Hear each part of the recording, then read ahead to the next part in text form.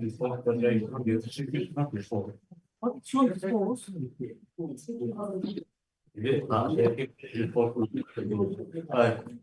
Before now, right now. One way now, right now.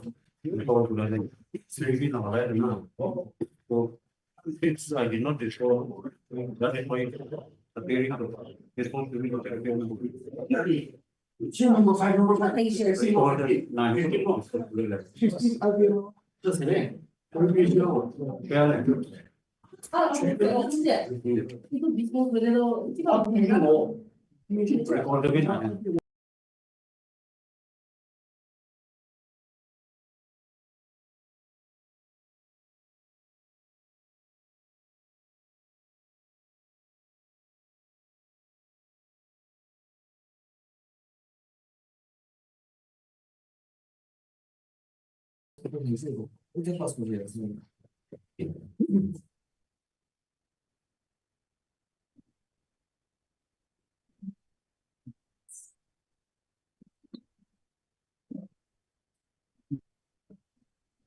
Wait, please, Your Worship. Yes. My lord, I beg to mention from part 2 hearing list, item 23. Criminal appeal. My lord, it's better to come after 2, my lord. Why? I have some personal difficulties. And in addition to that, my lord, item number 21, This matter? my lord, So you are for I'm for the appellant. appellant. Yes. There's 2 other matter, my lord. Is there any complications here? Some complications. And item 21 and 22, that is item and that heading is to take place today, Your Lordship. That will be taken. Yes, so it That you want will that take to some be taken time. up. Yes. Criminal appeal can be taken up today instead of first appeal. My lord, since the other council is also, I've already taken the consent of the other. No, in the appeal though. Lordship, since my learned friend has said that he may seek time, so I also could not prepare. So there is a paper book. I was not from, but then it can be taken up otherwise. Pending since 22. He is inside the custody No, he's on bail. My lord. on bail. Yes. That is why. No, not exactly right. Ah. Let this matter come up after a week, my lord. After a week. Yes. Mr. Interim Council for the appellant. Praise for listing this matter after a week, to which Mr. Prayer allowed this matter after a week. Okay. My lord, I have similar prayer in item number 24 and 25. There I'm appearing for the respondent, private respondent. Sure. Yes. So So, who is for the petitioner here? In Yes, the- I am for the petitioner. I am Hasibur Rahman, senior advocate from Gauhati. Yes. So they are seeking for adjournment. You have any objection? They are seeking, the Rana Council for the respondent is seeking adjournment. Hello, can you hear? my lord, actually, I have already taken consent, his Taken consent, consent. yes. So if the matter can be fixed on 25th November, as suggested by the petitioner's council. Mr. Churama, Yes. senior counsel for the petitioner, and Mr. Ankel will come Rana Council for the respondent. Let's pray for by Rana Council for the respondent not being objected to by the Rana Council for the petitioner. This matter stands adjourned for But it will fix on 25th November, as Adjourn. suggested. Item, both the matter. and this matter. Matters are long pending, Lordship. Let it be fixed. 20? 25, yes, Okay, 25, November 11. 11. Okay. Was good. Right. May please, my lord. Yes. My lord, I'm appearing for item number 5, 6, 7, and 8, lordship. Appearing on behalf of the counsel for the petitioner, Monjoli Dev. Lordship, she is still under treatment. If a short date may be given, lordship. 6, 7, 6, 7, and 8, lordship. 8. Yes, For For the petitioner, I'm For the petitioner. appearing on behalf of counsel for the petitioner, Monjoli Dev. Okay, he's She's not from there. Gauhati. He's not there. She is not there. She is under medical She treatment. is not there. Okay. No. My lord. Oh. 25. November 25. Yes, I'm appearing for respondent number 2 in item number 6 and 7. for two. Okay, Mr. Mr. Dushyolong, my lordship. appearing now, he has some problem. She is undergoing medical treatment, lordship, Okay. medical treatment.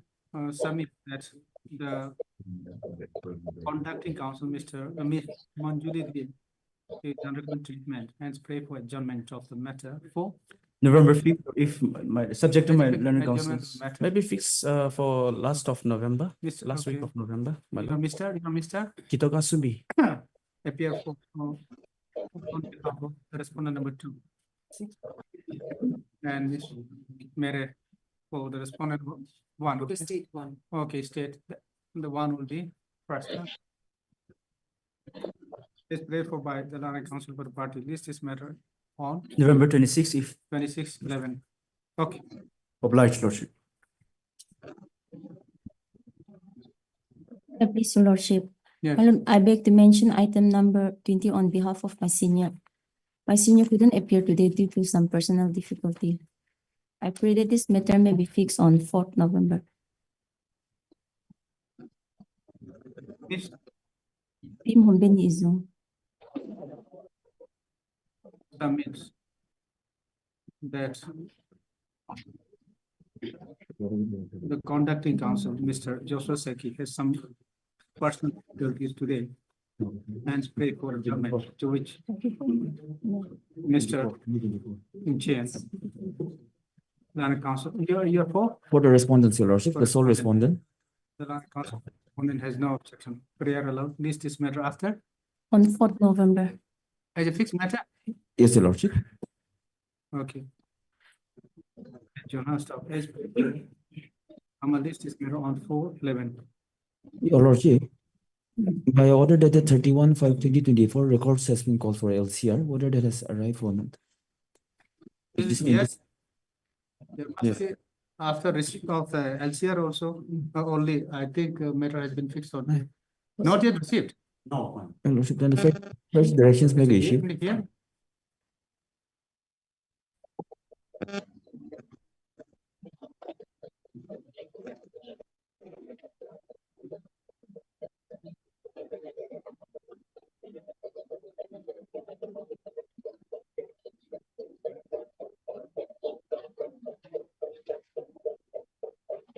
How is this?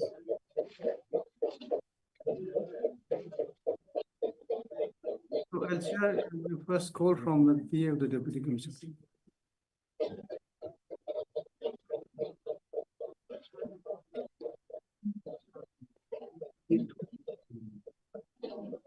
So this is LCR of account, The proceeding before the Dubashi's court, your lordship. the bus. Yes.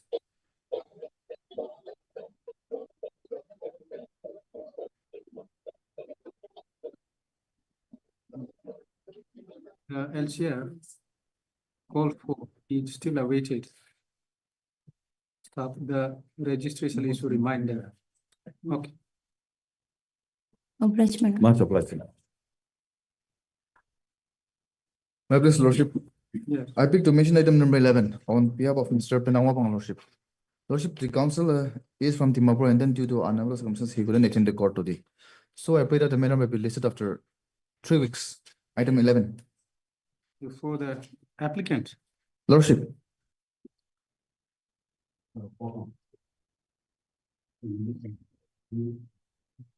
Mr. Limau, Line Council, appearing on behalf of, submits that the conducting council, Mr. Bendam Wabang, Lordship, has some personal difficulties today. And therefore pray for adjournment on his behalf. Have informed the other side. Lordship, I was not instructed about that, Your Lordship. But then I was instructed that the applicant's counsel, Your Lordship, is from Timapur, and then due to unavoidable circumstances, he couldn't attend the court. That was the reason. Whether the other side is present, name is also not reflected. No, just wait. Lordship, We'll adjourn, but then let us see Yes, the Lordship. record. So that we pass great order. May please, Lordship, Yes. I beg you mention item number 1. Okay. Lordship, here the matter is under consideration and it's before the Law and Justice Department for vetting. So Lordship, I pray that this matter may come up after 3 weeks, Your Lordship. Yeah, No objection. okay. You are miss. Cable, sir. Now, counsel for the petitioner is present. Stop. There are Miss V. Sokri. Now, counsel appearing on behalf of Respondent number 2 to 5. 2 to 5. Submits that the matter is under consideration and it is lying pending before the Law and Justice, yes. Law and Justice Department Mm. for vetting Yes, and prays for some more time. The prayer not objected. Prayer. Accordingly, the prayer is allowed. This is matter after 3 weeks. Okay. Okay, Lordship, item number 9. 9. Yes, on the last occasion, this court has directed the respondent to file an additional affidavit, Your Lordship. However, the respondent, the commissioner, he's in Delhi undergoing some official duty. So, Your Lordship, I pray that matter may be listed after 2 weeks, Your Lordship. Okay, you miss. Alito, sir. Land counsel for the petitioner is present. Stop me, Ms. V. Sokri. Land additional agent appearing on behalf of the respondent number. Respondents submits that the Respondent number 2, he is in as Delhi. per the direction of this court, Mm. the respondent was to file additional affidavit. However, the officer concerned is Yes, in Delhi for in Delhi official for duty, Your official Lordship. duty, due to Mm. which due to which the additional affidavit could not file on time. Hence, pray for some more time. Prayer allowed. List is matter after 3 weeks. Okay, Lordship. Okay. Then again, Lordship, item number 10. Item 10. Yes. Here also the matter is under consideration and it's before the Law and Justice for its vetting. So yes, I pray that this matter may come up after 3 weeks, Your Lordship. Mr. Supermoto Land counsel for the petitioner is present. Ms. V. Sokri, land additional AG appearing on behalf of the Respondent respondent 1 to 4. 1 to 4 submits that the matter is under consideration by the government and consideration and it is lying pending before the Law and Judicial Department. Justice Department for vetting and pray for some, how much time? 3 weeks, Your 3 weeks Lordship. time. Prayer not objected, prayer allowed, list is matter after 3 weeks, okay. Lordship, again, item number 14. Item 14. Yes. Here the pending bills has been cleared by the Principal Director Treasury Office and Should be the received. Lordship, this is the reason. Here in this, I'm claiming for errors, Your Lordship. And then from the Commissioner Office, Kohima, they have done the fixation in my service book, that is the petitioner service book, and they have transferred the service book to the DC Office, Newland.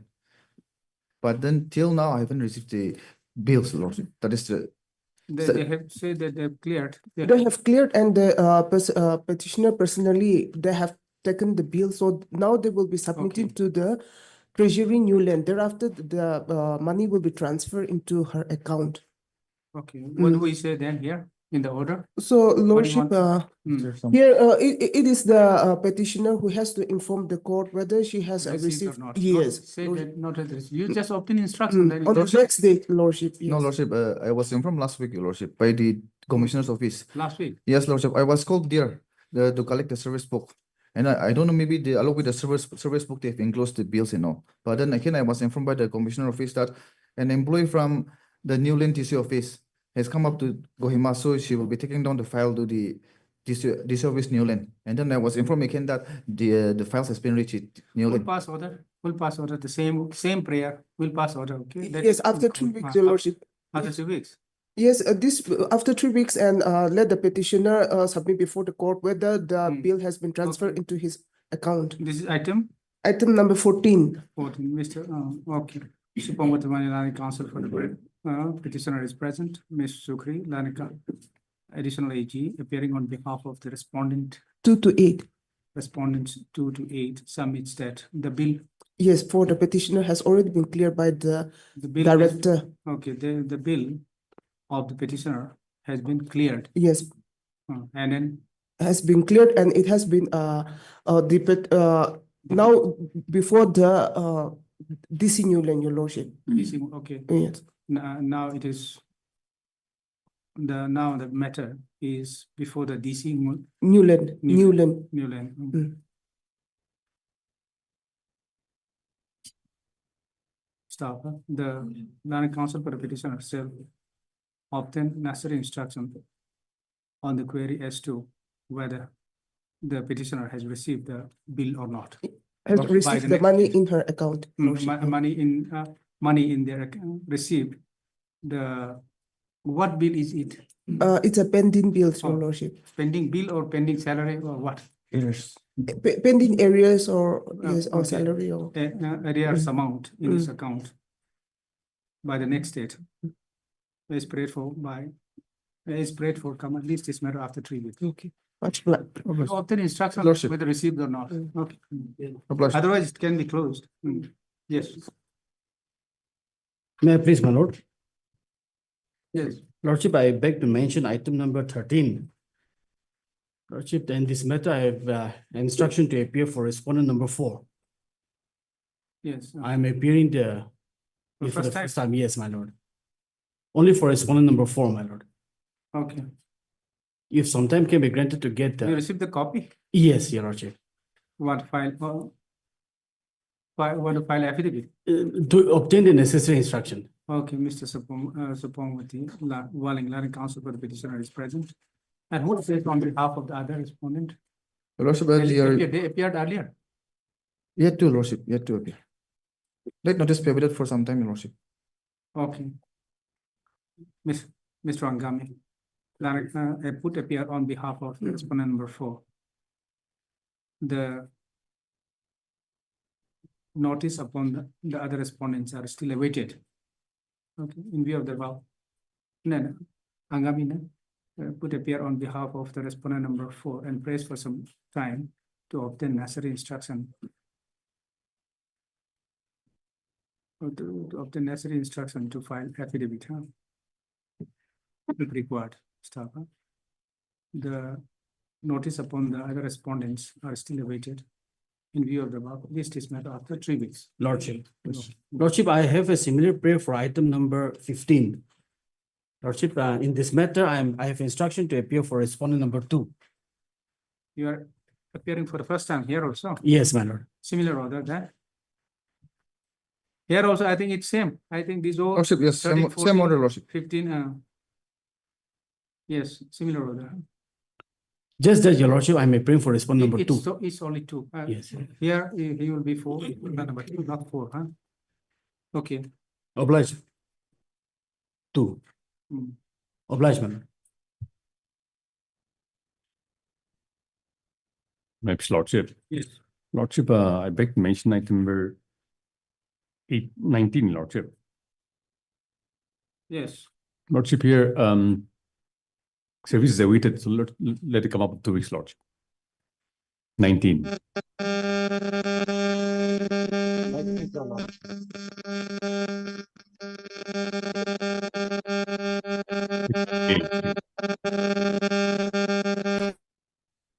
I is for condonation. Lordship, condonation. I think there is some last order. You have not taken steps.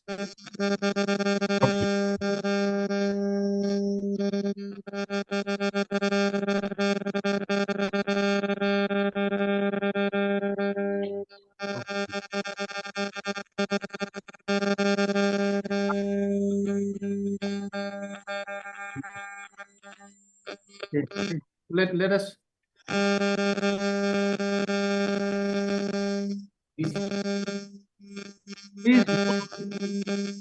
Please mute your audio.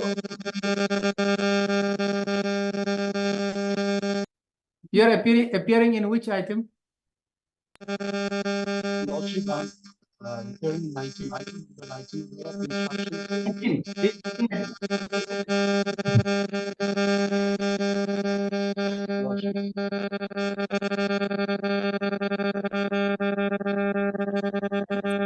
Yes. Saying that he'll be appearing for the claimant respondents. Okay. So claimants, you have taken steps and they are appearing for the first time Yes, today. Lordship, they'll be appearing. Mr. MP Opang.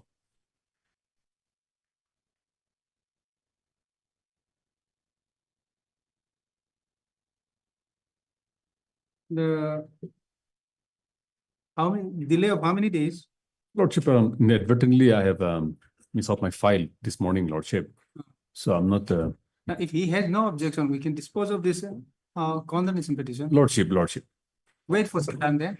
Wait for some time. Lordship. Okay. Lordship, item number 16, Lordship. Yes. Item number 16 is a contempt petition. Lordship, yesterday, your Honorable Court has, this Honorable Court has passed an order in similar cases in COP 8. So my apologies. COP 22, 23, 24, 25, and 26 to be listed along with 27 of 2024 COP. Lordship, it may come You up want this to matter also to be listed? yes, along with those Okay. similar matters. It's a COP 22, 23, 24, 25, and 26. Mr. Procedural for the counsel for the petitioner submits that this matter may be listed along with COP 22, Number 23, 20. 24, 25, 26. Okay. Lordship. This one is 27, Lordship. COP 27, item number 16. So yesterday, Lordship has passed an order to be taken along with the other matters. Okay, so when it was fixed? After 2 weeks, Lordship. Okay. Along with friends after 2 weeks. Huh? Okay. Lordship, Prayer is allowed. List this matter along with the above COPs. Okay. Lordship, I also like to mention item number 12, Lordship.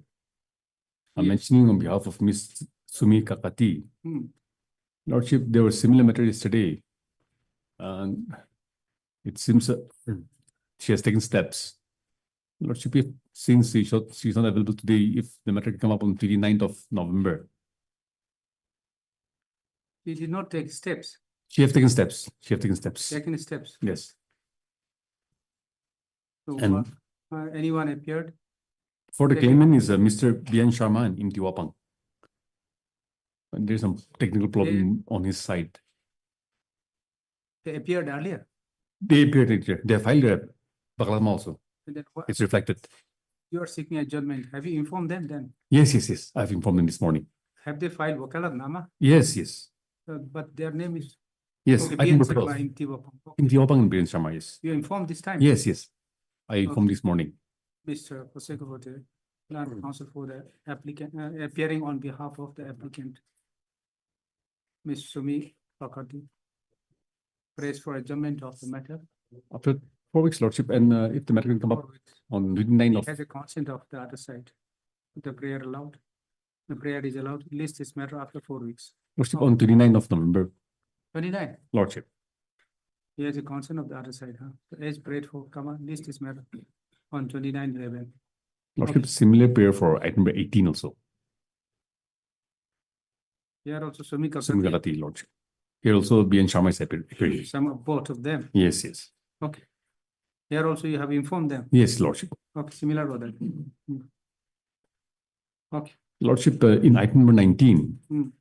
the counsel for the appellant, there seems to be a problem, technical problem on his side. So Lordship may likely come up day after tomorrow, Lordship, or maybe after the vacation. This, I think this is item 19. IA is for condonation of delay. Lordship. And now you says that the Learned Counsel appear on behalf of the claimant. Lordship, he'll be appearing for the claimant. We can take up this matter tomorrow also. No, Your Lordship, tomorrow.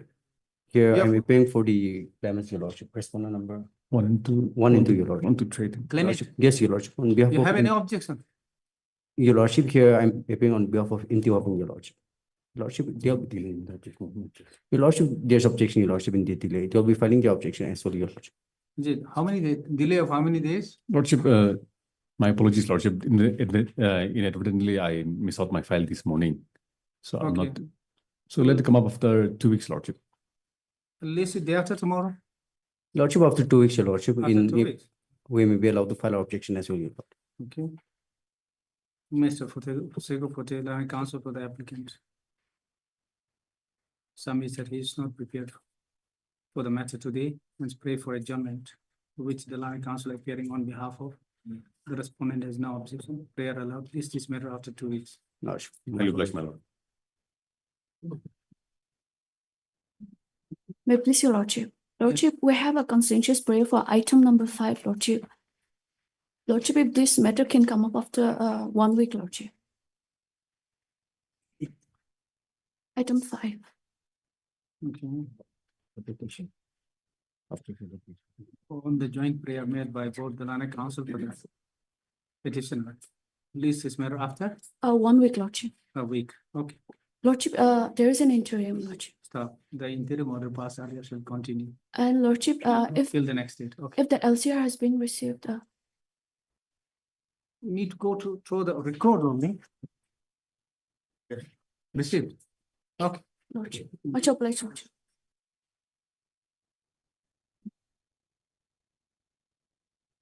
Yes. For admission, item number 2.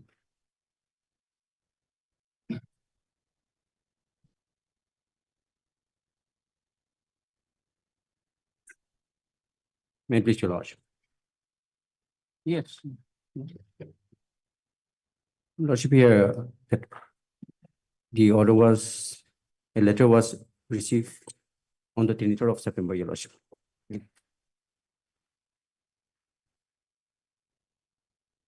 Yes, your lordship. Yes.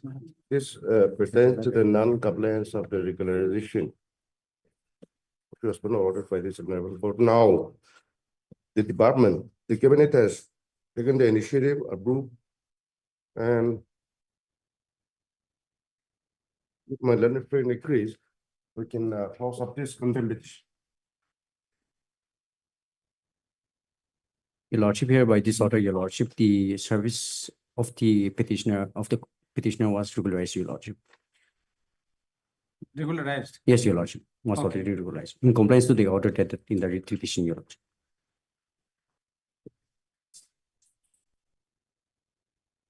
The lordship, page 2 is the notification. It's the regularization and absorption of the petitioner, your lordship.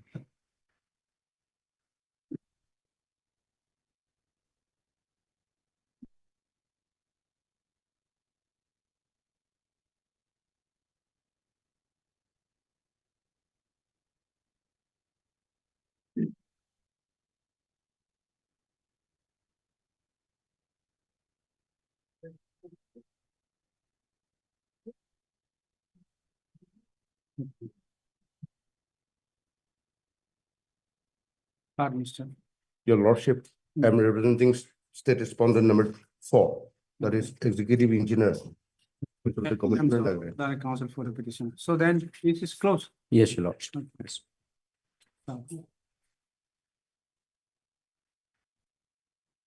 I've also heard Mr. Moen Chen, land senior government advocate, appearing on behalf of Respondent number 4. the state and the respondent number 4. And for respondent number 2 and 3. Okay. 2 and 3. And 4, you're for 1. Respondent number 1. Okay, then 1 first, no? Mr. Angami.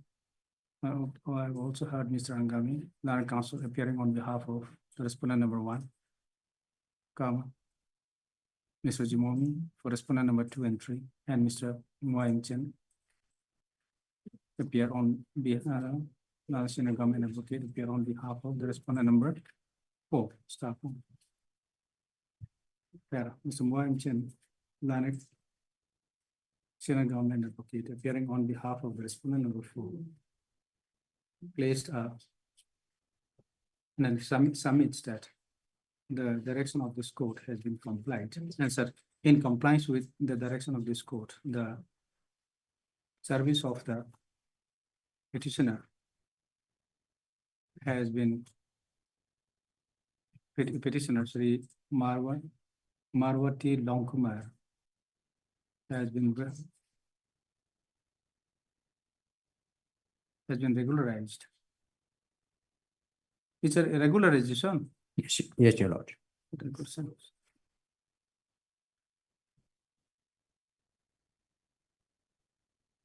Lordship, the third line, your lordship. Under the scheme for regularization and absorption of work charge and casual employees.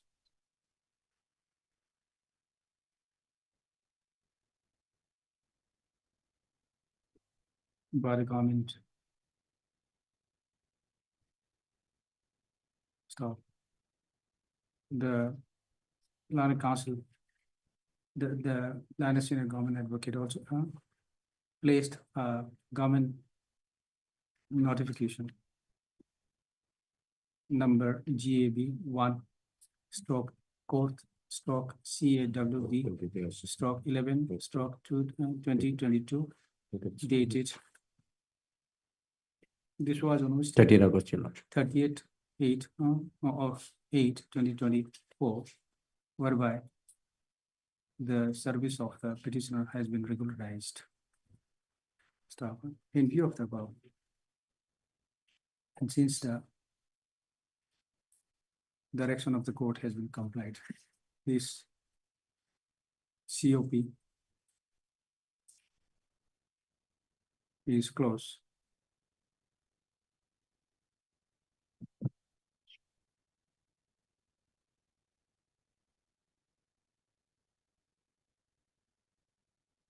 I am inclined to close this COP.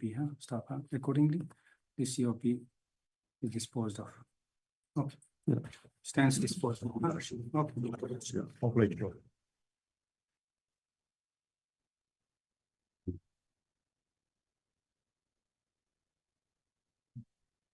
For admission, item number 3.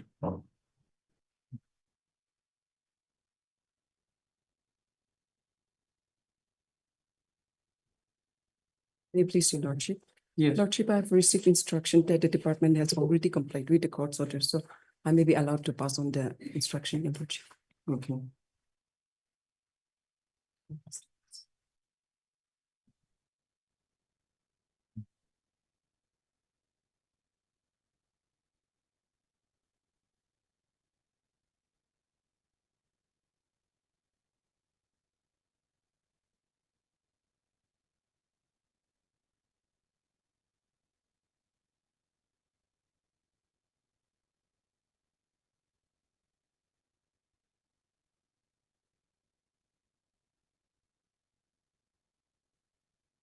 So yeah, received. Your lordship, here on the second page, your lordship, which was produced today, your lordship. Here on the second page, it states a period that is from then 2012 to 2012, lordship. That means 1 month, 2 days, lordship. And then my service was regularized on 12/11/2012, lordship. So from my regularization period till date, time bound scale has not been paid, lordship. Work charge period, they have paid, lordship. Work charge period, they have paid. Okay. But then after granting time bound scale, they have to refix my salary, lordship, even after regularization also. So from the date of regularization till date, payment has not been done, lordship. This is the reason. And then the work charge period, yes, I've been paid, that is, which comes to 97 rupees. That's What was the direction? lordship, this honorable court is directed to grant time bound scale pay, your lordship. I've enclosed the court order at page. Then, your lordship, the relevant part is at page. The last 9. page, Page page 9. 9.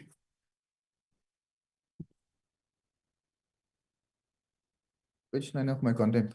Merit, lordship. Yes.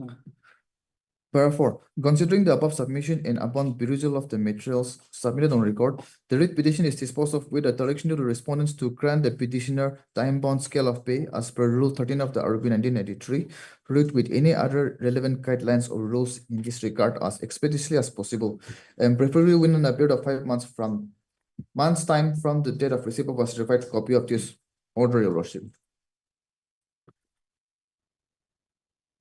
Lordship, a time-bound scale is being granted to an employee if a work charge employee has been served continuously for 15 years without any application. Time-bound scale of pay has been granted.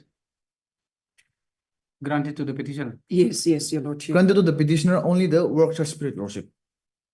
Again, they have to be the time-bound scale pay arrears with effect from the date of regularization till date, Your Lordship. Because when time-bound scale is being created, given, Your Lordship, their pay level has to be refixed, Your Lordship. After refixation, yes, work charge period has been granted. But after refixation, after regularization, No, if the time-bound scale of pay has already been given to you, then automatically it will. only work charge period will have only, Lordship. Time-bound scale is to be counted with effect from the work charge period till date, Lordship, after regularization also. The work charge period, they have granted me, that is the time-bound scale. But again, they have to grant me even after my regularization period, Lordship. Regarding that, your lordship, whether that was the prayer in the repetition, that we cannot assert it now. Your So this lordship. direction is time. Direction is to The grant, direction is time-bound scale of pay. Yes, yes. As per Rule 13 of the ROP 1993. yes, your lordship. if So that has was been- done. If that is That granted, includes both the work charge period as well as my regularization period, Lordship. Time-bound scale, that is the reason, Lordship. Because once time-bound scale is being granted, Lordship, my B has to be refixed.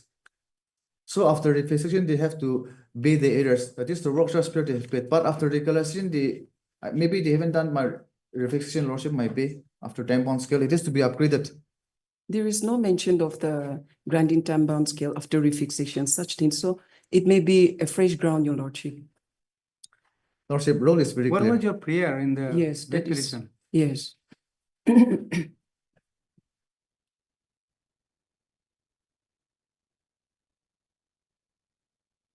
Lordship, in my writ petition,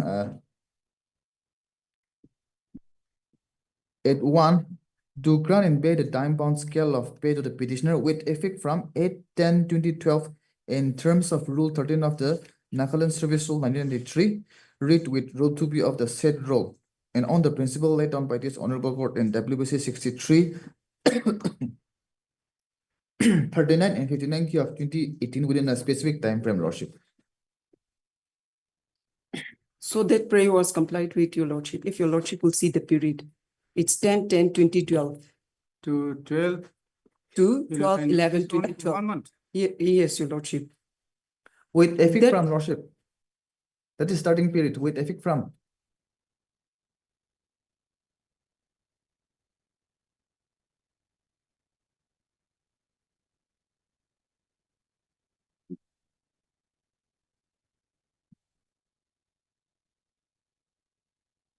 Now, your period from this and then basic pay. It appears till then it was prepared. Prepared and paid into the account of the petitioner's account. Your lordship will see at serial number 30 of the payment receipt.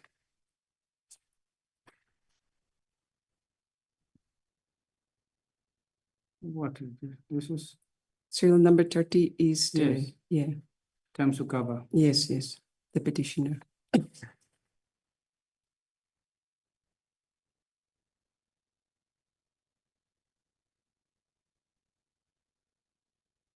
So this is according to you. Also, otherwise, your entitlement Lordship. of the time bound scale of the period, then it is complied. Yes, yes.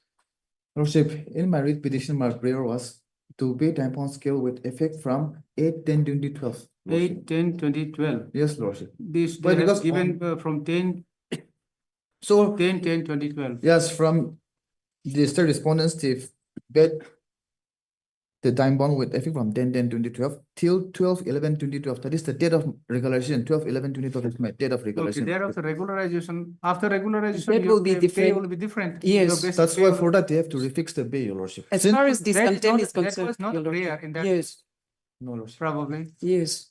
because thereafter regularized, thereafter your service has been regularized. Lordship. Automatically, if the service has been regularized, you get a scale. Yes, lordship. Yes. But then since they've granted me time bound scale, lordship, automatically at the time of my regularization, they have to refix my scale, lordship. Why? Because No, my where is the, yeah, have you received the order of the regularization? lordship. Yes, You have. So since time bound scale was not granted, your lordship, even in my regularization order, my scale is not as per the time bound scale, lordship. It is to be refixed, your lordship. Since time bound was not granted, your lordship, my regularization was done, but then the scale which was given in the regulation order, your lordship, it is not as per the rule, your lordship. Let us read again your prayer Your lordship. to pray, to give, To grant and pay the time bound scale of pay to the petitioner with effect from 8/10/2012. okay, with effect from that. Okay, that has been granted. Yes, granted. With And effect from then your 8/10 service has also been regularized. Yes, And they've let us see granted, let us see the order of regularization. lordship.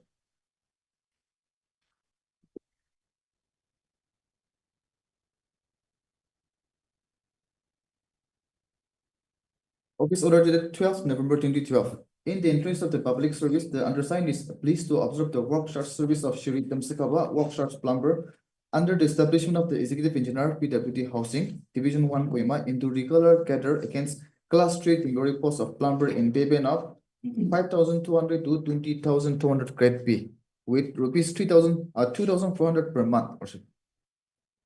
That is a fixed pay or what? Scale. That's a scale pay, Lordship. That is a scale only, then automatically, that means that they have fixed the pay.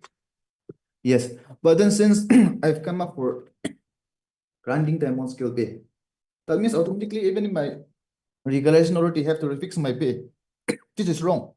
For that, I've come. But when there is no prayer for granting of scale of When pay time for is being granted, Lordship, automatically the pay is to refix, Lordship. refixation. After fixation, only my workshop period errors was being granted because of fixation. So since in my regulation order, the fixation was not done properly, I came before this court seeking for time bound scale, which means refixation. Now you see, you have to make an application, Lordship. representation before the department to give the scale you are entitled, and if not given, then you can file, You're right, Lordship. because it was not a prayer in the Yeah, earlier case. Lordship, right. this is, And in earlier case, direction is only to give you time yes. bound scale.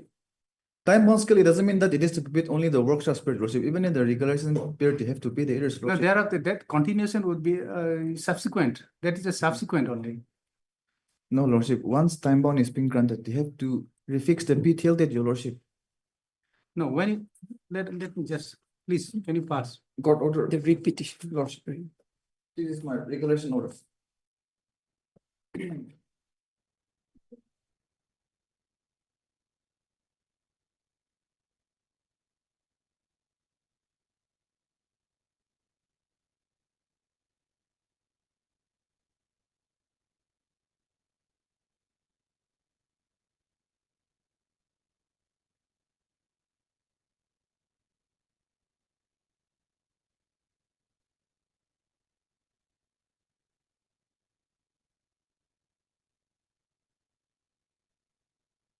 Because when you are given a pay ban, it's automatically you are entitled for the scale.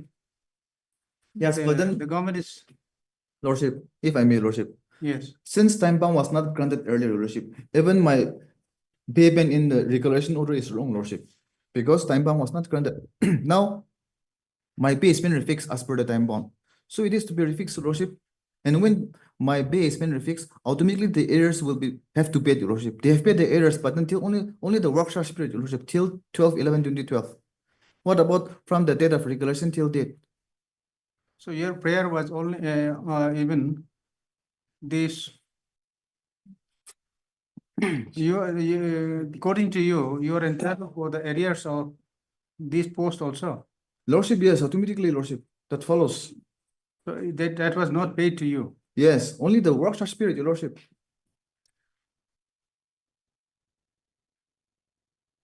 Time bound scale, it means scale accreditation, Your Lordship. So when my scale is been upgraded automatically in my regulation order, they have to refix the pay. And then due to wrong fixation, Now, what about the period after this? 12, 11, 12, yes, that's Lordship. 2012? The period from after 12, To the- 11. After, November 2012, only I have received instruction, Your Lordship. Because thereafter also, because Thereafter- prayer must have been made thereafter also, because 2012 only. Yes, yes. So these, probably these annex, this was also annexed in the writ petition. Lordship, that is So- my writ petition, Lordship. This is your writ petition. Lordship.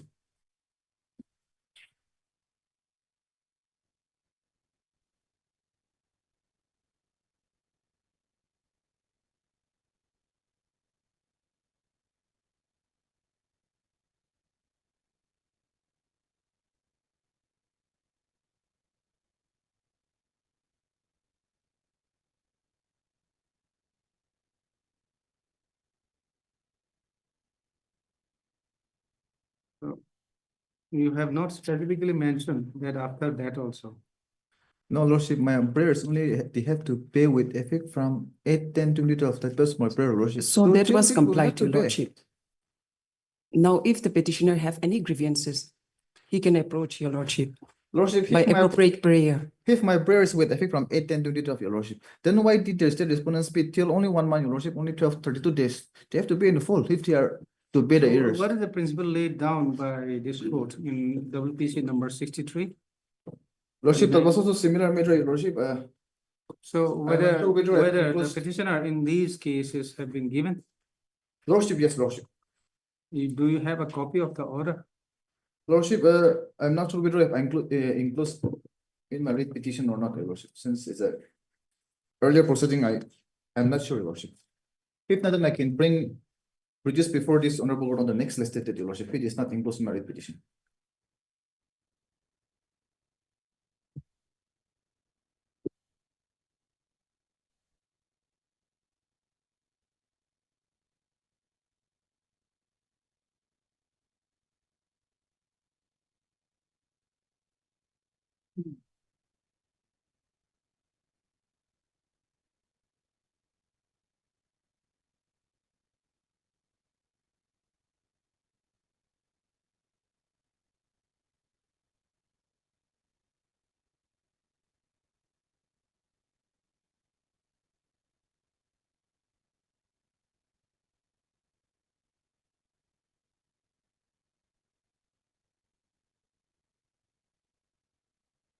Your Lordship, I have one writ that order which have been established, WBC 59, Your Lordship, if Your Lordship be pursued. Who is Your Lordship? Just a minute.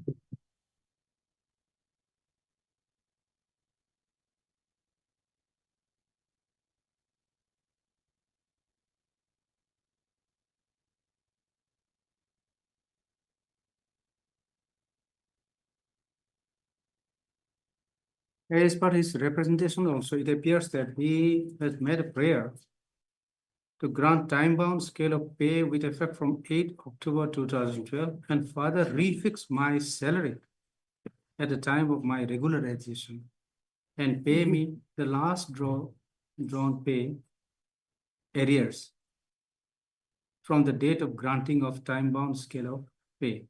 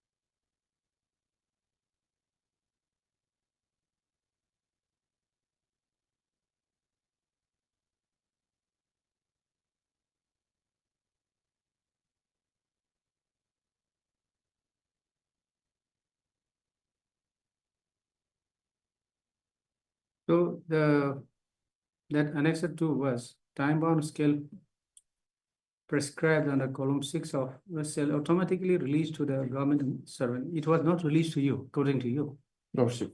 not released, Yes, Lordship. who has completed 15 years of continuous service. That's why I proposed this court, Your Lordship. And then again, they paid only the work tax period that is amounting to 97 rupees, Your Lordship. After that, they have to refix the pay till date.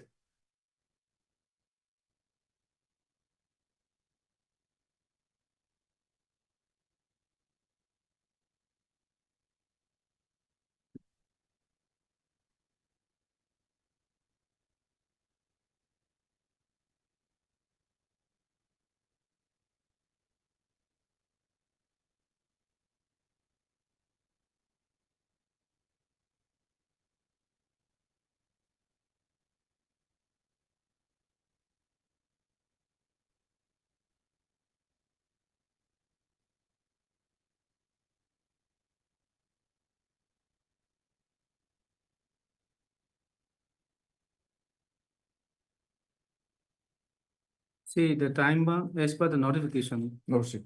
the time-bound scale of pay are introduced against some of the revised scale of pay, which are indicated in the Annex 2, and the terms and condition of their applicability and subsequent fixation of pay on regular promotion of individuals to the same scale of pay shall be regulated in the manner prescribed in 2 and in 2. So according to this Annex 2, you have to, I think, refix. But Your Lordship, at this juncture, Your Lordship, whether it will be appropriate to look No, into the that- merit that- again. That was a. We have to comply with the court order. That's what we have Direction- done, Your Direction Lordship. probably it covers this also, because his prayer was like that. Your Lordship, the In the interpretation, writ petition also, in the body of the writ petition also, it has covered. interpretation been part, I clear. leave it to Your Lordship. But as far as we are concerned, Your Lordship, we are of the view that the court But order then you has see- already been complied. But the government, you see, it's only 97 rupees. Lordship, As if- Lordship, as if, it doesn't sound, you see, subsequent sync development, with that will sync be, with the Your prayer. Lordship. because he has filed a writ petition. It was pending since and then ultimately disposed of, and then Lordship. you have given only 97 rupees. And says Lordship. that that's enough. Probably that is not the prayer, only the prayer. And In then the Your writ Lordship, petition. that also, Your Lordship, if they granted time-bound scale till date, okay. Or if they've not paid, okay, but why half, Your Lordship? It is to be done till date. They've granted me 32 days, and then now they're saying my time-bound scale has been granted, Your Lordship. Your Lordship, as far as the court order is concerned, we are of the view that it has But been then complied. So this, time-bound scale, court order his says. case has been considered, Your And Lordship. then probably it was not properly placed, No, Lordship. or in order is it covered? Lordship, court order clearly says Rule 13 of the RP 1993, Lordship. That means time-bound scale means post application, Lordship. Rule 13 of the ROP. 1993, Lordship. What is Rule 13 of the ROP says? Okay, this time bound scale. Yes, Lordship. So it says In- time bound scale. Yes. Time, yes, And it yes, is your clearly lordship. shown the fixation also, Lordship, big fixation. Time bound scale doesn't cover only works as per the Lordship, even after regularization also, because earlier regularization order, my scale was not as per the time bound, your Lordship. So it is to be upgraded. This, for that reason, I'm before this court, your Lordship.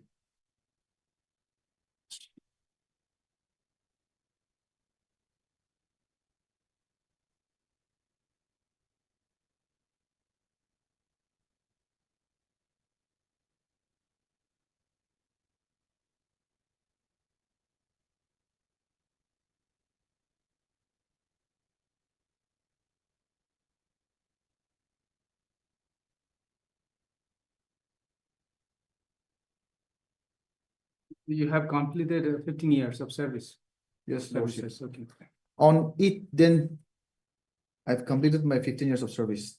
And then after 3 days, my service was regularized. After 3 days. Your Lordship, on 12/11, your Lordship. Lordship, 1 month, your Lordship, my apology.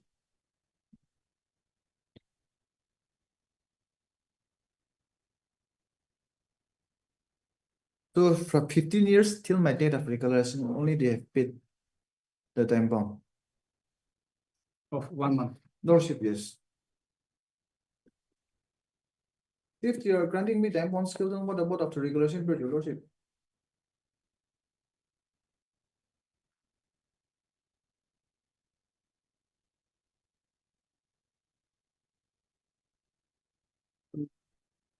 You said that similarly situated person have been already granted. Lordship. Is there any order? Lordship, Because on the next list that I in will, yes, I can produce your Lordship. the order was passed as far big as on 2012 only. Yes, Lordship.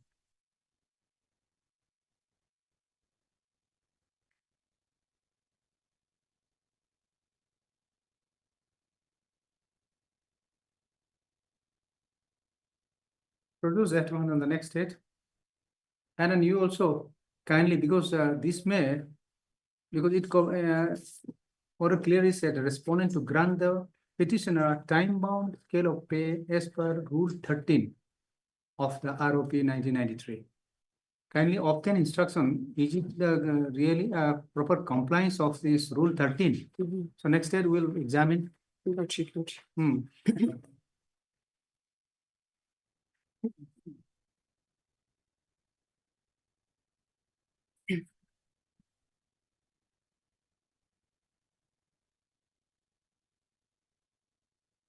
What is this?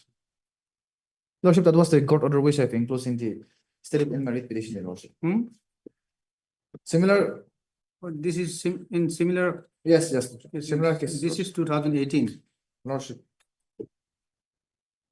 The relevant, which one is the relevant portion? The last. Your Lordship, paragraph, batch 2 from para 3, your Lordship, this was the letter written by the chief engineer, page 2, your Lordship. May I read, your Lordship, para 3? Yes. That the department will pursue the matter once again with the state government.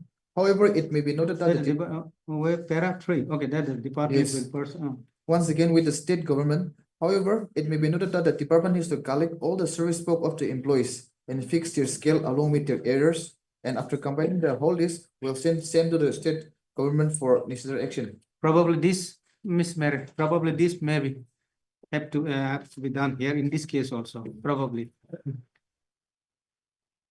Lordship, This is letter of chief engineer, PHE. no, it's MPWD. The present case is, Lordship, the present case pertain to MPWD. That's Hmm. a different department. no, Lordship, But- Rockstars Your employees, Lordship, there yes. are- But then this rule. Yes, your Lordship, may I kindly grant me 2 weeks' time? I'll obtain further instruction. Of the further instruction, Lordship, because you see, as you could also see, it's only a granting of 97 rupees. Definitely you would never come for 97 rupees Lordship. by spending thousands of.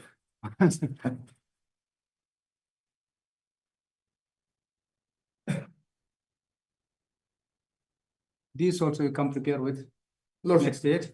And then if there is a compliance of others, and then if there is a government order granting to the others, Lordship. the similarly situated person.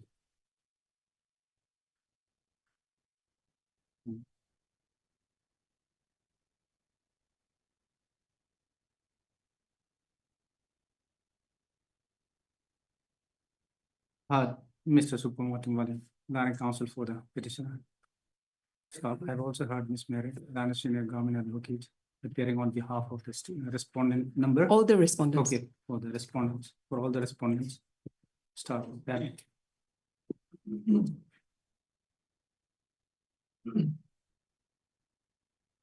Miss Mary, while placing this is order or the letter? It's a letter only. Placing a letter written by the executive engineer, PWD Housing, Division number 1, Kohima, addressed to the chief engineer, PWD, within bracket, H bracket close, Nagaland, Kohima, submits that the order and direction of this court has been complied. And petitioner has been given a time-bound scale. WC, period. The work charge, for work charge period. By order number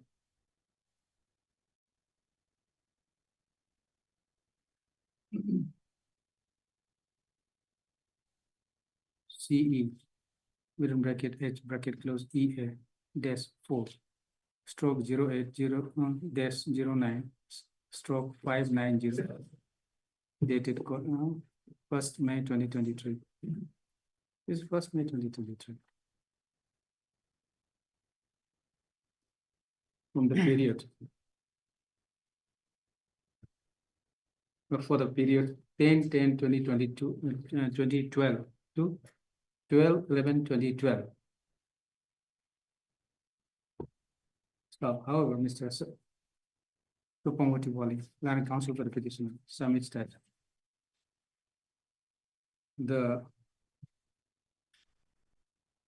what is your submission? Is said Lordship, after regularization. after regularization. Till date. After regularization. Till date So errors the is not service of the petitioner was regularized on 12/11/2012. 12-11-2012. And Time-bound errors. and there's what is to be Time-bound errors after regularization have not been paid. That is time bound errors. arrears after regularization Till date. till date is yet to be paid by the petitioner. Hence, the above is not the full compliance of the order and direction of this court staff. In view of the above, in view of the above, Ms. Mary prays for some more time to obtain necessary instruction from the department staff. The prayer is allowed. And prays for some time. Stop. The prayer is allowed.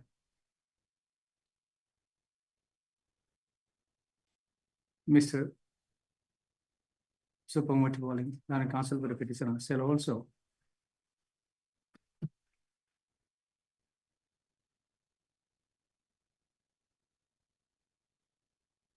clarify his entitlement on the next date. Next date is, that's at least this matter after 3 weeks. Lordship, Is prayed for, come, at least this matter after 3 weeks. Lordship, I will not take my Yes, petition. return it, both. Okay, this Mary's copy may be kept it because we have referred it. Yes. In the copy, while placing in the last sentence of that paragraph, the letter is taken on record and marked as X. Okay. Yes, next. For admission, item number 4.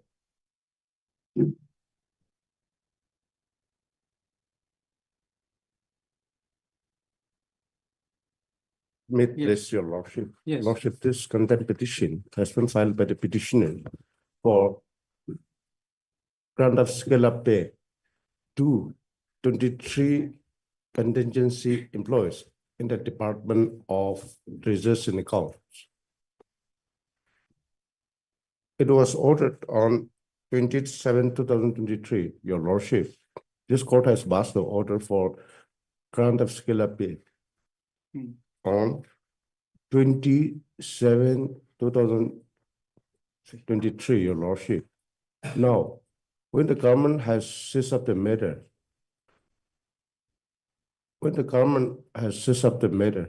for grant of the scale up pay, your lordship, the state government has produced one notification, your lordship, Hmm. on 16 February 2024, your lordship. The copy is here, I think. Yes. Yes. Now, this as a general notification, which will consider all the contingency and effect fee employees of the state in all the departments. We have 74 departments in the state. Now, the government has seized up the matter and it is considering. So now we are contemplating producing office memorandum to that effect. Committee is working on, so your lordship may kindly allow me 3 weeks time, your lordship. So now the committee has been The case of the constituted. petitioners were contingency employees in the Department of Treasury and Accounts. So their case is squarely covered by this notification, which is contemplated by the state, your lordship. So I pray that since we have seized of the matter and considering by coming out with a policy. Policy not yet made.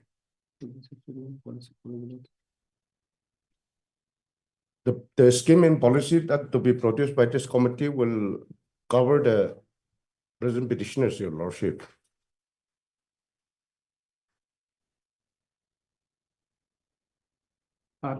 Mr. Supamati, Land Council for the petition of staff. I've also heard Mr. Lordship, he might be your lordship. This matter may be fixed, lordship, on the coming date, your lordship. Okay. So when it is expected to be, the government is expected to come out with the policy? Your Because lordship, because the committee was Correct. formed way back in the month of February. now we are collecting the employees, contingency and fixed pay employees in all the departments. All the department. Now, some are in the block, some are in the village, so some department has not submitted. That is why it is awaited. As I said, we have 70 plus departments in the state. Once, Only after formulation of the policy. Whether the Yes. policy has been formulated. once the data is collected from all the departments in the state, policy formulation, it won't take time. We are collecting, we are sitting, the committee is sitting and committee is collecting. So it don't take much time, your lordship. Now, once the policy has come out, it will be automatic, your lordship. To grant scale up to this present petitioners, your lordship. Okay. So your lordship, Mr. allow me Mohan, 3 weeks time. Land Senior Government Advocate, appearing on behalf of the respondent number 2, prays for further 3 weeks time. The prayer is allowed. List is made after 3 weeks. On which date? Lordship, on 21st of On which date? The on which 21st of date? November, lordship. Hmm? On 21st of November, lordship. Let it be listed on 21st. 21st of November. Lord, Okay. Lordship, if direction may be given to the state respondents, lordship, to So produce, he will have to produce the updated. yes, relevant document, your lordship, showing, So because this is the notification, this is of 16 February 2024, huh? You need to place the updated, the latest I'll update. development. I'll update the Must have working of taken the place some, committee. you must have taken some steps towards this. Press for, okay, 3 weeks, huh? Or the 3 weeks, stop. Is press for, come, list this matter on 21st/11. Again, on which date the Land National Government Advocate shall produce the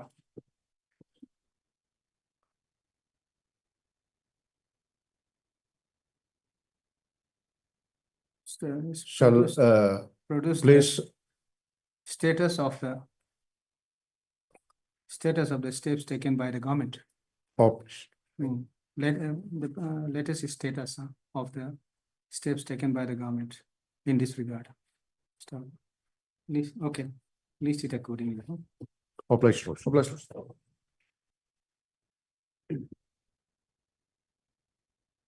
For orders, item number 11.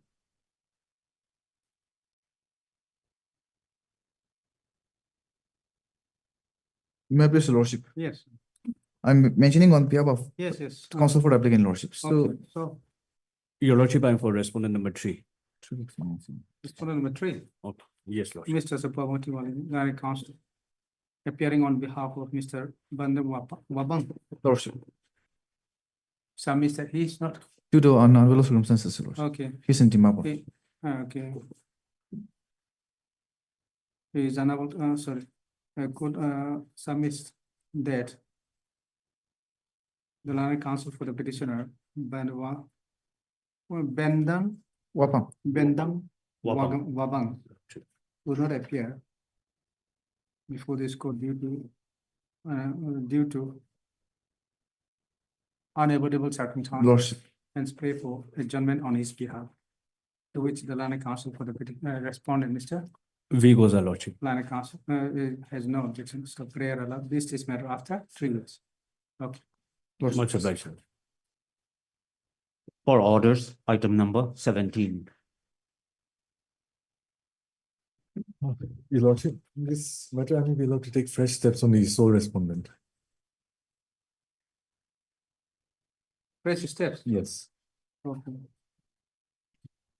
In view of the office note dated 18/10/2024.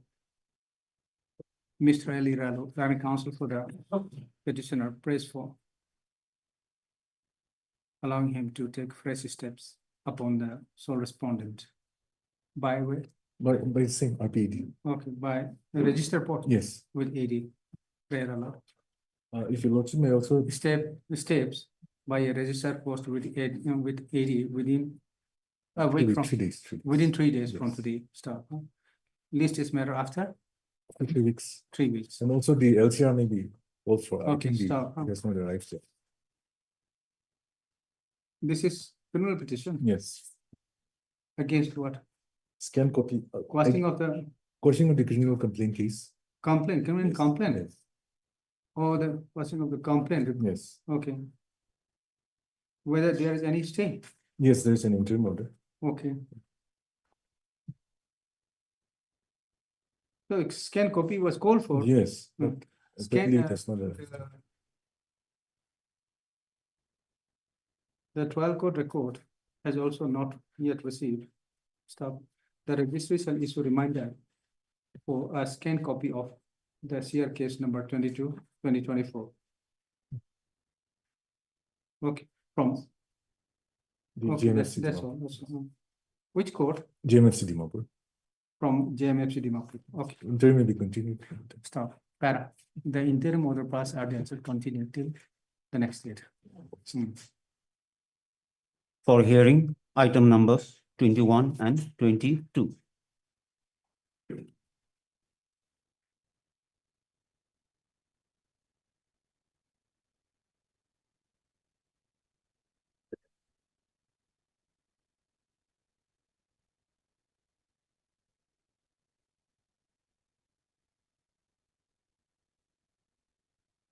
Please, Your Lordship.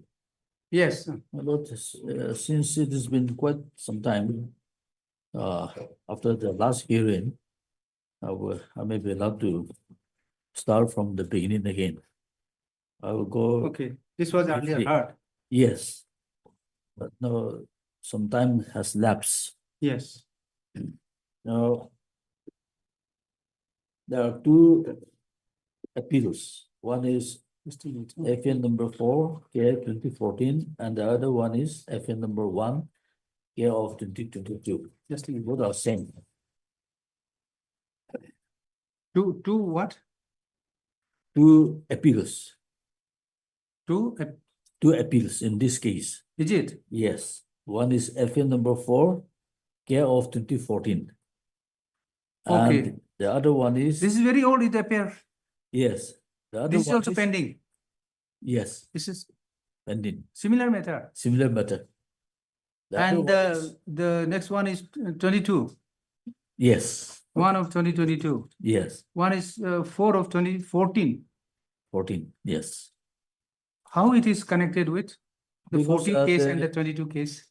The second appeal, that Hmm. is FN number 1 Okay. of 2022, Hmm. is against the order passed in counterclaim. Okay, And unless we file against that, a counterclaim also, although by the same judgment, order has been passed due to misconception. We have not. what we have about this failed- 14, 2014? 14 4, is, 14, 4, 14, 4 of 14? yes, 4, Hmm. 4 of 2014. Yes, A decree has been passed in favor of the respondent decree, in the counterclaim made by the respondent. And so in the first appeal, this is 4/20/2014, we have not challenged the decree passed in the counterclaim. So separately, we have not filed a separate appeal. We filed this in FN number 4 combined. But subsequently, it is found that it is necessary to file a separate appeal for the decree passed in the counterclaim. Otherwise, the question of res judicata will come in. Res judicata will come in.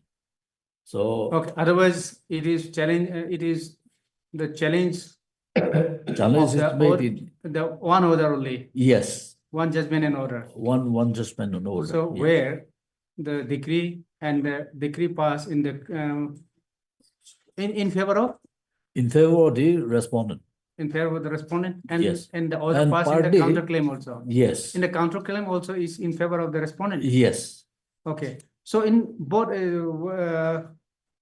required to file two appeal for Two. one, yes. Now we need to file a separate appeal for the decree passed in counterclaim. is it separate? Some separate direction, separate order? There In the is no counterclaim. separate order. Okay. By a single judgment, Hmm. the decree was passed covering both. So the challenge basically in 4 of 2014 is against, Against the order and decree passed by the trial court. decree is saying what? Same. The Ju- decree, your lordship will see, Just a minute, the operative part, yes, which is under challenge in 4 of 2014, let us see once. yes, your lordship. Page 25 25 of in the appeal memo, sorry, in the paper book, paper book. yes. And there is only one paper book, your lordship. It is prepared in Page page 25. 25. Page 25.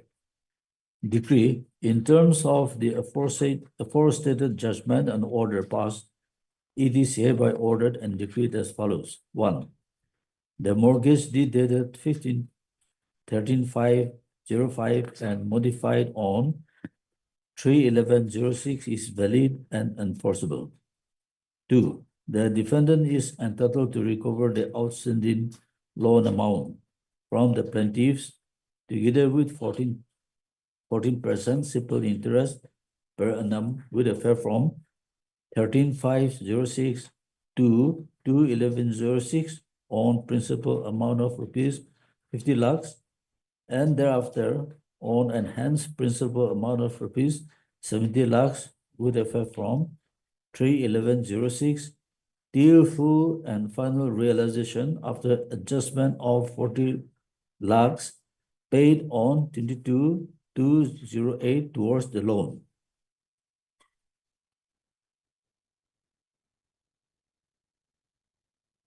And then this is challenge in the In FA FA number 4 of 4, 2014. yes. Okay, And and in 2000, sec- and in the One one of also, 2022, this is challenged. same. Is same. Okay, the difference is only, Difference is that this the amount, these are claimed by the respondents, by the defendant.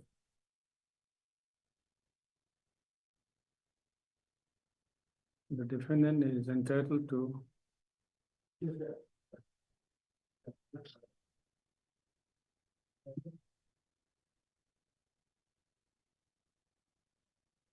who filed suit? I filed the suit. Okay, Then in the written statement, the respondent has Made a raised counterclaim. made counterclaim. okay, so this is order, basically order in the counterclaim. Yes, counterclaim is allowed. The only thing is that 40 payment of 40 lakhs by the plaintiff, that is present appellant, is not disputed.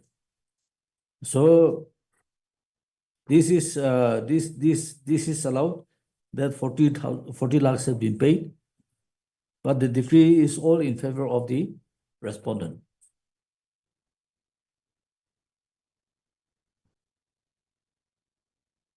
Now, what is difference in your then this memo of appeal in both?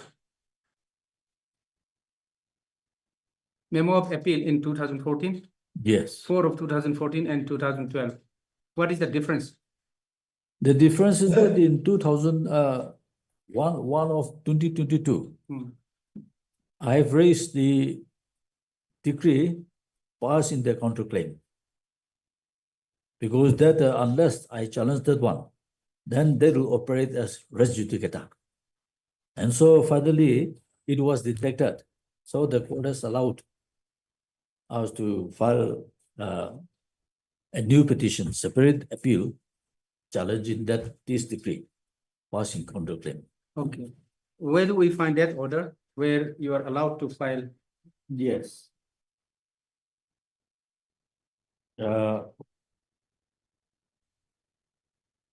Amended petition, we have filed amended petition because earlier we have not deposited the full fee. So amended petition in paragraph page 25 at 23.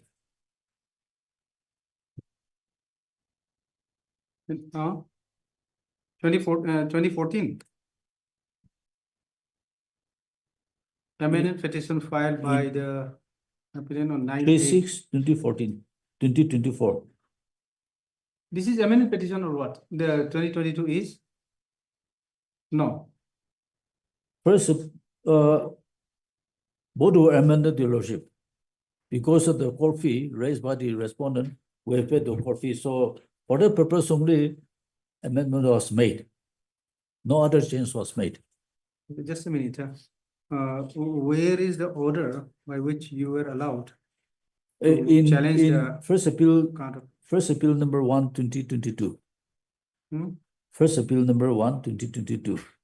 There I have annexed the orders. Okay.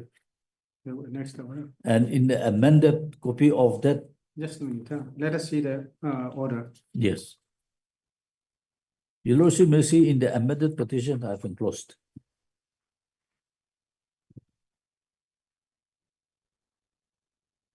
No, this is paper book.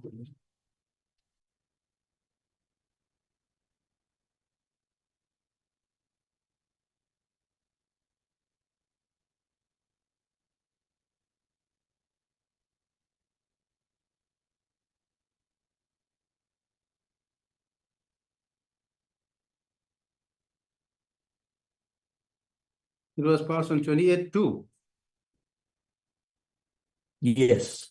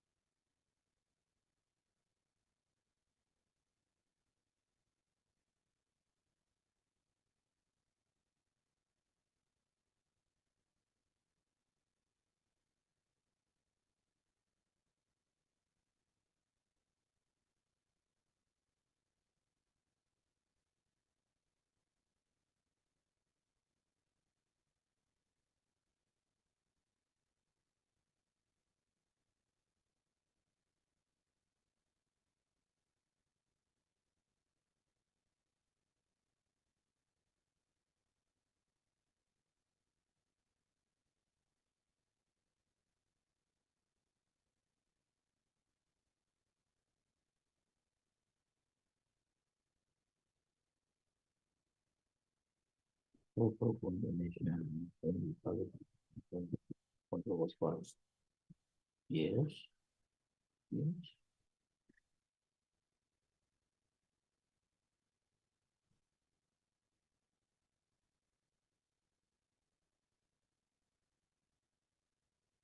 Okay, I'll just, for my record, it will take time, just, I'll take the factor.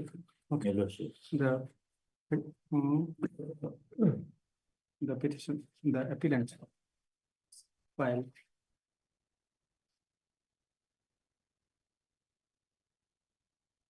FA number 1, no, FA number is for my clarification only, FA number 4.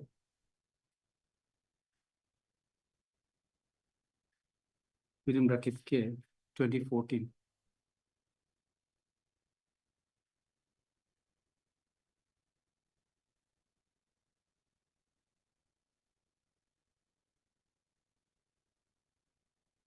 Challenging the impugned judgment and judgment order and decree dated 31/3/2014, passed by the Lanai District and Session Judge. Passed by the within bracket District Judge bracket Dimapur, Nagaland, in civil suit number 13/2014, and counterclaim claimed filed by the defendant, whereby the counterclaim of the respondent defendant was fully decreed and only partially decreed the suit of the appellants stroke plaintiffs. Okay. Correct. The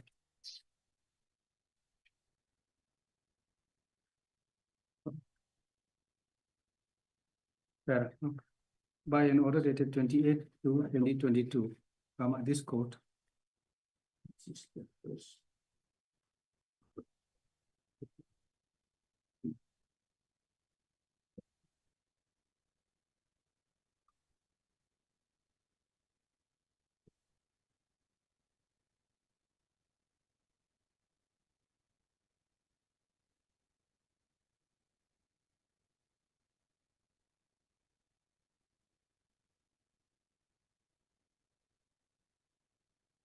observed that the appellant, on a misconception that filing only one appeal against the two decrees being passed would be sufficient, had filed only one appeal, stop.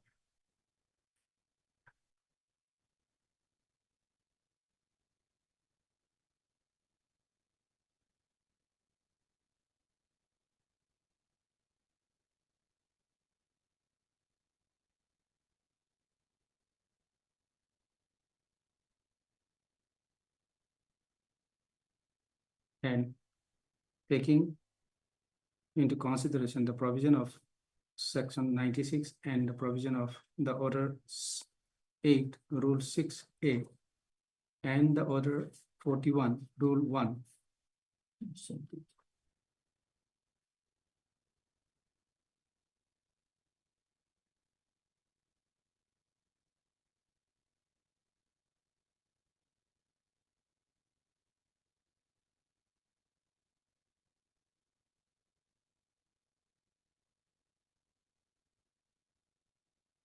No, leave that for rules, sir.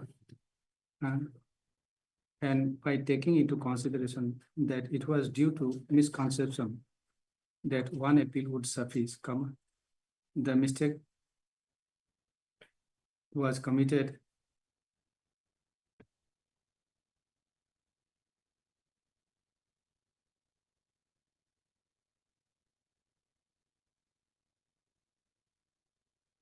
this court, this court granted liberty to the appellant to file appeal challenging the degree of the counterclaim passed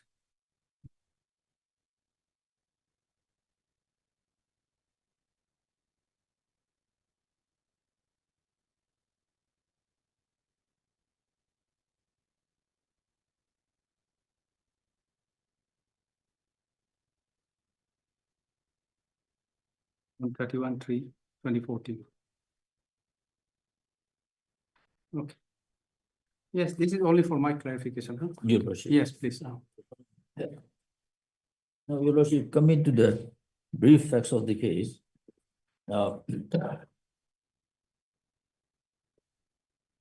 on 13/5/2006, on 13/5/2006, Just a minute, huh?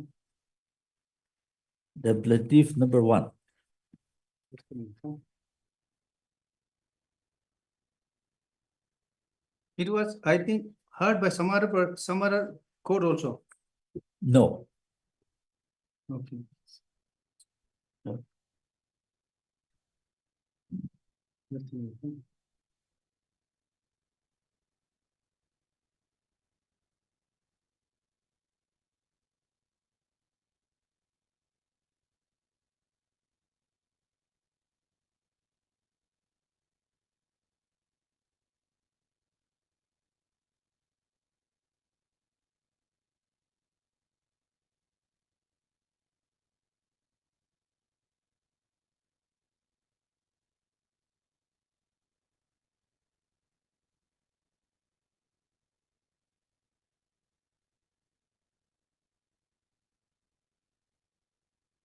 Yes, okay.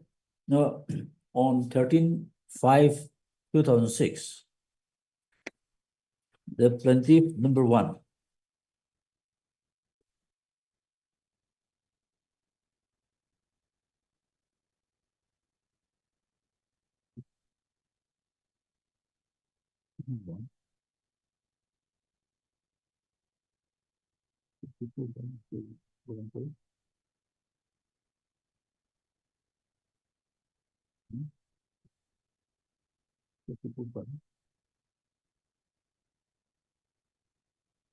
the plaintiff number one borrowed an amount of rupees 50 lakhs from the defendant, respondent.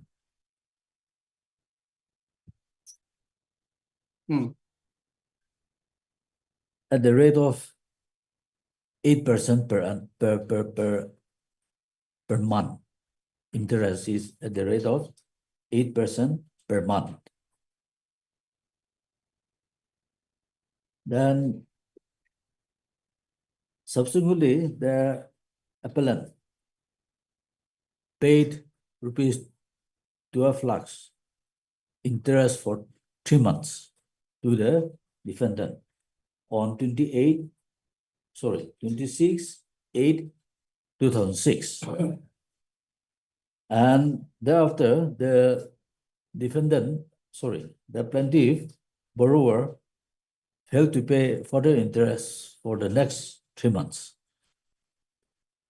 However, on 3/11/2006, No, on 26, you will pay back rupees 12 lakhs. 12 That is- lakhs to defendant Yes, that is towards interest. for 3 months. Yes. All the money paid has been deducted towards interest, Your Lordship. Now, 12,000 was paid, 12 lakhs was paid on 26/8/2006. Now, for the next 3 months, from September, the plaintiff failed to pay any amount. Therefore, on 3/11, Just a minute. Your Next, Lordship, before going further, let Just me a take minute. Your Wait. Lordship to plaintiff borrowed.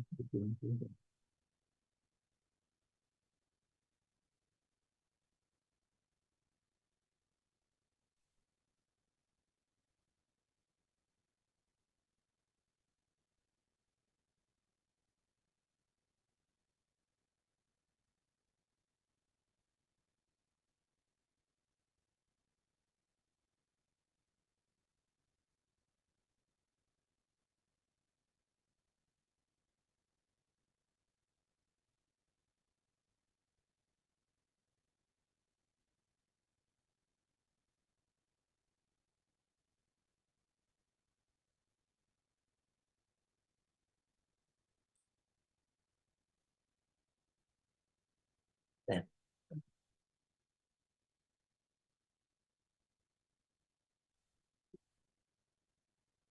interest for 50 lakhs is, for 3 months is 12 lakhs.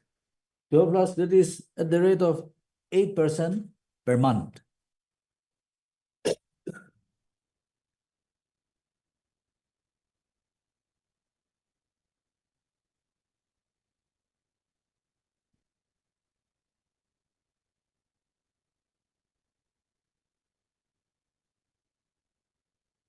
So. Now, Per 8% is, it comes 12 lakhs for 3 yes, months. for 3 months. Okay. Per month is 4 lakhs. Because rate of interest is per month, not per annum. Okay. Now, your lordship may kindly see in the paper book, page 155, the back page of page 155, running page of the paper book. 155. of the- Yes.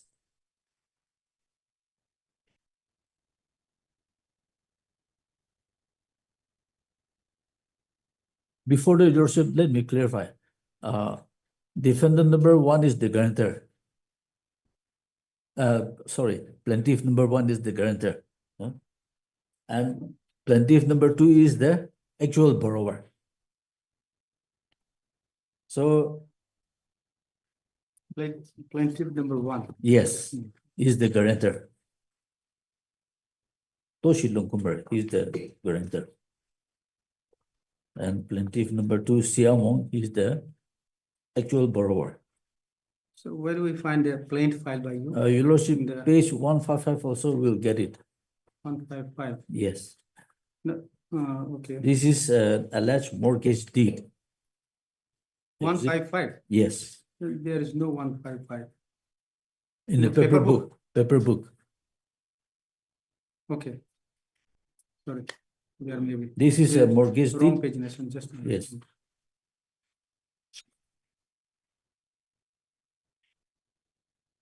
One five five is Yes. mortgage deed. Yes. No, where do we find the plaint filed by the plaintiff before the trial court? In the paperwork, is it there? Plain. Yes. Yes. From page 26.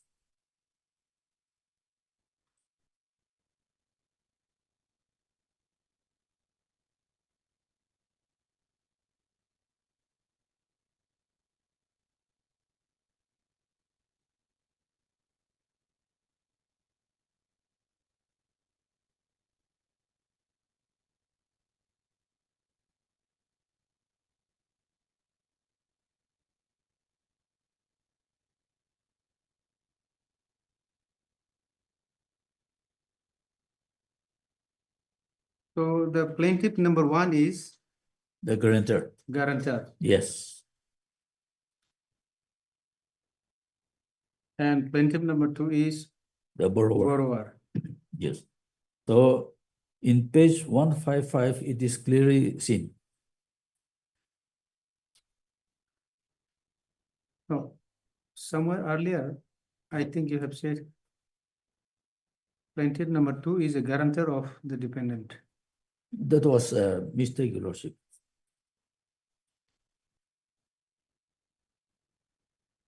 That was mistake. Yes, because page 155, now in this mortgage deed, witness, number 1 is So, Sri but Toshi then this, Longkumber. who is then the owner of the Jamabandi? Toshi Longkumber. Okay, then that is plaintiff, guarantor or the plaintiff number 1.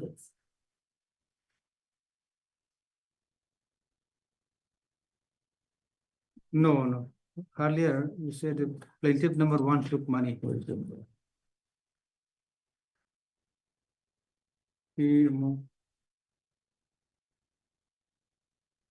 Your lordship, No, JC Among is yes, the, Siamong is the yes. owner of the land. Yes, Yes.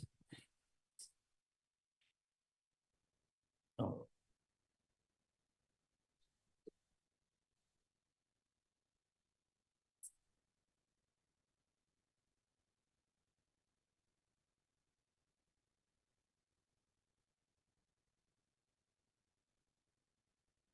he borrowed the money and gave it to plaintiff number one. I think that is the correct position. Mm, Yes, he took the money for plaintiff number one. And he mortgaged his property at page 105 when taking the money of rupees 50 lakhs.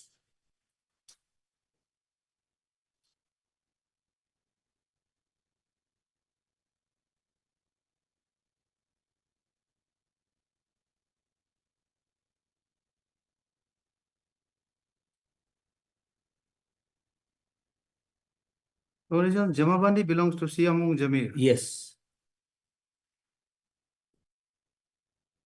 So he should have been the guarantor, in fact, but he borrowed the money for plaintiff number one. So actually, he is the person who borrowed money Yes, from, for plaintiff number one, from the defendant. hmm, From the the defendant. Yes. Now 50 lakhs was borrowed initially, and you'll also see at page 145. Just a minute, Back- let us clarify this. Yes. Because earlier, hmm,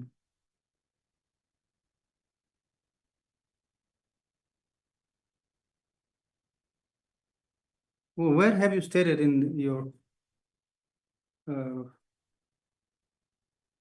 memo of appeal about this, clarifying the parties? Because now you are also a little bit confused. Yeah, yes, because in my paragraph 2 also, Hmm. I said that the plaintiff number 2 is the owner of the land. Now I'm also confused. See, that is.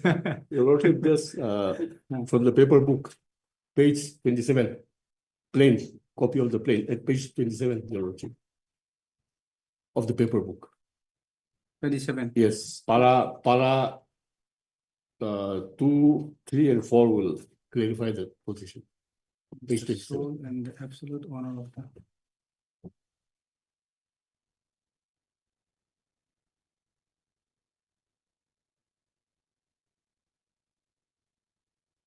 Para 2 says plaintiff number 2 is the sole and absolute owner of the land.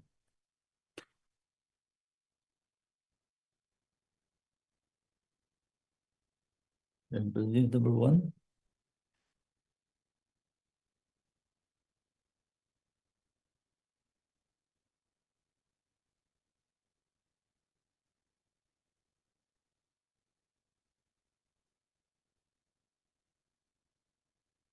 Yes, he is the owner of the land. Yes.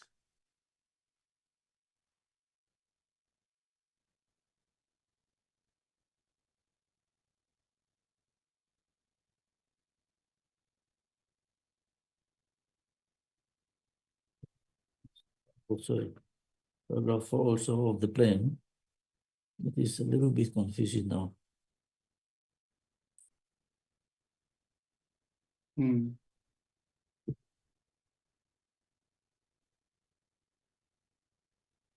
Yes.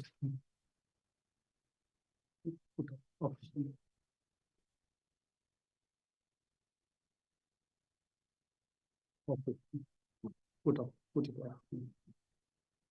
While drafting this was mistakenly made. While drafting this was mistakenly made, no? Huh? This is the fact.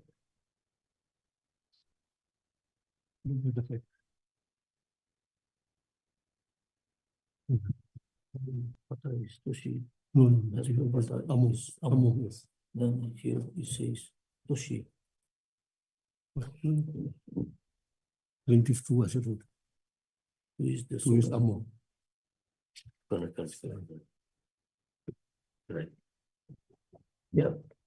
Plaintiff number 2 is Amo. He is the owner of the land. Hmm. Yes.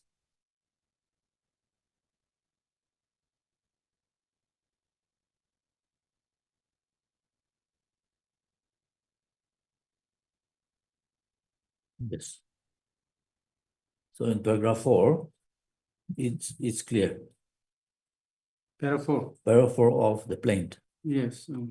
Considering the financial requirements of plaintiff number 1, that is Toshi Pogba.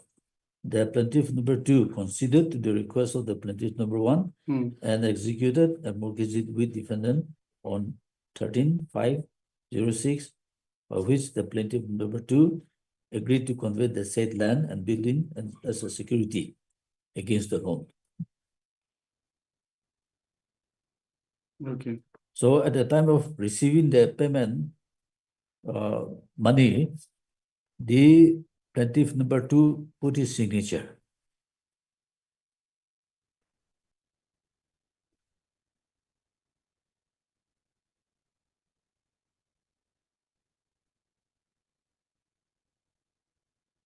So plaintiff number 2 took a loan from the respondent for plaintiff number 1 Yes, on his request yes, on 13/5/2006, yes, 50,000 at the rate of 8% per annum. no, per month. Oh, sorry, 8 per interest at the rate of 8% monthly. Yes. Okay. Now this 50 lakhs, Hmm. you will see at the back page of page 155.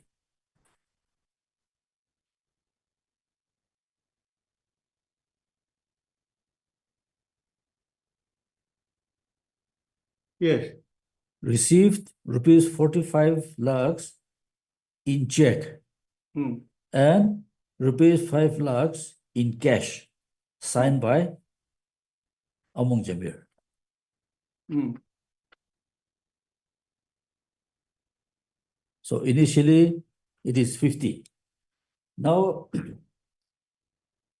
after the payment of the 12 lakhs for 3 months interest, the plaintiffs failed to pay further amount. So on 3/11/2006, the principal amount was raised to 70 lakhs. Now, how that happened?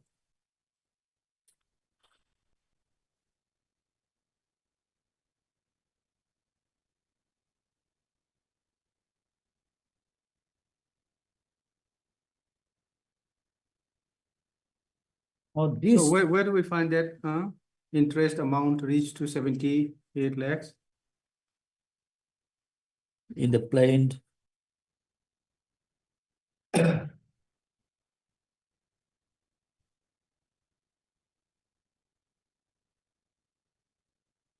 paragraph 7 of the plaint. So para 6 is that he paid 12 lakhs. Yes.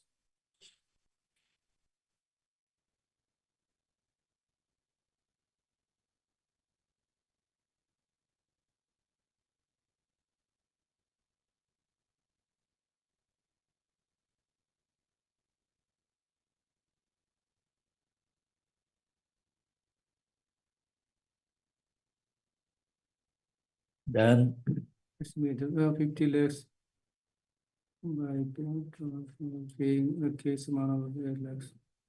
70 lakhs it comes to? yes. Now in paragraph 7, I may read the lordship. Yes, please.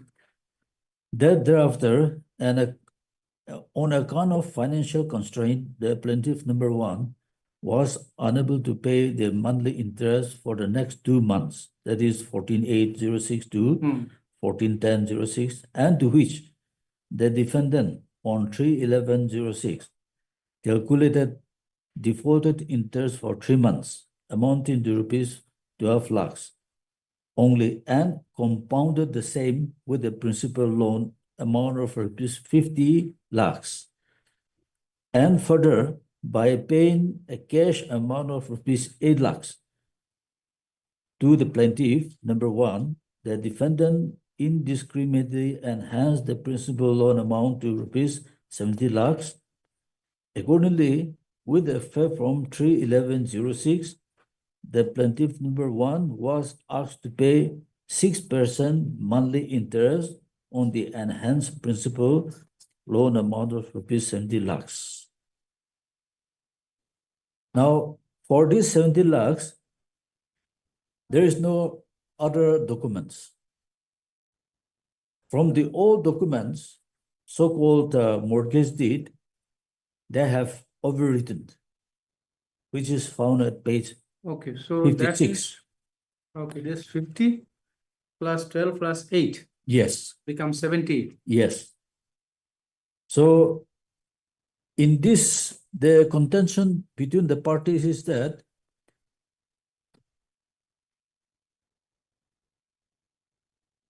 on 3/11/06, rupees 8 lakh was cash and rupees 12 lakhs was interest, which was compounded towards the principal amount. Added to the principal amount. Yes, And then besides that, he has also given 8 lakhs, yes, making cash. making it 70. Yes, So rewrote the receipt. rewrote the receipt, and that we find in page 56. In the earlier one, it is for 50 only. Hmm. And receipt signed by C. Among was for 50 only. Now in this one, the same paper, they have overwritten 70, 50 to 70. Where do we find, you said page 50? 6, page 56. 56. Consideration of rupees 70 lakhs only and at 6% per month interest. This rate of interest amount was reduced from 8 to 6. Against 50, it was 8. Now against 70, it is 6.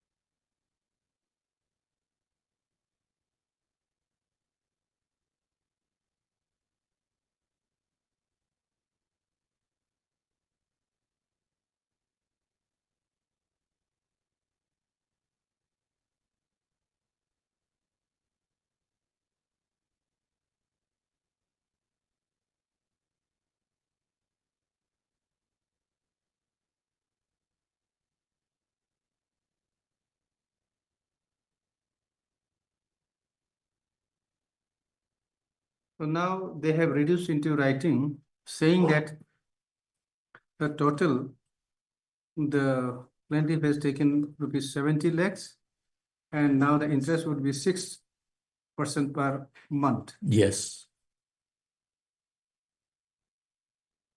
Other things remain the same. This was on 13.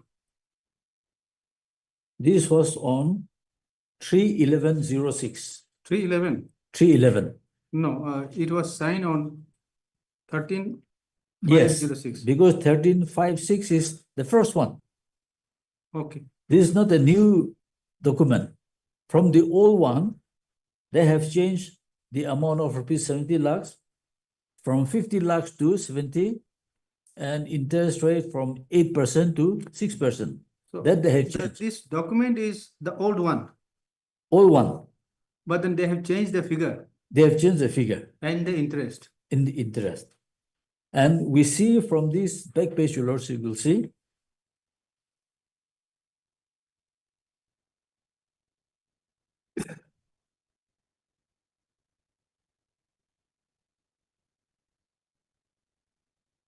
Now the defendants are claiming that they have paid rupees 20 lakhs in cash on 3/11/06. Whereas I'm saying that 12 lakhs was compounded towards the principal amount and only 8 lakhs in cash was given. Their contention is based on the back page of page 56. No, not 12 lakhs, 8 lakhs cash was paid. Yes.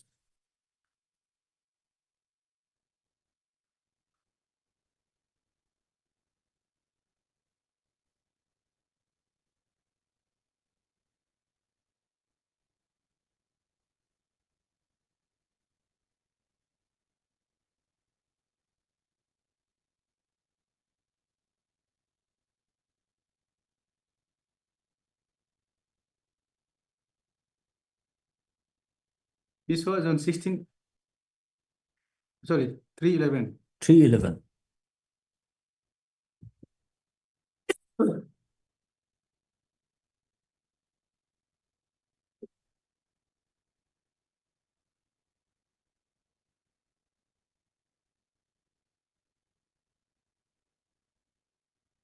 Yes. Now, Your Lordship may kindly see the back page of this page 56 at the back page. Yes, they said that receive 45 lakhs. Receive 45 in cash, check, in 5 check, lakhs in. and 5 lakhs Okay, this in remained the same cash, earlier. remain the same. The addition is On 13 and lakhs. rupees 20 lakhs cash. This is why they are claiming that 20 lakhs cash was paid on 3/11/06. But this was not case. This The is case not was only cash. 8 lakhs Not all cash. and then 12 was interest. Yes. So And it- on but it this amounts date, to- But it amounts to taking case only. Your Lordship, It amounts to taking case only because you have admitted that it is accepted. 12. no, we have not accepted that No, this no, you whole have, amount is 20 is cash. no, it's not a case, but it's almost same, I think. No, it is different because if you accept their contention, Hmm. then without any agreement, now they are compounding the interest towards the principal amount. And in all the depositions of the plaintiff, now they said that we receive 8 lakhs in cash only. Now it is treated because you paid 12 lakhs. Yes, So it is assumed that you have already paid 12 lakhs in cash. yes, And then after receiving that 12 lakhs in cash, so now he is taking out 8 lakhs from his pocket. yes. And this 12 and 8 becomes 20. No, that 12, Hmm. that was the default interest, Yes, that is not the interest, but- paid one. But then it is assumed that you have paid. It appears as per the record. Because they have rewrote saying calculating that 12 received from you. No, according to them, Hmm. that defaulted amount of rupees 12 lakhs. Hmm. According to them, Hmm. it has been given back to me with 8 lakhs. Yes. So that So becomes 20 lakhs. 20 lakhs. Yeah. So that. So how- these 12 lakhs I've never received because that is the default interest for 3 months. Although you have not received, but then. he I've said- not received and I've not even paid for the defaulted 3 months interest. First one is paid. No, on that day, you also agreed because you were to pay 12 lakhs. Isn't it? For 3 months, 12 lakhs. Yes. So on that day, when you went to the defendant, you with an offer, you offered 12 lakhs, telling them that assume that you have received 12 lakhs from me for 3 months interest. But as you wanted another money, you said that you just give me 8 lakhs more and then assume that I have already paid you 12 lakhs. So that 12 lakhs, I presume that I have taken it back along with this 8, which becomes 20. Okay. Is it so? If you have to accept that, Yes. Now, Then- what I'm asking, then- is it so? no, The situation, it's not like it that. is not. It is not that Okay, then because if Hmm. it is presumed that I have agreed that this 3 months default interest Hmm. will be presumed to have been given to me given back to me, then that amount should have been deducted from the interest and also from the No, principal. from the interest, it will be deducted. Not yet deducted as per the record. Not deducted. Not yet deducted as per Yes. the record. Yes. So it is presumed that you have paid till this month, which is this month when you paid this? November. November. Till November you have paid. Yes. So That whether is, while calculating the final, did they also include till November, the paid amount also, paid month also? That you have paid for 3 months, 12 lakhs.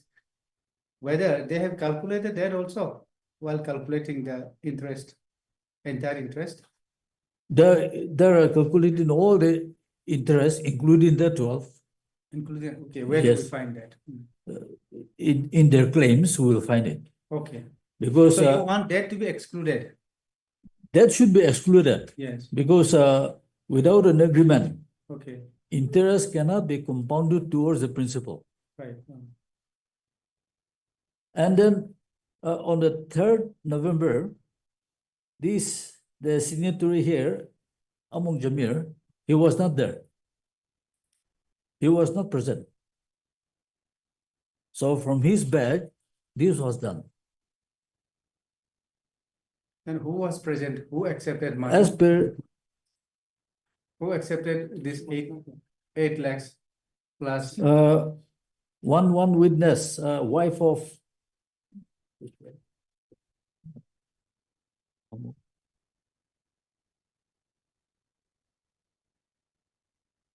of plaintiff number 1 was there.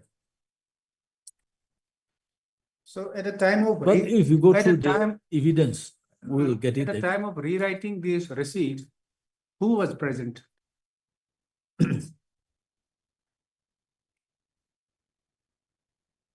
Because after erasing the amount in the original, Yes, it was rewritten as 70, and the interest rewritten as 6%. yes. And that on the back side, it is changed, saying Yes, that you have received 45 in check, 5 in cash, which remains the other record, and then thereafter added rupees 20 lakhs in cash. yes. So they did not say that, they, according to you, they should have said that 20 lakhs, it is like cash only on 3/11.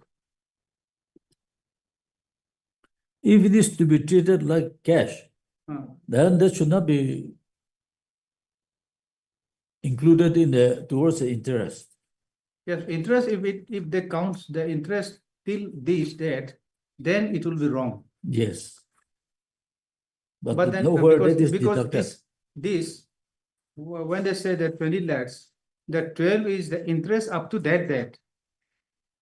Yes.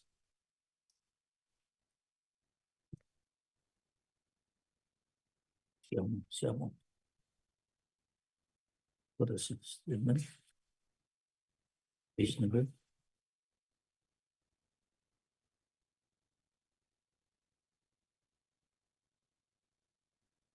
Mhm.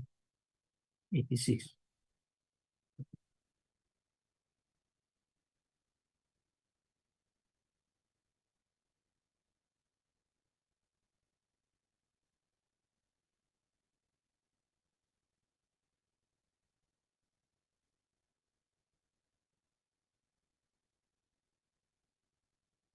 Oh.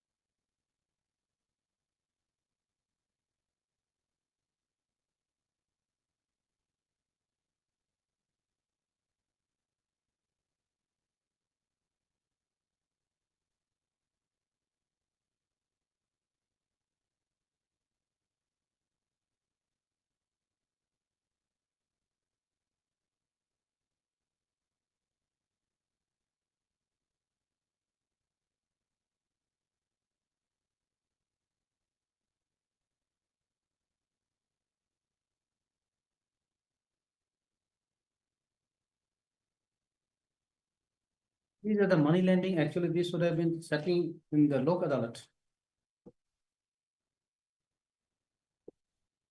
On mutual. Because this is the amount to be bargained, you know? Yes.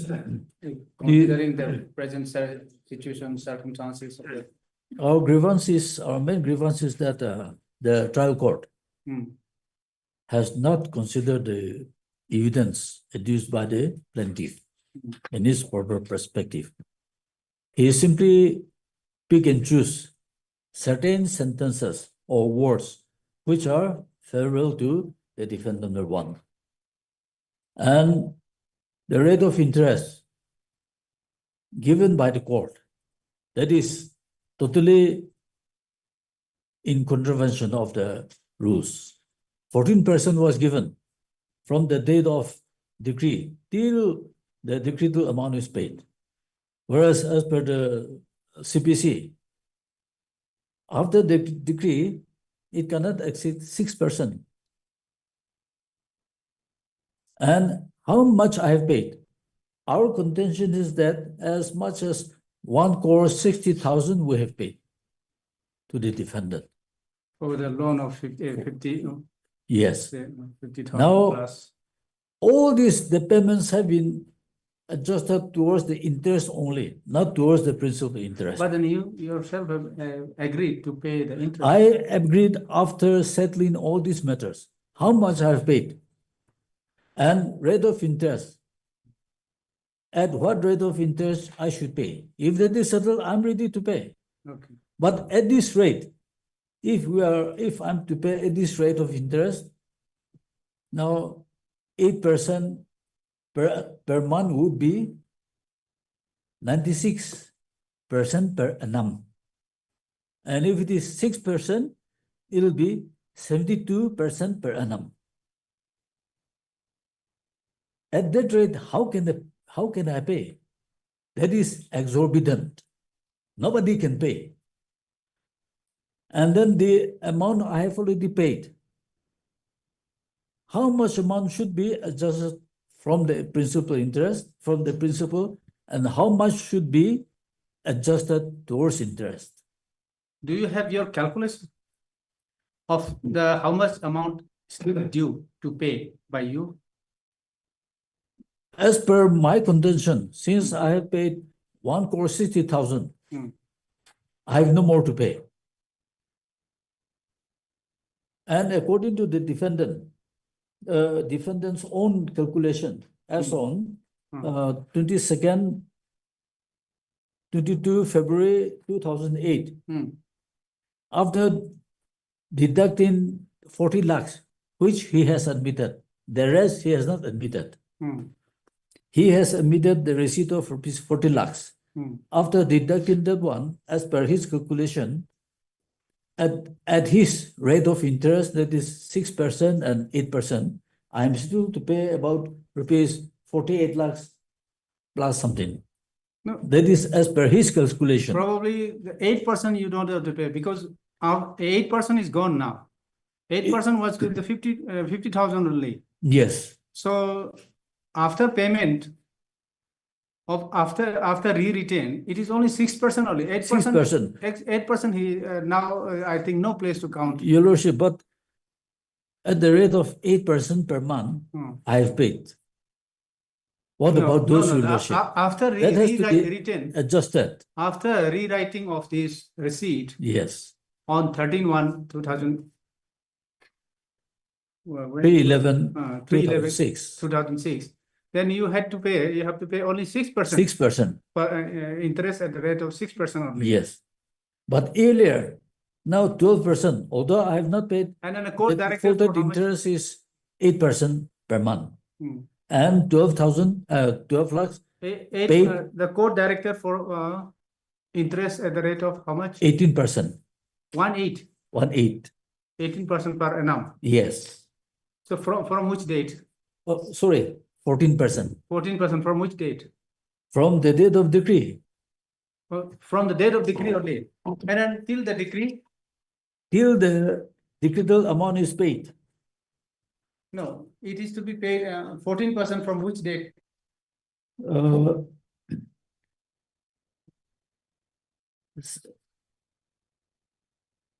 From 13/5 06 to 2/11/06 on the principal amount of 50%, I'm sorry, 50 lakhs, and thereafter, and hence principal amount of 70 lakhs with effect from 3/11/06 till full and final realization.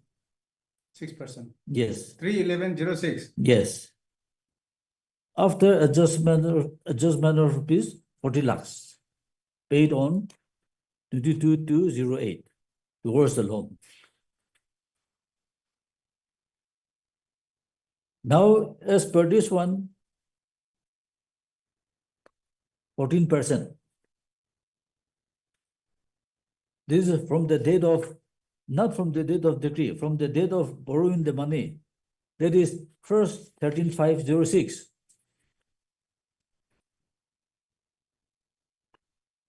All 14%.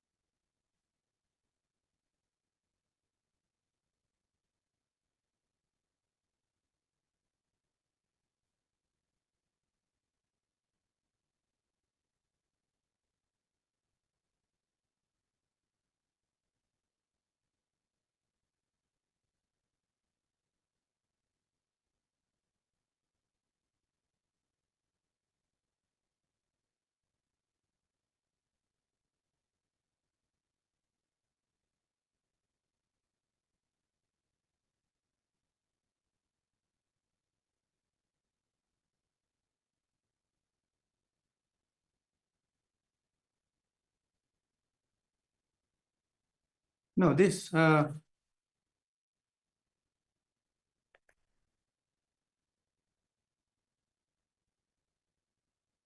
was in the 2005 or 2006. 2006. It is mentioned. The mortgage deed was done in the 2006 only. But as per the decree, it is mentioned 2005.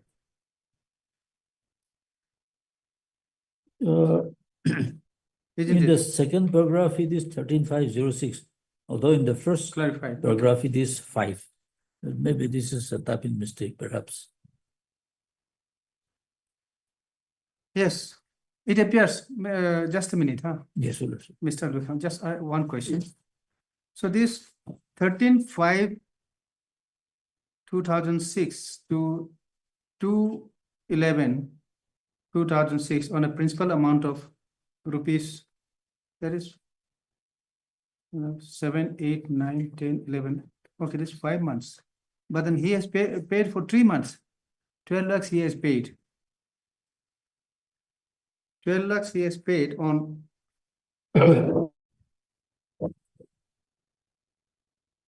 3/11. No, on 26/8. Sorry, 26/8. Yes, 2006. So this for 3 months he has already paid. That cannot be counted actually. Malone, I'm denying all this payment. Okay, you are denying total. Yes, except 40 lakhs, which was paid in 2000. He has denied everything. Yes. But Your Lordship, I have all the evidence here on record. I'll certify, Your Lordship. Okay, so that, no, that means your stand is that he has really paid 20 lakhs cash. No, 40. No, after 50. Yes, After 50, Yes. So he Another has 20, received another 20 lakhs. another 20 lakhs on Yes. 3/11. Yes. Okay. So, my lord, the statements of the witnesses of the plaintiffs are there, even the plaintiffs, they have, I'll come to that aspect, Your Lordship. Okay. So he did not pay the interest of 3 months at the No. rate, No. 12,000. He did not pay No. according to you. Except one payment was made on 22 February 2008. It Okay. is 40 lakhs. Okay. That only we admit and that we receive. And that is according to you is interest. So that is now actually after receiving that amount, they have filed the suit. They filed the suit challenging the deed of mortgage. Now, taking into consideration of all the evidence on record by the trial court satisfied that yes, there was no payment made except 40 lakhs by the plaintiff. Okay. Basing on that, So- the Lordship a decree. The trial court also held that there was no payment. Yes. Except 40 lakhs. Yes. Okay. Yes. So, Your Lordship, the evidence on record has to be appreciated. Then I think it's. I thought this has been admitted. So this is your submission only then. The So- payment of 12 lakhs. Payment interest. of, as far as our calculation goes, Hmm. although the defendant has not given any receipt, as per our calculation, we have paid as much as 1,60,000. But Now, it was not. It was. The trial court Hmm. failed to consider whether our claim of payment made, except in 40 lakhs, has been paid or not. Now, the trial court has not examined those things. Now, whether there is an evidence. Yes. Anyone. Yes. So, The- although it will except for take time, except for 40 lakhs, yes, according to him, Yes. you have not paid anything. yes. So according where to is the him. evidence where it says that Yes. after beside 40 lakhs, you Yes. have also paid? Yes, that we have to find out from the depositions of my witnesses. Yes. He has not examined any witness, Your witnesses must have been cross-examined. cross-examined. Okay, where do can you just show where? Your Lordship, we need to go through all the statements. Otherwise, from here and there, it is difficult. Okay. Because statements are lengthy also. Okay.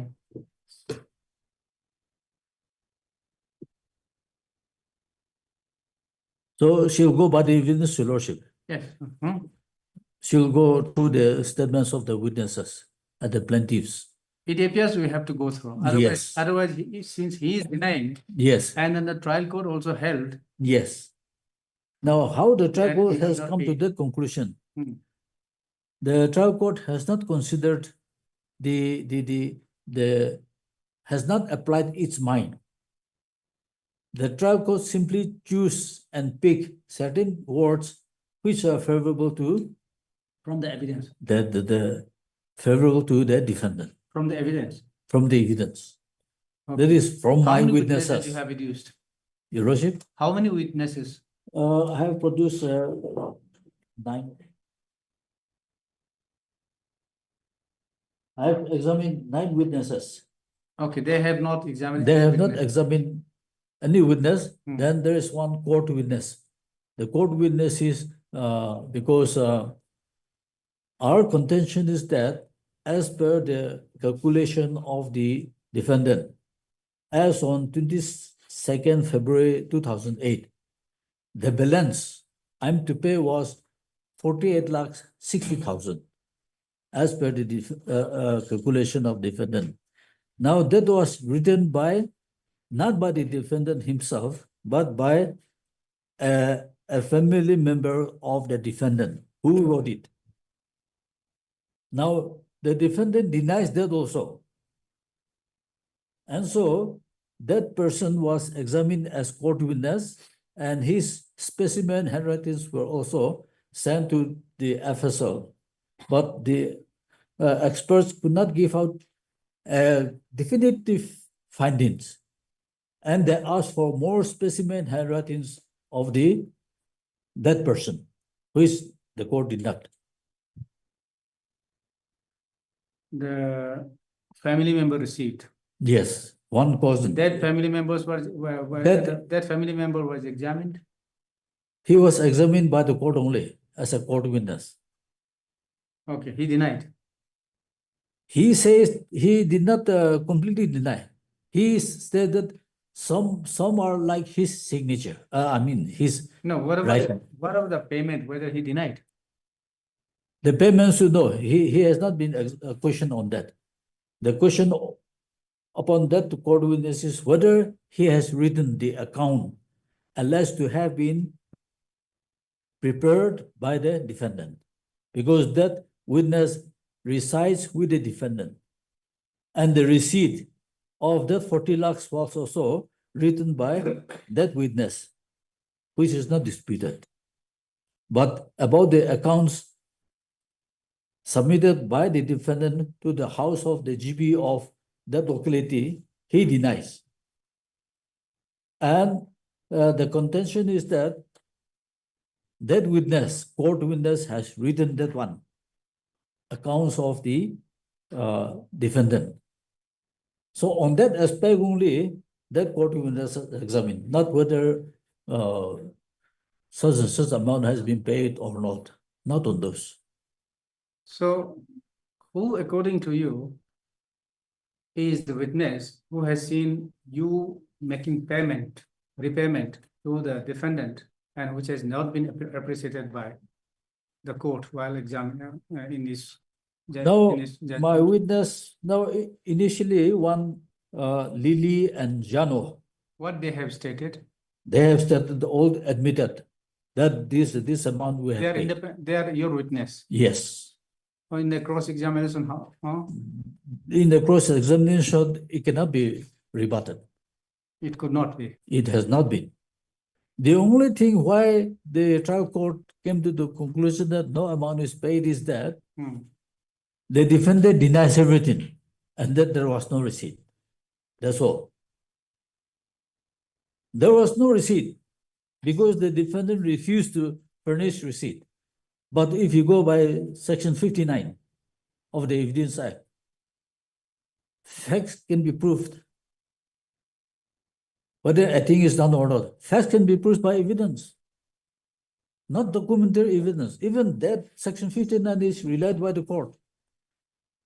Relied by the trial court. Yes, but he reflected as section 25, Evidence Act, but section 59. In the trial court also, in the impugned judgment, it is reflected. Page 25.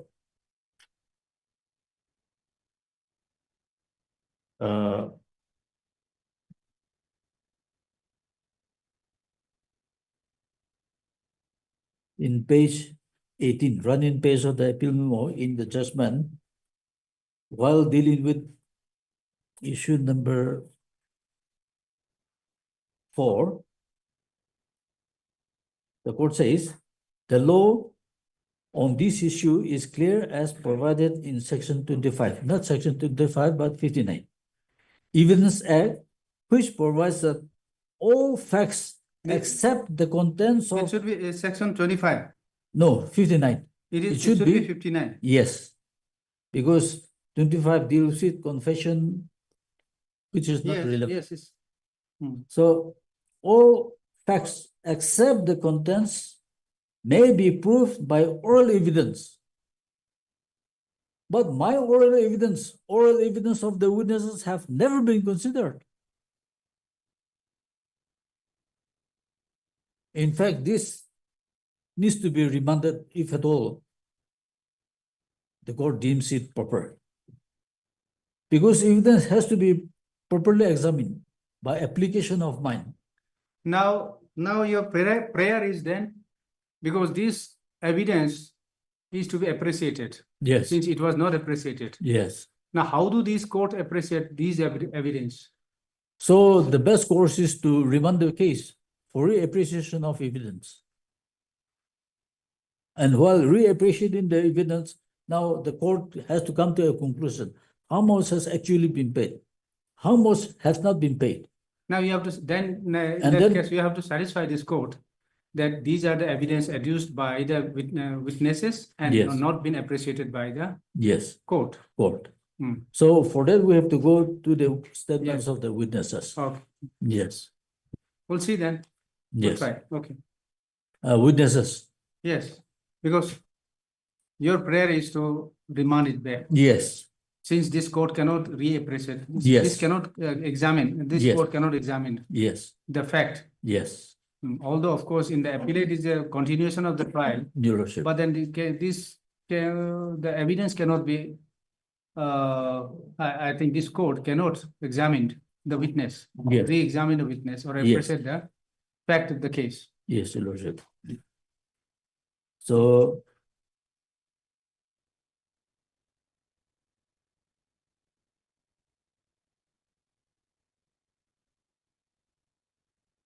the deposition of the plaintiff witness, the witness starts from page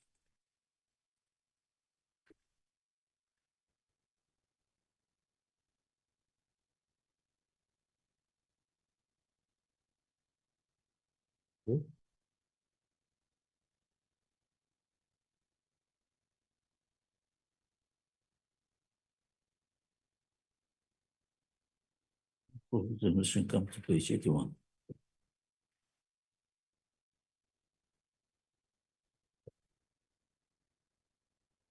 Two.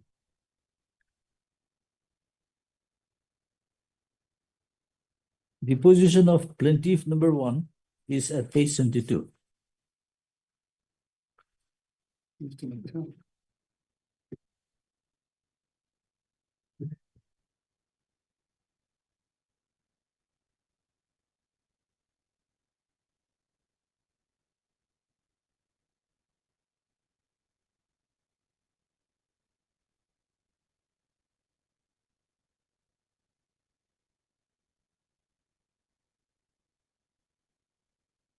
Page 72. Yes, Your Lordship.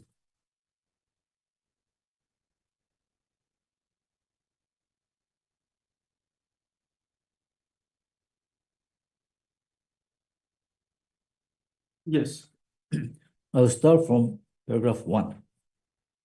That I'm the plaintiff number 1 in the suit number so, and I have filed the suit for declaring the mortgage deed 13506 as void and illegal, reopening and readjustment of accounts, disentitlement of future claims, and perpetual injunction, etc. 2. I'm the brother-in-law of plaintiff number 2. 3. That sometimes in the first week of May 2006, I negotiated for a loan of rupees 50 lakhs from the defendant through Mrs. Jano and Mrs. Lily. The defendant agreed to extend the loan at the rate of 8% monthly interest and also against the securities of immovable properties equivalent to the loan. That accordingly, I requested the plaintiff number 2 to convey his land and buildings as security against the loan, which I proposed to obtain from the defendant. The plaintiff number 2 accordingly consented, and pursuant to which a mortgage deed was executed on 13506 between the plaintiff number 2 and the defendant, by which the plaintiff number 2 agreed to mortgage his land. I think it's the lunch break and we can continue after Yes, at 2. yes.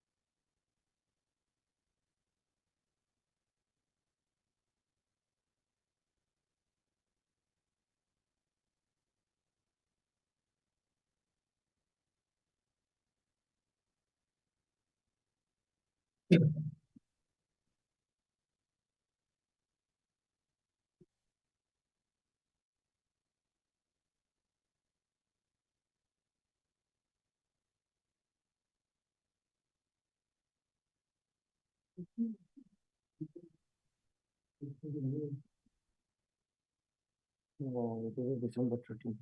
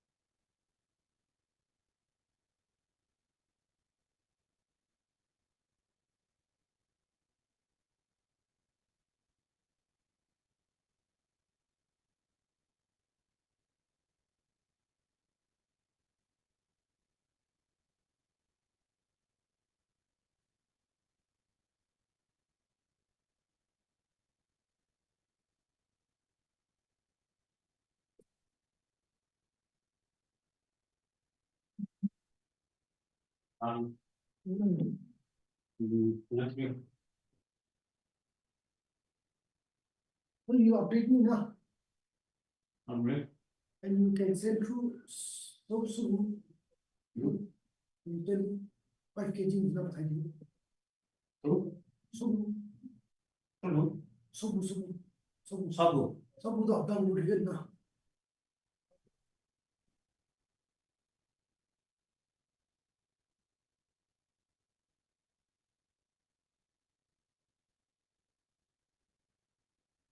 He has a big farm. Kila. Yes, already so.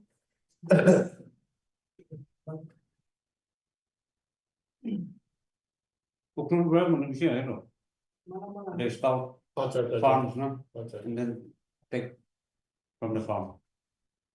I think you found there is a plant. Processing plant, no? You found the Luja. Horticulture, fruit trees, fruit, Kiwi. Kiwi. you will know.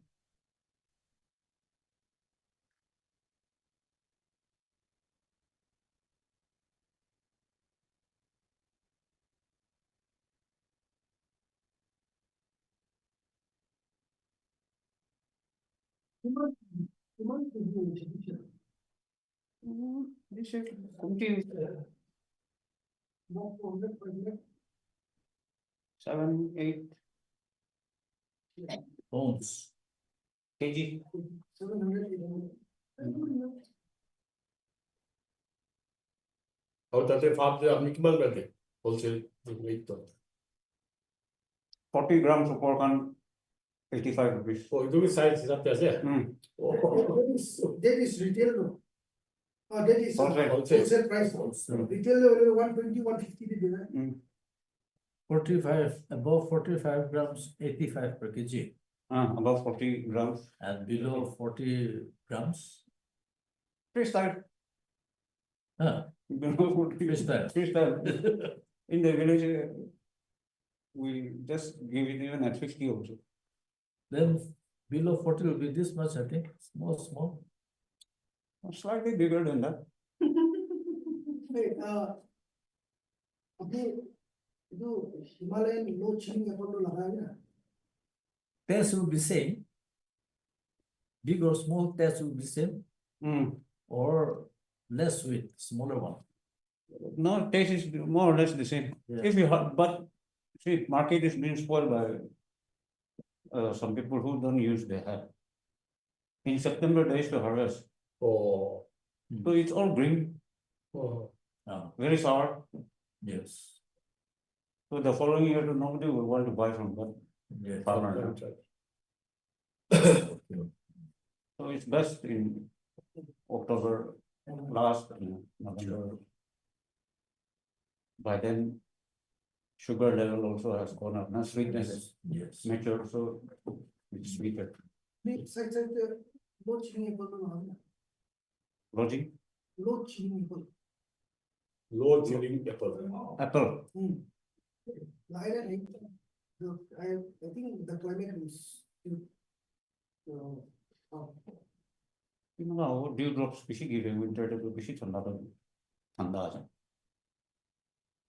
Suitable for kiwi, but I don't know, apple. Yeah, apple is suitable. Thanda jaga to suitable. Yes. Like Future also. No, Procedural was a failed story. All sour. Oh. So big farm, That depends on the variety also. government farm, big government farm. It failed Oh, because it's sour, nobody wants to eat. I see. Nobody wants to buy. No, the down farm. No, a lot sunlight be like it. But variety of the plant also is important. I don't know, department of farm, I don't know. The department has definitely fail. Department will not succeed. because They will not be interested with the success of the project. They are interested with money. Initial stage, they'll be interested because Monday will come.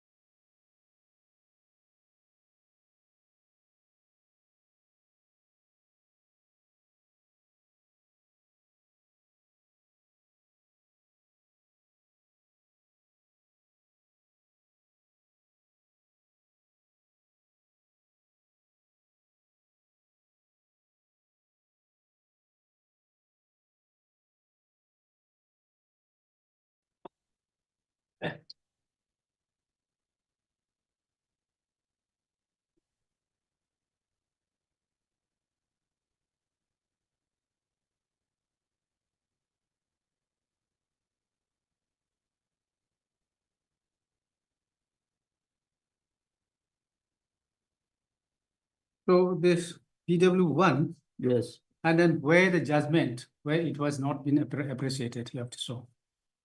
yeah, we need to go through the deposition. Either you go through Yeah, the judgment first and then show the evidence, or to show the evidence and in the judgment again, so. Where it was not. we can go through the statements and then we can go to the judgment letter. That will be better otherwise. Yes, Mm. yes. Mm. So So that you point out that this is the area, the Yes. way the evidence has not been appreciated. Yes, Yes, so judgment is at page 25, 72. 7.2, Depositions or judgment? no, judgment. Are you Judgment. going to read, are we going to read the judgment first or? Okay, we can go through the judgment first. Yes. That is page Hmm. 13.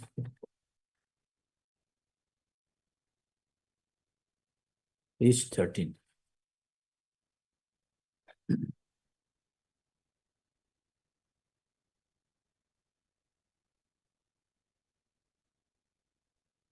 Judgment/order. Hmm. The suit is filed in the year 2008 by the plaintiff for declaration of mortgage deed dated 13/5/2006 void and illegal, reopening and readjustment of accounts, disentitlement of to future claims, and perpetual injunction extra. The case of the plaintiff in brief is that the plaintiff's mortgage a plot of land covered by Pata number so-and-so, Mahazan number so-and-so, Dimapur town, measuring so-and-so, belonging to plaintiff number 2, void mortgage deed dated 13/5/2006, to secure loan of ₹50 lakhs, at 8% per month to defendant. The loan amount was subsequently enhanced to ₹70 lakhs by compounding ₹12 lakhs interest for 3 months and ₹8 lakhs cash on 3/11/2006. Hmm. The plaintiff further alleged that the interest due against the loan amounting to ₹1,60,000 was paid to the defendant. However, the defendant insisted for payment of balance amount of ₹48,60,000. It's 1 crore, I think. 1,60,000. Not less. Hmm.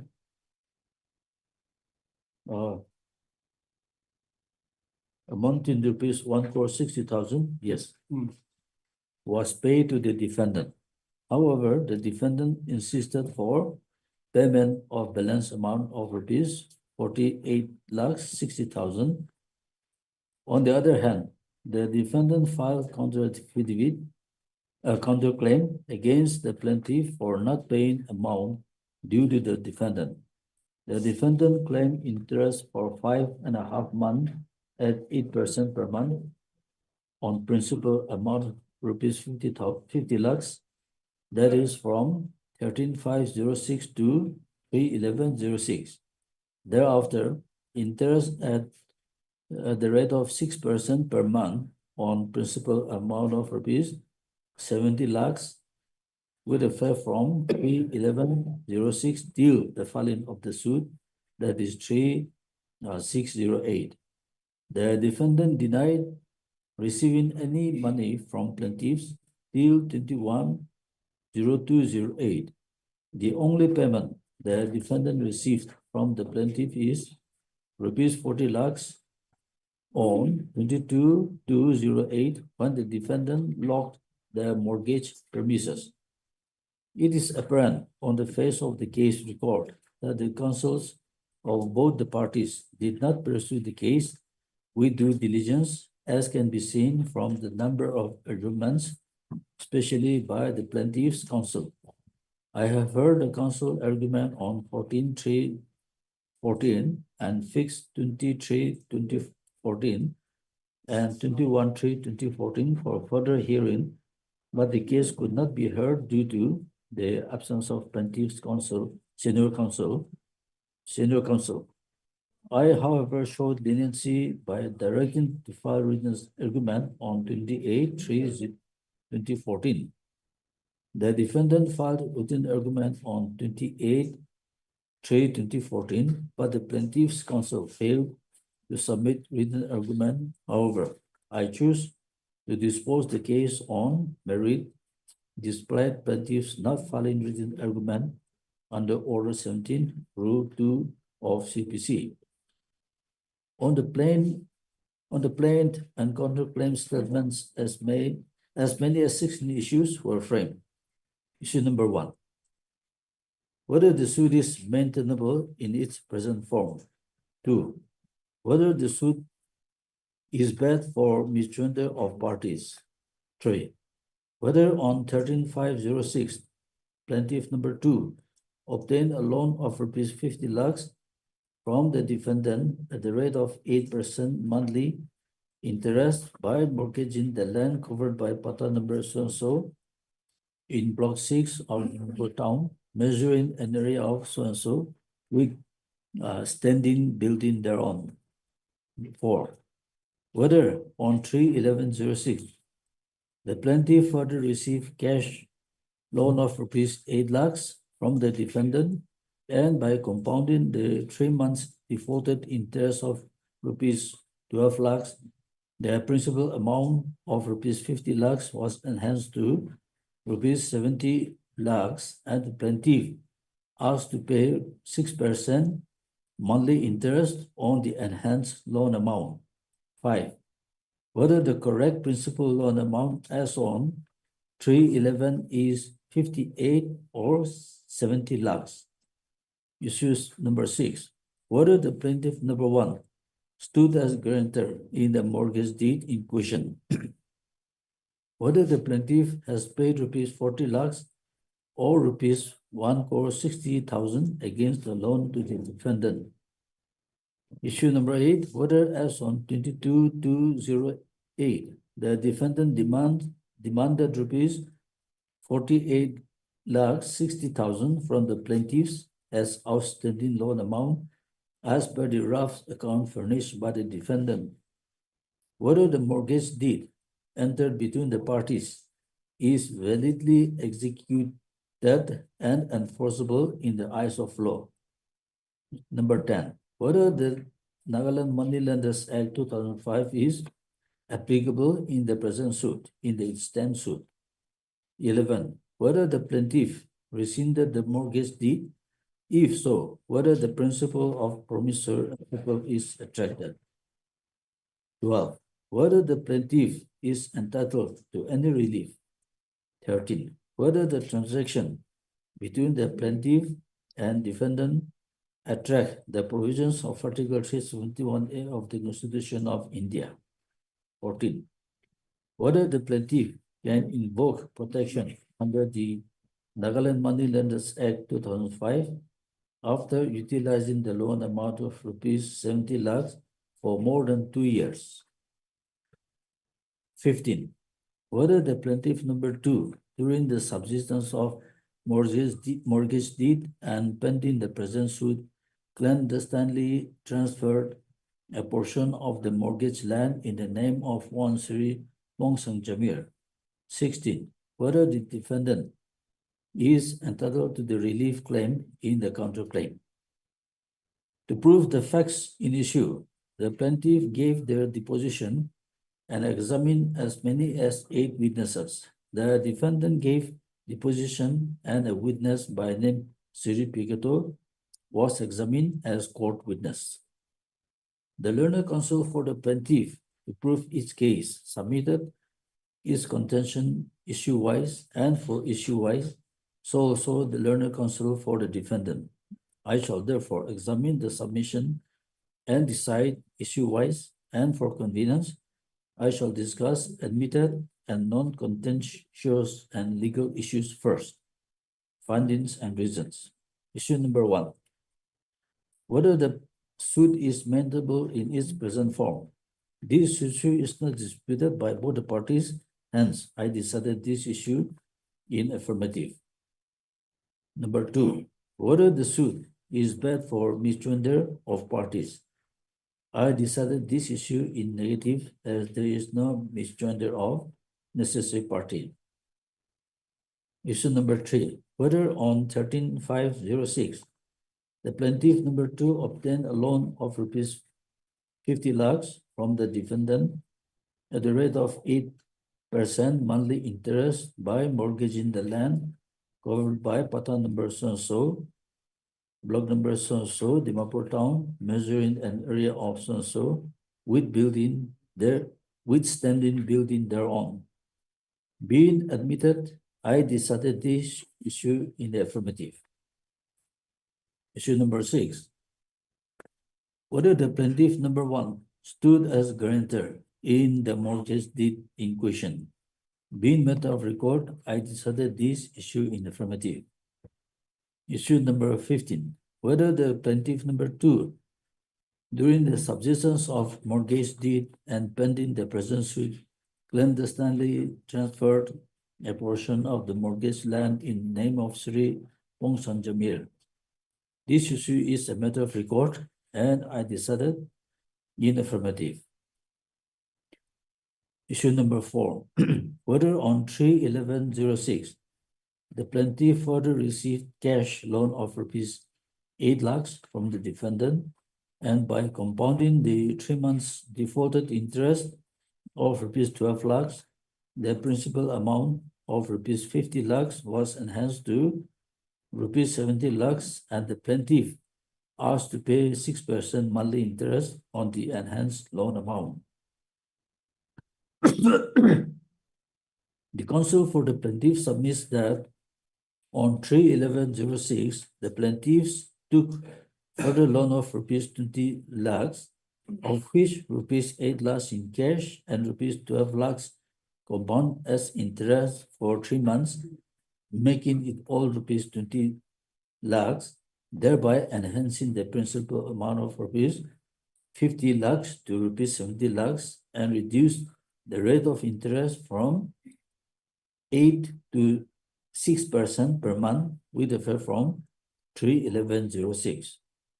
On the other hand, the counsel for the defendant submits that the initial loan amount of rupees 50 lakhs with 8% interest per month was agreed between the parties on 13/5/06. Thereafter, again on 3/11/06, the defendant, on the request of the plaintiff number 2, further extended a loan of rupees 20 lakhs and enhanced the principal amount from rupees 50 lakhs to rupees 70 lakhs and renegotiated the rate of interest at 6% per month. The mortgage deed signed by the plaintiffs is Exhibit D13. The plaintiff number 2, in his cross-examination, stated that it is correct to say that the loan amount of 70 lakhs advanced by the defendant was issued for the business purpose of plaintiff number 1, who is my brother-in-law. Moreover, the PW number 1, Mrs. Lamul Langkumar, is in cross-examination, clearly stated that on 3/11/06, I was present when the loan amount was enhanced to rupees 70 lakhs in the presence of plaintiff number 2, the subsequent enhancement of loan was made. However, on that day, the plaintiff number 1 was not present. I have heard the counsels and perused the mortgage deed exhibited as Exhibit DC1 and signature of plaintiff number 2 exhibited as Exhibit D12 and D13. The plaintiff has appended his signature acknowledging receipt of rupees 20 lakhs in cash on 3/11/06 as exhibited above. I find it difficult to accept the contention of the plaintiff with regard to receipt of rupees 8 lakhs in cash and compounded interest of rupees 12 lakhs towards principal amount when plaintiff number 2 admitted and acknowledged his signature in the said exhibits, i.e.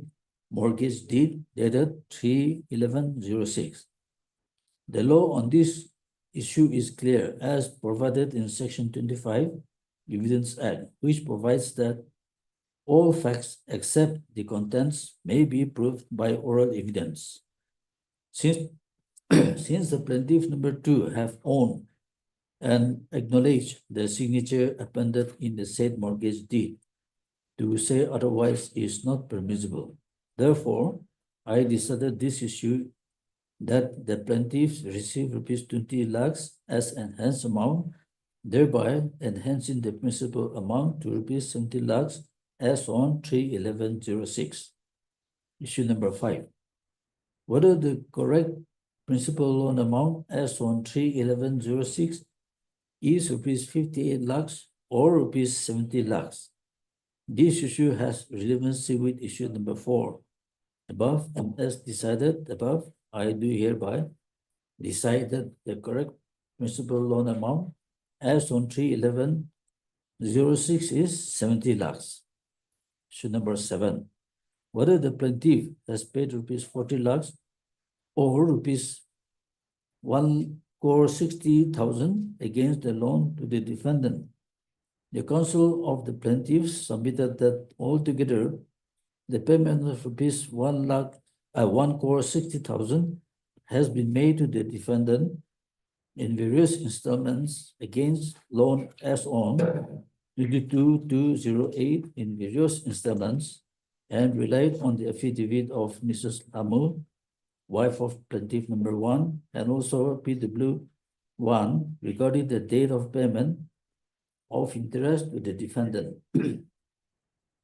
On the other hand, the counsel for the defendant denied receiving rupees 1,60,000 from the plaintiff.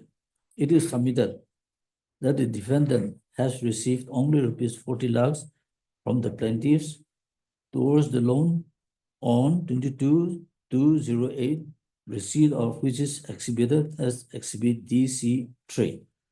The counsel for the defendant submitted that the plaintiff's witness PW number 1, namely Mrs. Lamu Lungkumer, in her cross-examination stated that I don't know the dates concerning handing over of money by my husband, plaintiff number 1, for making payment towards the loan.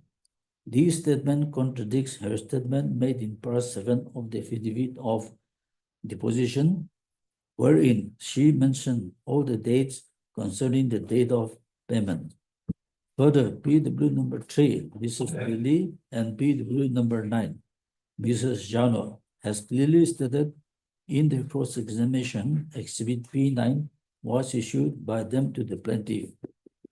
Having heard the counsel of the parties and on perusal of the exhibits and upon appreciation of the deposition of the witnesses of the party, it is difficult to give credence to the allegation of the plaintiff that payment of rupees 1,60,000 has already been made to the defendant on various date when the plaintiff would not produce any payment receipt evidencing the payment except for a receipt of rupees 40 lakhs only, which is exhibited as Exhibit DC3.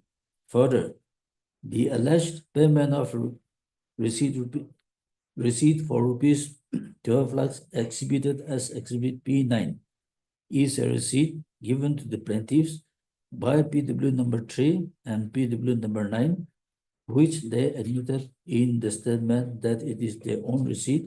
Therefore, it has nothing to do with the defendant.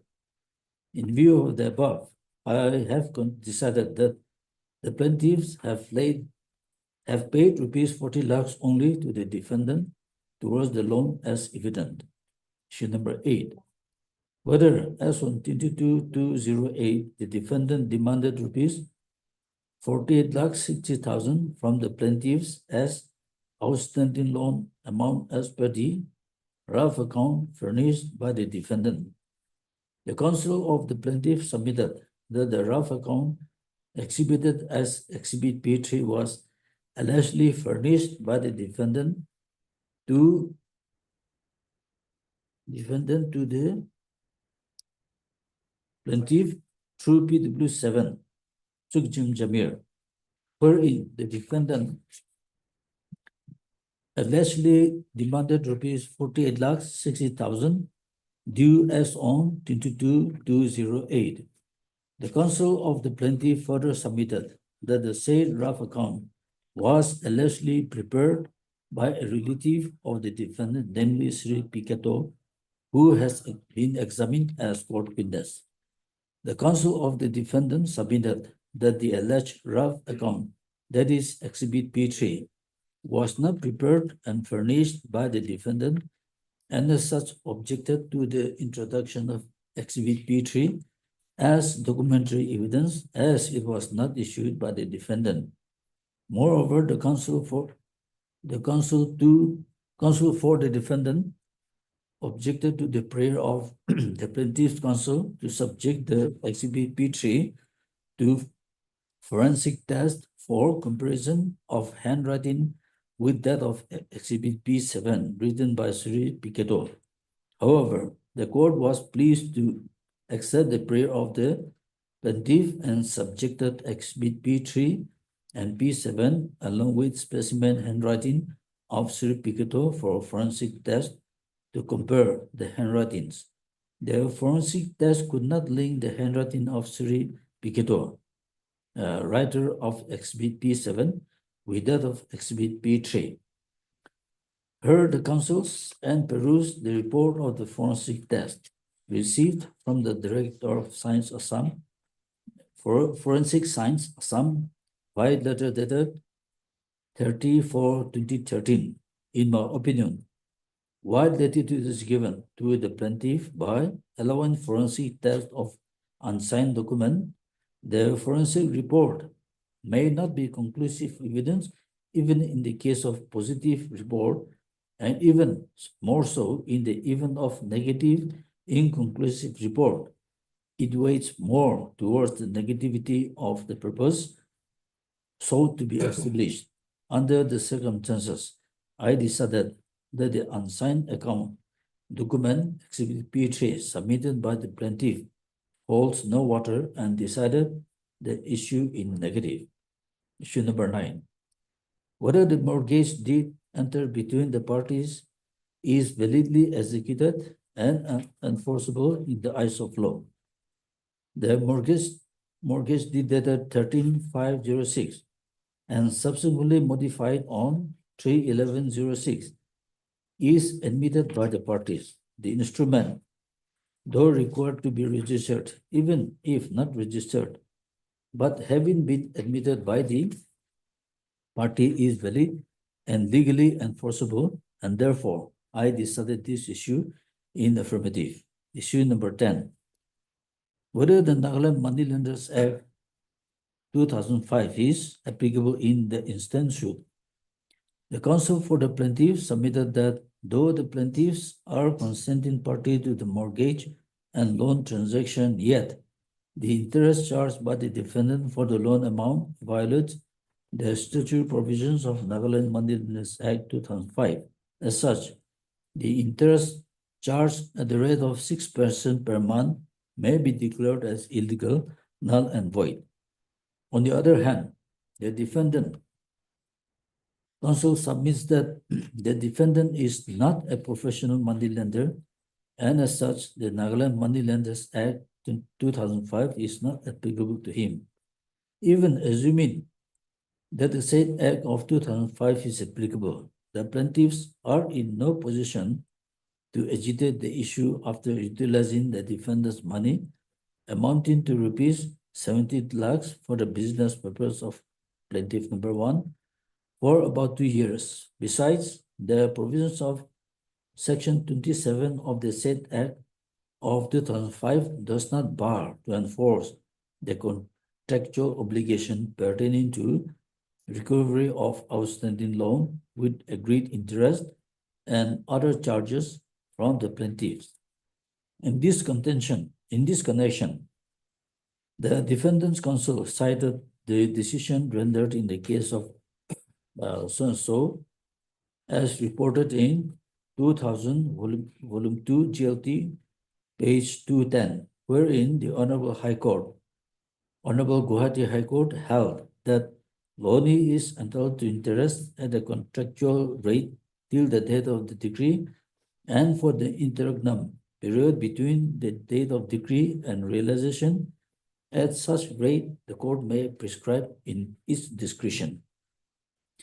On this issue, the counsel were heard at length. Since the Nagaland Money Lenders Act 2005 being enacted by the state legislature to regulate money lending activities, the same is applicable even to the off-hand money lenders. However, the provisions of Section 27 of the said Act of 2005 does not bar to enforce the contractual obligation pertaining to recovery of outstanding loan with interest and other charges from the plaintiff.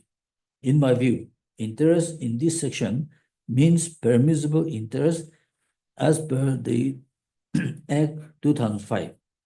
I therefore decided the issue in affirmative. Issue number 11, whether the plaintiff rescinded the mortgage deed. If so, whether the principle of promissory estoppel is attracted. The counsel for the plaintiff, in his averment, submits that even if the plaintiff willingly consented to execute the mortgage in question, the rate of interest violates the Nagaland Money Lenders Act 2005.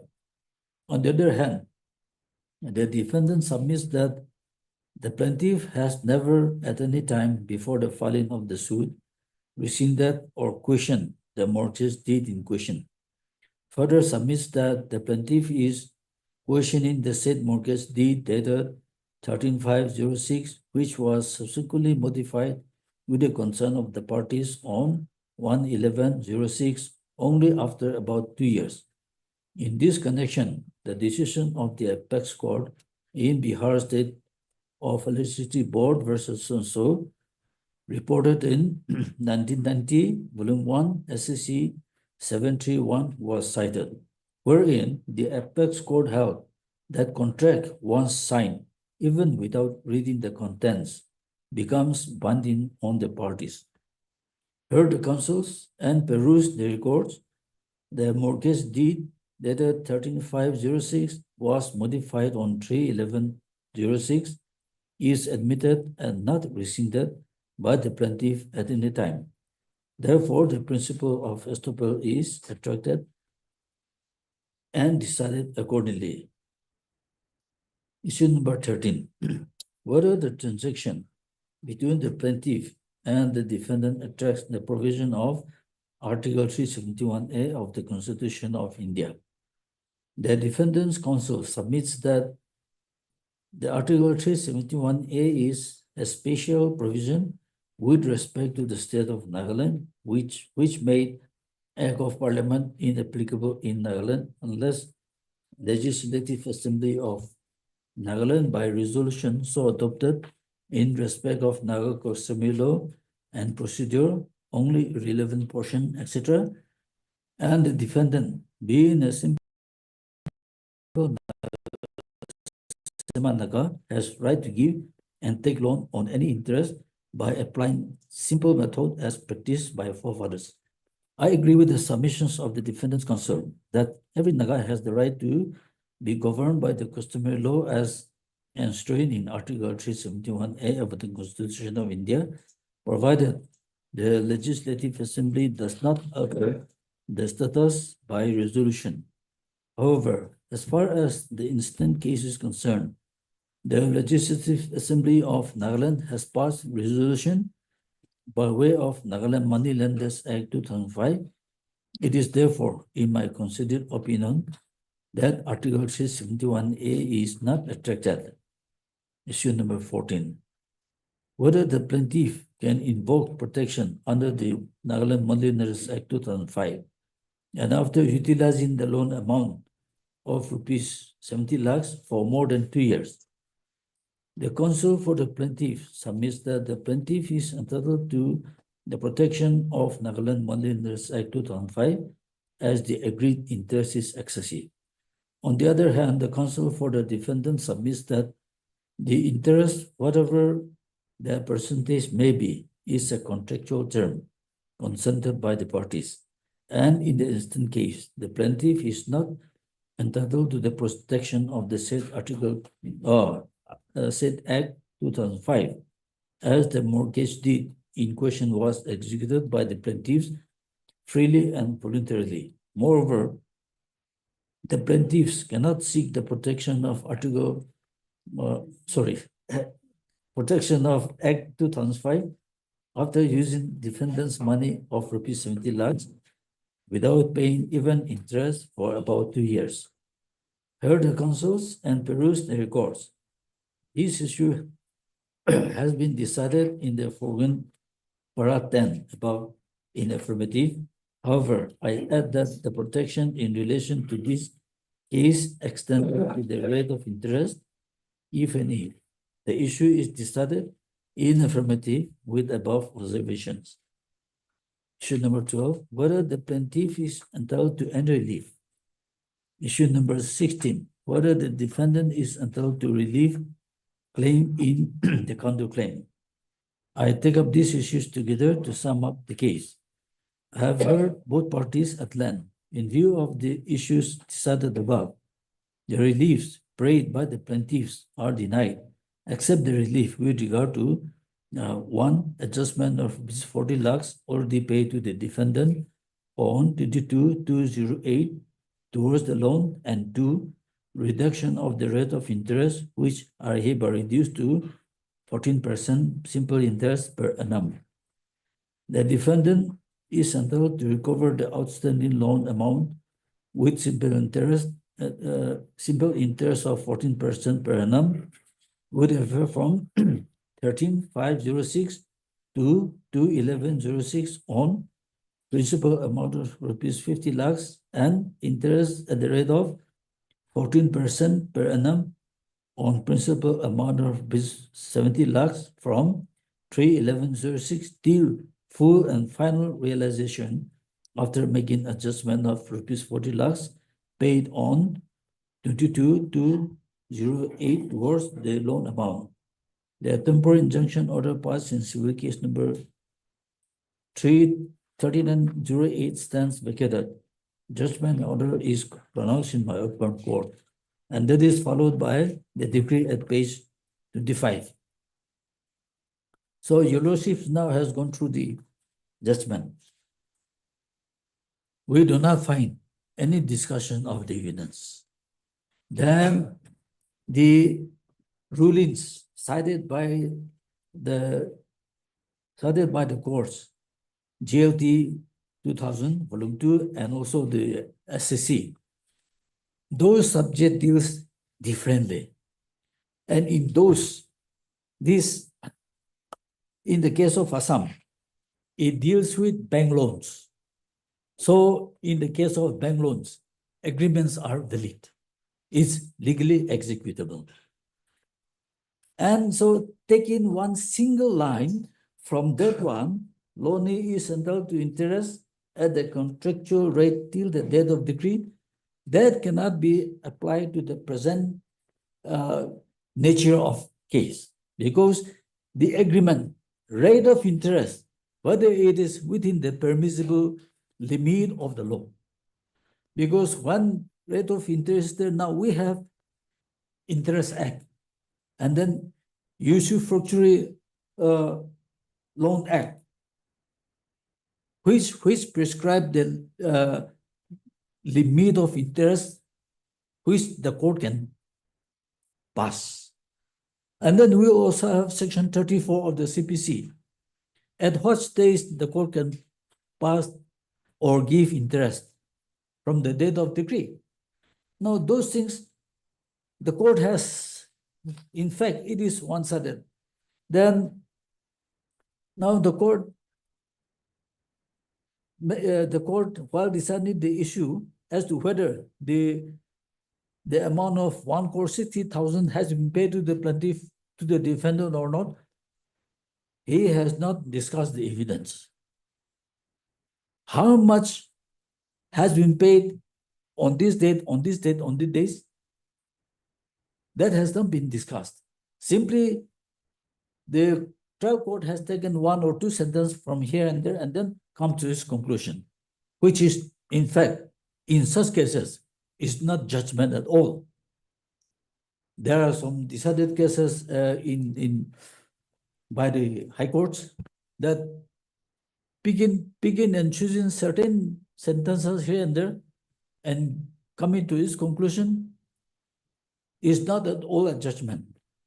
And therefore, now we need to see from the evidence whether the trial court has discussed the evidence as adduced by the parties. And then on the findings of the purported note account prepared by the defendant, which was handed over to the plaintiff through one Chukjen Jamir in his residence. His statement also has not been examined. And then Mrs. Lily, Mrs. Jano, the court simply takes out one sentence and then comes to its conclusion without examining the rest. And therefore, in fact, this cannot be considered as a judgment. So in view of the fact that the trial court has exceeded its jurisdiction in granting interest or has not applied its mind with regard to the evidence led by the parties, it is a fit case for remand. However, now we need to see the positions of the plaintiffs, their witnesses, as well as the statements of the defendant, and also the statement of the court witness, and the findings of the handwriting experts. What did they say? Yes, in regard to the findings of the handwriting experts, they have not come to a conclusive conclusion that this is not his writing, this is his writing. But therefore, they sought for more handwriting specimens. But the court has considered that it is towards negativity of the document. Those things are not correct. And if handwriting experts need more specimen handwritings, what forbids the trial court to take more specimen handwritings? But the court is not willing to do that for obvious reasons. For obvious reasons. Because one thing is, okay, so now we may go to the evidence. And once we go through the evidence, we can find that what amount has been paid and who has paid at what time, how, those things will be revealed. But for the purpose of setting aside this judgment, even on the grounds of granting relief to the defendant at the rate of 14% interest per annum, that alone is sufficient to quash and set aside the impugned decision.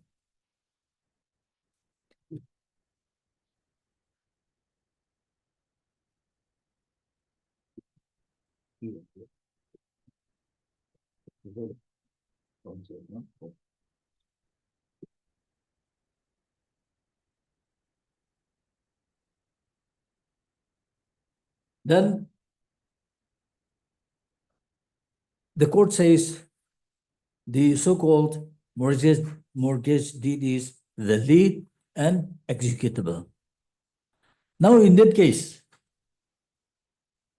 the court is setting a very bad precedent.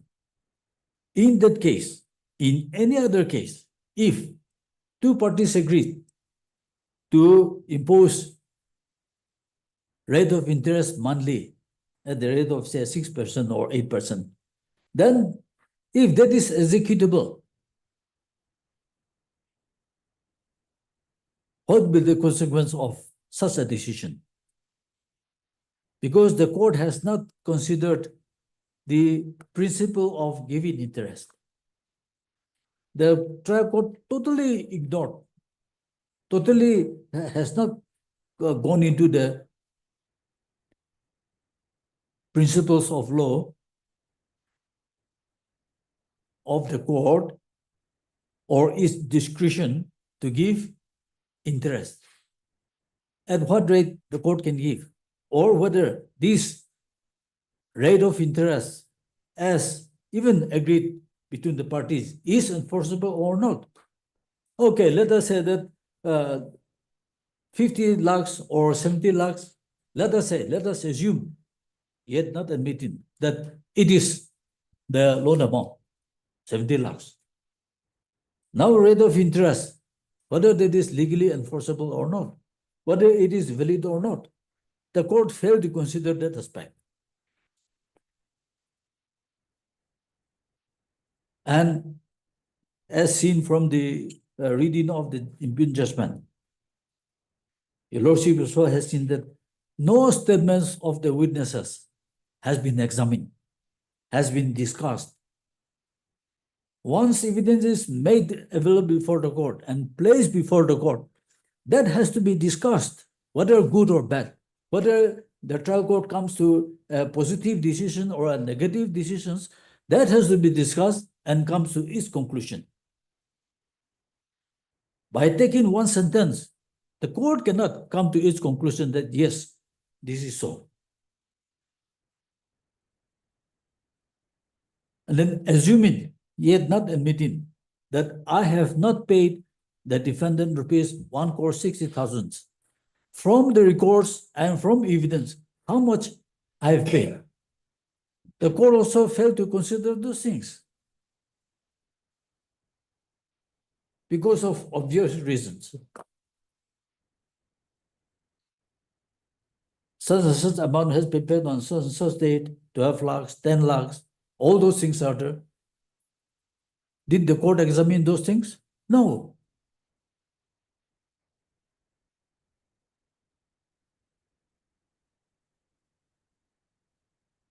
And therefore, Issues are adequate. Issues covered all, otherwise. issues are, one or two issues may also be added because assuming, let us assume for the sake of presumption that I have not paid 1,60,000. Then how much I have paid?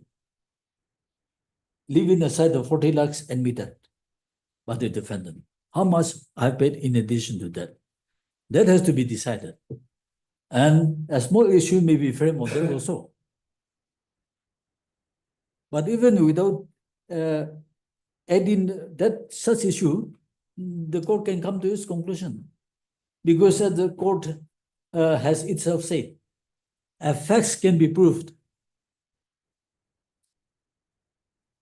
by the statements of witnesses.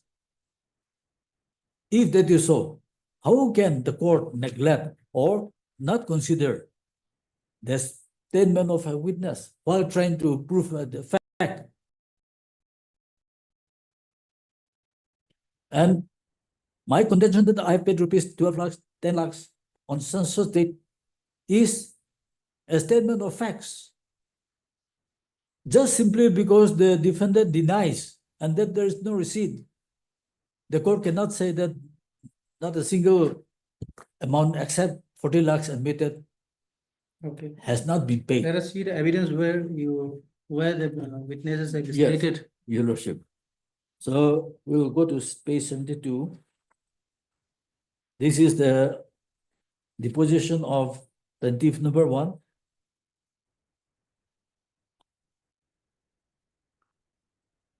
We have started paragraph 1, 2, Yes.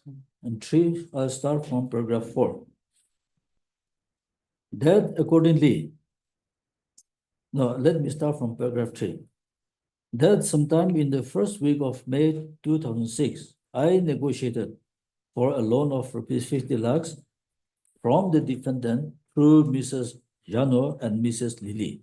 The defendant agreed to extend the loan at the rate of 8% monthly interest and also against the securities of immovable properties equivalent to the loan. That accordingly, I requested the plaintiff number 2 to convey his land and building as a security against the loan, which I proposed to obtain from the defendant.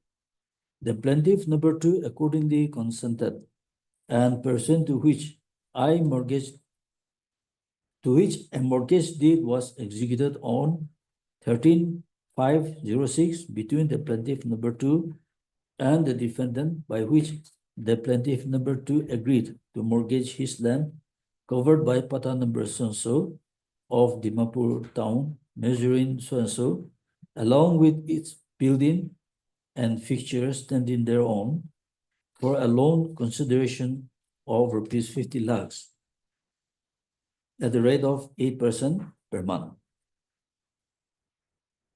Sorry, Your Lordship.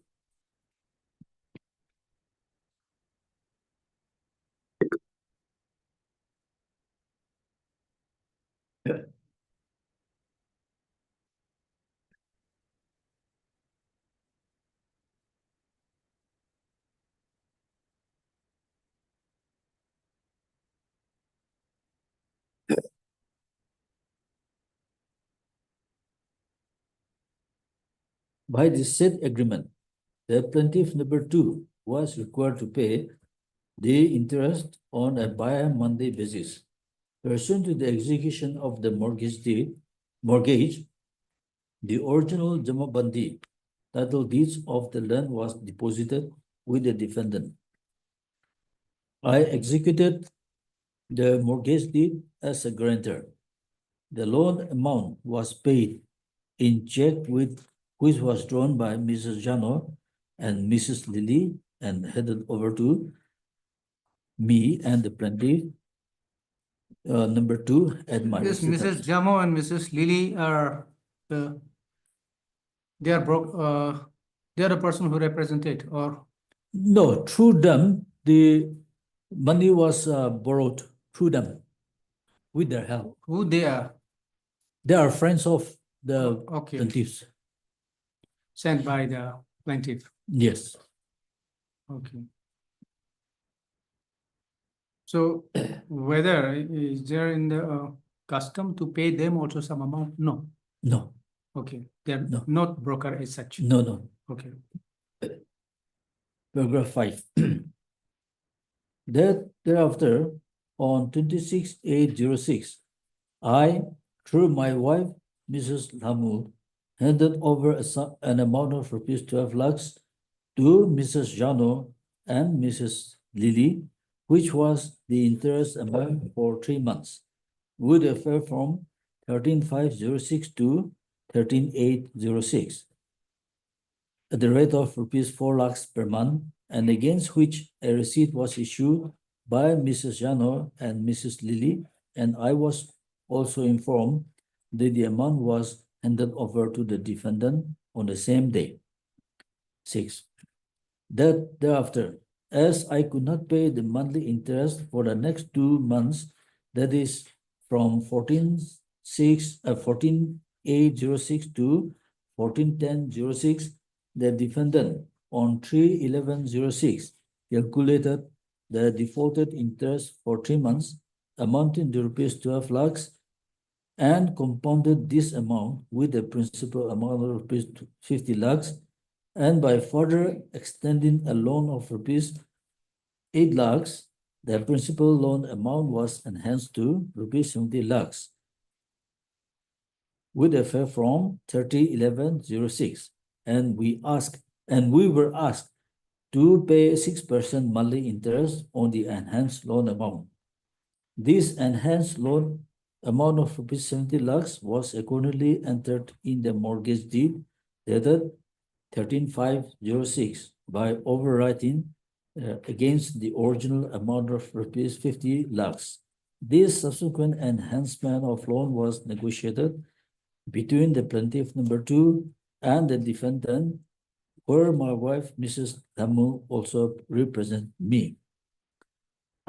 Thereafter, my wife, Mrs. Tamu, represented me and the plaintiff number 2, paid the following amounts to the defendant: 7207, 4,20,000; 15307, 4 lakhs; 11,507, 5 lakhs; 8607, 4,20,000; 5,577, 16 lakhs 20,000; 3/11/07, 5 lakhs. Together, 38 lakhs 60,000. That on 21/08, the plaintiff number 2 further paid an amount of rupees 10 lakhs only to the defendant in the presence of Mrs. Imotila and Mrs. Nungla.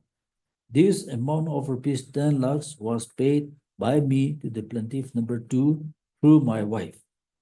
That on all such occasions when the repayment on the loan was made through my wife and the plaintiff number 2, receipts against the payment was insisted from the defendant, but the defendant refused to give any receipts by conveying that as both the parties were maintaining the proper accounts of the loan, it was not necessary to issue receipts.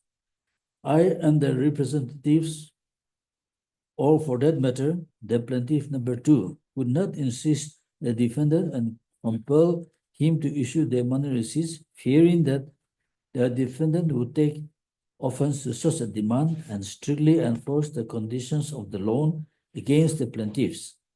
It may be stated that on account of severe financial problems, I and the plaintiff number 2 were not making regular payment of the interest on the loan as agreed. That on 21/2/08, Sri Lanu Jamir and Sri Imli Jamir, both brothers of the plaintiff number 2, approached the defendant and inquired about the accounts of the loan, and to which the defendant furnished a rough account of the loan and left it at the residence of Mr. Chukjim Jamir, GB of 2.5 mile, Dimapur, a neighbor of the defendant. During that time, Mr. Chukjim Jamir was away at Kohima, but he was telephonically informed by the defendant that the amount of the loan has been left at his residence at Dimapur. This account was accordingly furnished to me through Mrs. Lamu and the plaintiff number 2 by Mr. Chukjim Jamir through Mr. Lanu Jamir. That the account of the loan furnished by the defendant is reproduced as under: date of mortgage 3/11/06, period 3/11 to 21/2/08, 15 months. Interest per month 15 into 4 lakhs 20,000, rupees 63 lakhs. Interest paid 48 lakhs 60,000. Balance 14 lakhs 40,000 till 3/2/08. For 21/02/08, 4 lakhs 20,000. Together 18 lakhs 60,000. capital 70 lakhs, due 88 lakhs, 88 lakhs 60,000. This account reveals the date of mortgage as on 3/11/06, the period calculated from 3/11/06 to 21/2/08 as 15 months. That is, at the rate of 6% monthly interest accrued during these 15 months. That is at rupees 4,20,000 per month. As rupees 63 lakhs, the amount of rupees 48,60,000 paid towards the interest, rupees 14,40,000 as the balance on interest due 3/2/08, rupees 4,20,000 as interest from 04/02/08 due 21/02/08. Rupees 18,60,000 as the total balance on interest as on 21/2/08. Rupees 70 lakhs as the principal loan amount, and the total outstanding due of rupees 88,60,000 as on 21/02/08. This is Exhibit P3. That against the outstanding loan of rupees 88,60,000 furnished by the defendant, the plaintiff number 2 on 22/02/08 paid an amount of rupees 40 lakhs to the defendant from the residence of Mr. Chukjim Jamir, GB 2.5 Mile, Dimapur. This payment was made in the presence of Mr. Lanu Jamir, Mr. Imli Jamir, Mrs. Lamu, the brother-in-law / relative of the defendant, and Mr. Chukjin Jamir, the host. I was away at Mochun, preoccupied with my election to the State Legislative Assembly from 26 our London constituency. I was informed by those present that even while accepting rupees 40 lakh from the plaintiff number 2, the defendant initially refused to issue the money receipts by conveying that both the parties were maintaining the recourse of the loan. However, on being pressurized by all those present, the defendant gave in and issued a money receipt drafted by the defendant's relative, accompanied him, acknowledging payment of rupees 40 lakhs from me and the plaintiff number 2 towards the repayment of the loan. Further, while receiving the amount of rupees 40 lakhs, the defendant in the presence of plaintiff number 2 and all those present had verbally acknowledged and declared rupees 48,60,000 as the balance amount of the loan. That as on 22/2/08, I, along with the plaintiff number 2, has already repaid an astronomical amount of rupees 1,60,000 only to the defendant against the loan. However, in spite of receiving such an amount, the defendant has threatened and insisted payment of the balance amount of rupees 48,60,000 with interest at the rate of 6% per month, and has even gone to the extent of locking the entrance gate to the mortgage premises on 3/5/08, thereby obstructing the plaintiff number 2 from quiet and peaceful enjoyment of his land. That on 13/5/06, I, along with the plaintiff number 2, had obtained a loan of rupees 50 lakhs from the defendant. Thereafter, on 3/11/06, the defendant extended an additional loan of rupees 8 lakhs, thereby bringing the outstanding principal amount to rupees 58 lakhs. This being so, even if the defendant becomes entitled to receive interest on such loan, I am liable to pay the normal and permissible interest on the loan amount of rupees 50 lakhs from 13/5/06 to 2/11/06 and rupees 58 lakhs from 3/11/06 onwards, after taking into consideration the amount which I have already repaid on the loan. That against the original loan of rupees 50 lakhs, received from 15306, 13506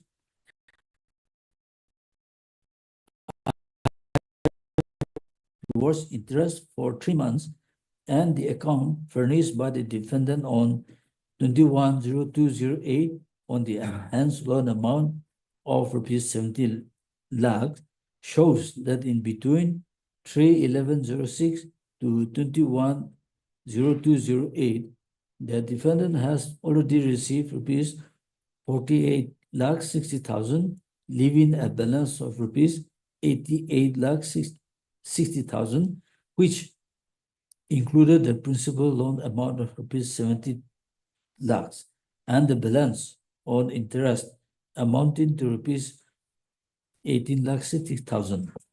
Thereafter, on 22/02/08, the defendant has further received rupees 40 lakhs, bringing the total amount received by him by the defendant to rupees 1,60,000. This would mean that even if plaintiff number 2 and myself had actually taken the additional loan amount of rupees 20 lakhs on 3/11/06 to bring the principal loan amount to rupees 70 lakhs, it would mean that against repayment of rupees 1,60 lakhs, rupees 79 lakhs 20,000 has been debited towards interest from 13/5/06 to 22/02/08, i.e. 1 year, 9 months, and 9 days, and the balance amount of rupees 21 lakhs 40,000 has been adjusted towards the alleged principal amount of rupees 70 lakhs, thereby showing the outstanding balance amount due to the defendant as rupees 48,60,000. This calculation is inferred from the account furnished by the defendant on 21/02/08 and the amount of rupees 40 lakhs subsequently received by the defendant on 22/02/08. That despite of receiving this astronomical amount of rupees 1,60,000 within the short span of 1 year and 9 months, from 13/5/06 to 22/02/08, against the actual loan consideration of rupees 58 lakhs, the defendant has made continuous demand for the balance amount of rupees 48,60,000 in spite of numerous approaches and requests made to exempt me and the plaintiff number 2 from paying the balance amount. It may be stated that I have completely exhausted my source and mean to pay any more amount to the defendant. That since I, along with the plaintiff number 2, failed to pay the balance amount to the defendant, the letter on 3/5/08 logged the mortgage premises, obstructing the ingress and egress of the plaintiff number 2 to his land and building. In order to sort out the matter, my wife, Mrs. Lamu, and Mrs. Suajungla, wife of the plaintiff number 2, invited the defendant at the residence of Mr. C. Apuk Jamil, MLA, the younger brother of the plaintiff number 2, and during which the defendant was requested to exempt the plaintiffs from paying the outstanding balance of rupees 48,60,000 and to remove the lock from the gate of the plaintiff number 2. The defendant, however, refused to oblige to the request and demanded payment of the entire balance amount with interest, due to which the talks ended without any fruitful result. The discussion between Mrs. Lamu, Mrs. Suajungla, and the defendant was also witnessed by Sri C. Apuk Jamil, Sri Chujim Jamil, GB, Sri Lanu Jamil, and Sri Imli Jamil, and it is in the knowledge of all these persons that during the meeting, the defendant demanded the outstanding balance of rupees 48,60,000 with interest from the plaintiff. It may be stated that the plaintiff number 2 could have free access to his land and building only by the intervention of this honorable court. It may further be stated that even on an earlier occasion, the defendant had locked the shops which were rented out in the mortgage premises for about 2 months. And it was only after the plaintiff number 2 repaid rupees 10 lakhs on 2108 and rupees 40 lakhs on 22,208, the defendant removed the locks, enabling the tenants of the plaintiff number 2 to have proper access to their shops. That along with the plaintiff number 2 had secured a loan of rupees 50 lakhs from the defendant on 13,506, which was enhanced to rupees 58 lakhs on 3/11/06, and against which we have already paid rupees 1,60,000 as on 22/2/06 since 08. Since the amount recovered by the defendant on the loan shows that he has received more than the principal and the permissible interest, put together, the defendant is not entitled to claim the balance amount of rupees 48,60,000 on the loan. That although I, along with the plaintiff number 2, had voluntarily executed the mortgage deed dated 13/5/06 as a mortgagor and a guarantor, the transaction insofar as it relates to the loan and the monthly interest of 8% and 6% is substantially unfair against us, and it is on account of which our liability on the loan has become perpetual and no amount of repayment has enabled us to liquidate the loan. This being so, the mortgage agreement dated 13/5/06 and or 13/11/06 is liable to be declared void and illegal.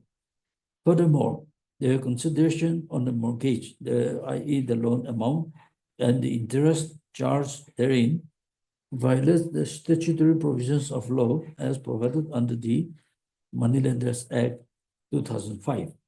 And accordingly, the transaction insofar as the loan and the interest is concerned is illegal and unenforceable between the parties, and the consent given by me and the plaintiff number 2 to the agreement is immaterial and of no consequence as the transaction itself is prohibited by law. Then I also stated the monthly interest of 8% and or 6%, that is 96% or 72% per annum on the loan amount is not only abnormally exorbitant, but penal in nature and offends the prevailing financial transactions of a loan, and accordingly such transaction being harmful to public good and public interest is immoral and opposed to public policy, and this being so, the agreement, particularly with regard to the loan and the interest charged therein, is liable to be declared illegal, null and void. That I further state that the mortgage deed dated 13/5/06 and or 13/11/06 is unreasonable and unconscionable as the consideration of the mortgage, i.e.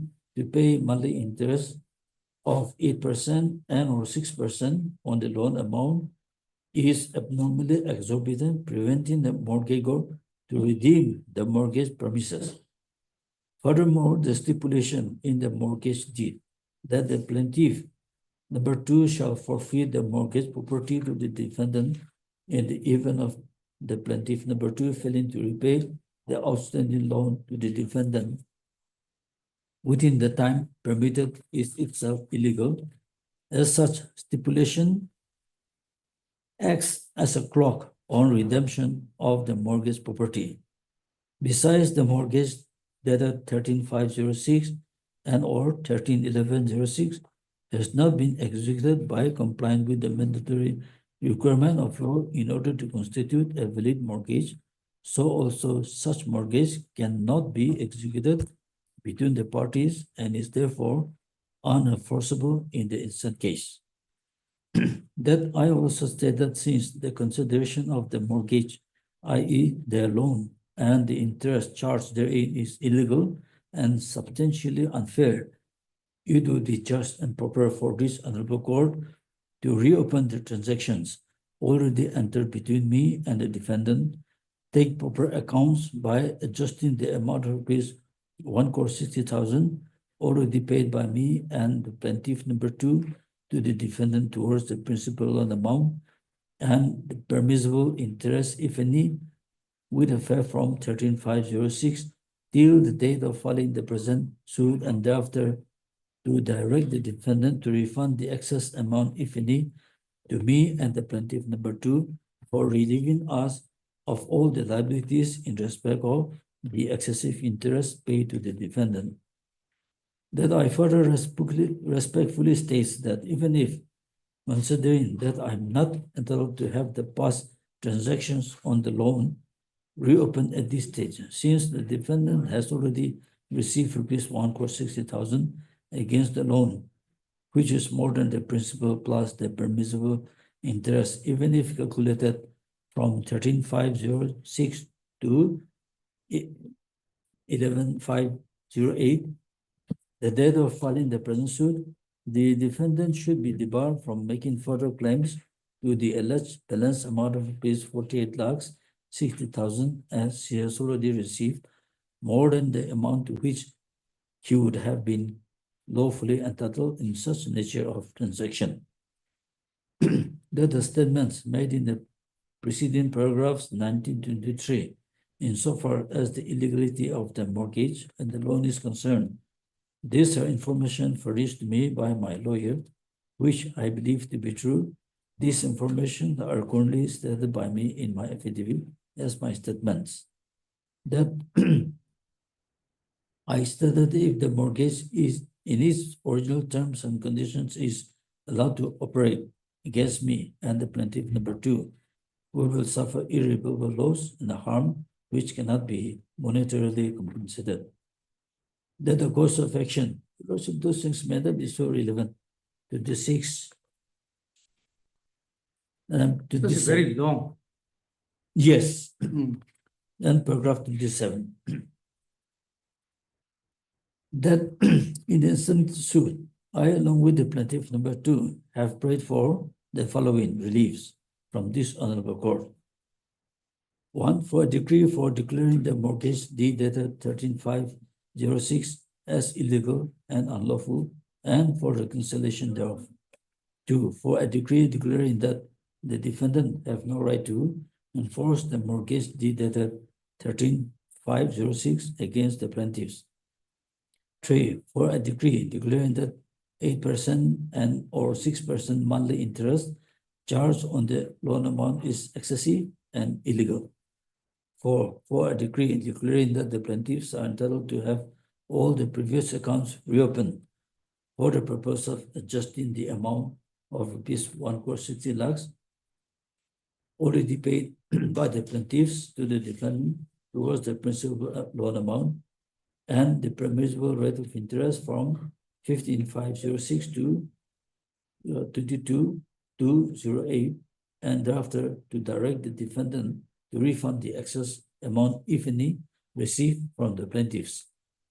For a decree, this entitling the defendant to claim the balance of amount of rupees 48,60,000 with interest thereon, for an order directing the defendant to hand over possession of the original copy of Jamanbanti against Pata number so to the plaintiff number 2, permanent in the joint course of the suit.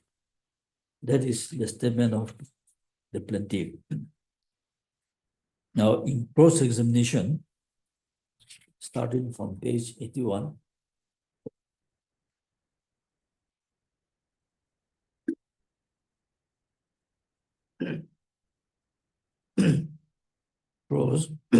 cross-examination by the defendant.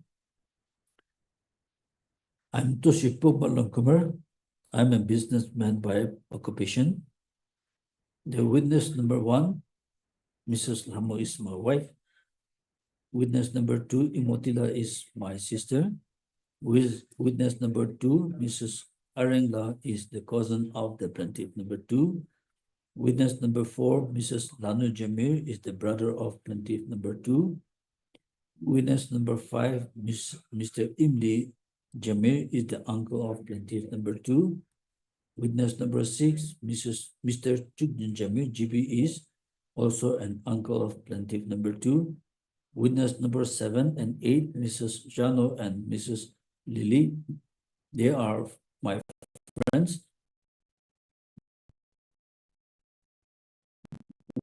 Witness number 10, Sri Apok Jamir is the brother of plaintiff number 2.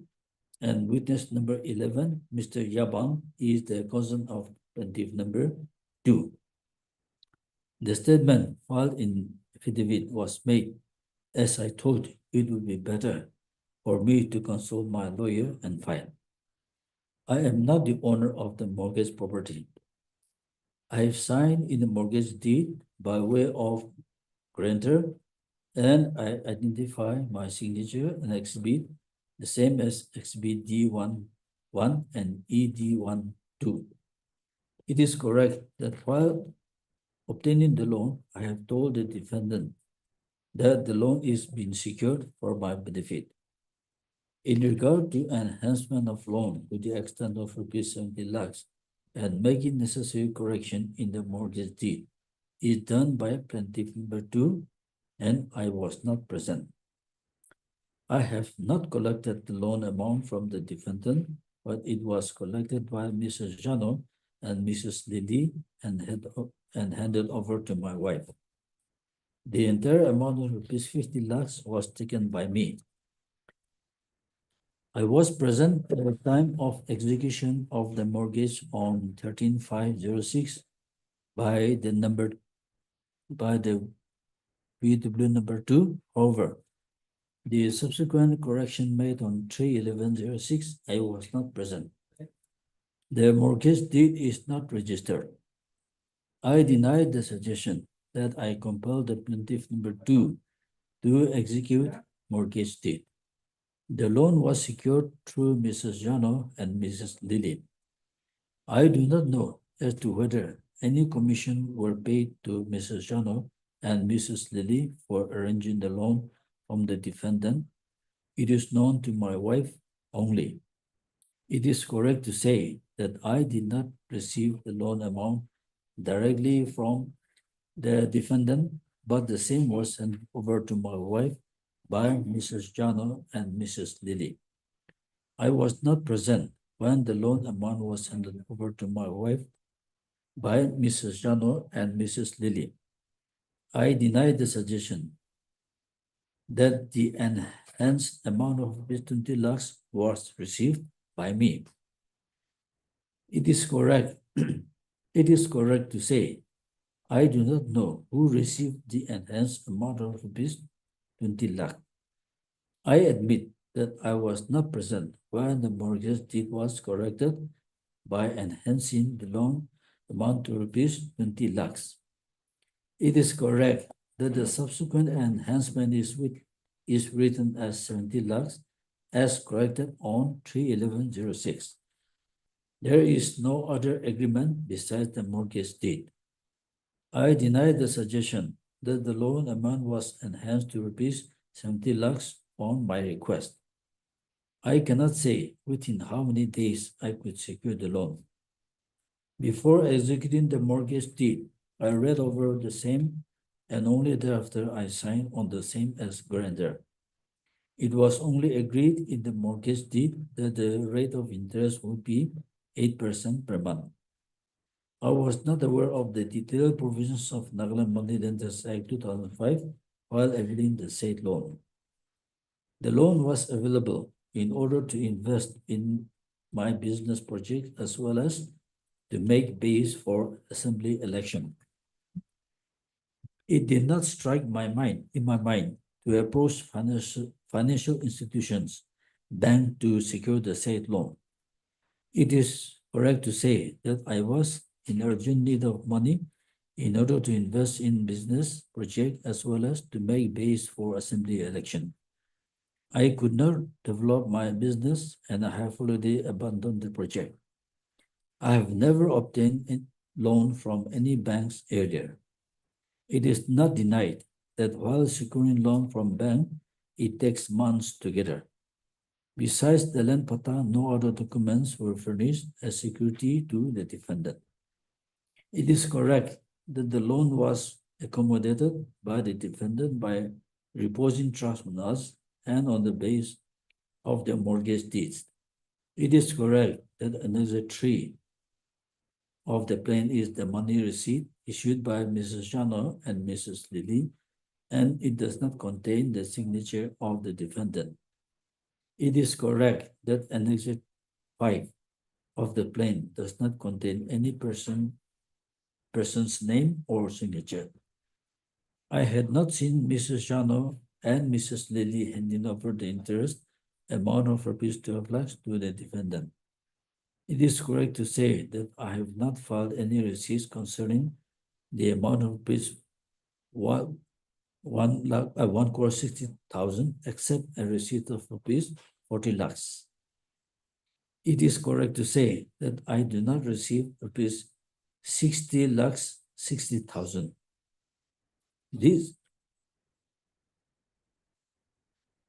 This case was instituted jointly by myself and plaintiff number 2. Except the mortgage deed dated 13/5/06, Exhibit P1, there is no other agreement between us and the defendant. I also used to obtain loan from private individuals on interest and on mutual understanding. It is not correct to say that my land and my house located in Nagarjan has been taken over by some society for non-payment of loan amount. I say that loan was obtained after disclosing to the defendant that the loan is being availed only for me and plaintiff number 2. I have stated that correctly and no statement are false. And Re-examination is also there. yes, Oh, it's quite long. it's a lengthy one. Yes. I clarify that the loan amount of rupees 50 lakhs was handed to me and plaintiff number 2 at my residence by Mrs. Jano and Mrs. Lily.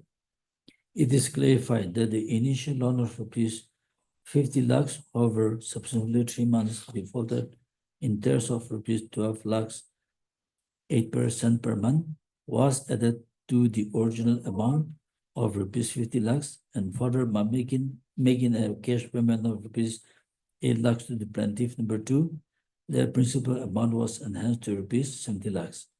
This was after the payment of rupees 12 lakhs towards the payment of 3 months. This breakup is the interest for 6 months, which was initially due to the defendant.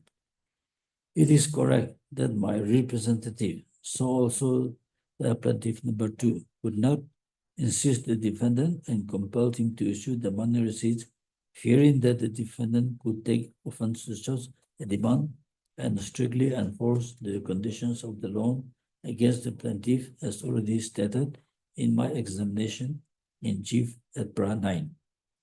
I'm not aware of the condition imposed by the respondent to my representatives, except that my representatives communicated to me that the defendant is not willing to issue receipt of those payments made unless the entire loan is clear/paid. The amount of rupees 40 lakhs were arranged by myself and the plaintiff number 2, and the same was paid to defendant on 22/2/08 by plaintiff number 2 in my absence. I do not remember the dates when I handed over the money to my wife or for making payment to the defendant. I do not maintain any personal account in regard to the money that was handed over to my wife for onward payment to the defendant. My wife do not have any business for her own, but she helps me in all my business, and the dates mentioned in my deposition at Part 7 are as per information given to me by my wife. I do not remember the dates when I handed over the money to my wife. I deny the suggestion that the dates given in Part 7 of my affidavit are fictitious and are not the dates of transactions undertaken. I deny the suggestion that as my business project failed, because of which I failed to repay the loan. It is correct to say that at the time of obtaining the loan, I have not complained concerning the interest charged. It is correct that in the mortgage deed, there is no indication that the loan was secured for my benefit. It is correct to say that I have approached this court complaining about the excessive interest rate after a lapse of 2 years. It is correct to say that I have utilized the loan money for about 2 years, and so plaintiff number 2 has 2 brothers who are younger to him. I'm not aware of the gift deed executed by plaintiff number 2 in favor of Pong San Jamir, but I heard about the mutation and transfer of a portion of the sued land. It is correct to say that the amounts mentioned in paragraph 7 in my affidavit are the money handed over by me to my wife for making repayments towards the loan and to the defendant. The amount of money mentioned in paragraph 7 of the affidavit is towards payment of interest to the defendant in lump sum manner. Another 6 of the plan was handed over to me by my wife. It is correct to say that the plaintiff number 2 failed to carry out the terms and conditions of the mortgage deed. It is clarified that after I had secured the loan and before filing the present suit, I told my representatives and the plaintiff number 2 have already repaid 1,60,000 to the defendant.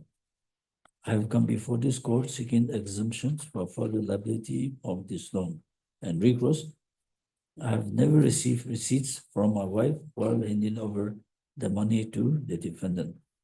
I deny the suggestion that my wife had never handed over the mentioned amount of rupees 60,000 to the defendant.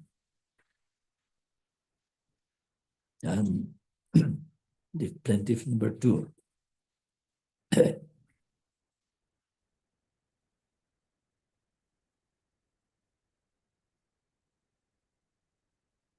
Must have stated more or less the same. Yes.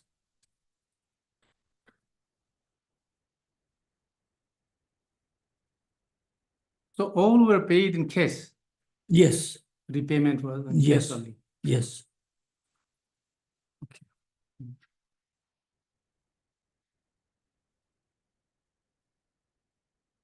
Very risky. Very risky. Yes, of course. So without receipt. defendant has taken the advantage of that.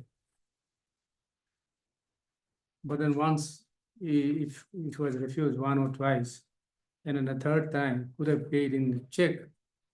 Of course, that possibility was there, but And then repeatedly is involved with unless they so have much of amount. they have money Huge in amount. their accounts, they cannot. Huge amount, and then paid repeatedly without receipt. Yes. Looks like not very probable. You receive depending on the statements of the witnesses. Now, as your lordship says, preponderance of probabilities. Yes. Now, we need not prove the case beyond reasonable doubt. Right. So it is on the basis of preponderance of probabilities. And then it appears Now- that, because from the cross-examination also, it appears that all the witnesses that you have adduced are interested, the relatives. Of course, they are Friends, somehow and- related, but it doesn't make the statement false. That is true, of course. Because if that is so, then It the also trial doesn't court has, make that the statements are true also. yes. If that is so, then the trial court has to come to a conclusion even on that also. Right. And deny That- my, That has to be appreciated. of Yes. course, discussed. yes, discuss and then deny my Right. evidence. With that. Yes. Giving reason. Yes, giving reasons. But in the present case, nothing such has been done, as your lordship also has seen.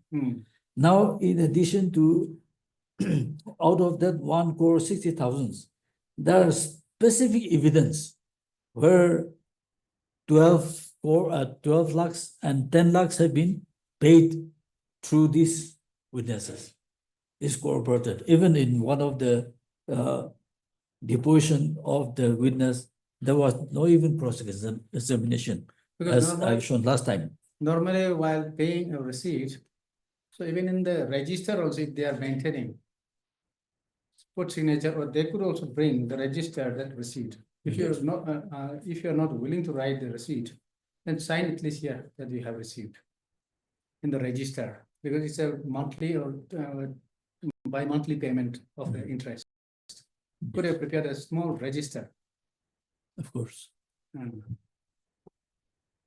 But it is a part of our nature, in fact. Sometimes we take things a little lightly Right, where we should not. but So- but in the instant case, the amount involved is so huge, Yes. and then at the end of the day, this problem erupted.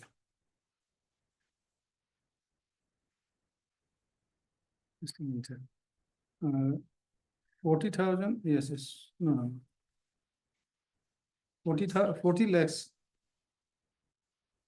Yes, 40 lakhs. was, That is not the only disputed amount. no, where was the statement with saying 40 lakhs was paid on such and such day? Yes.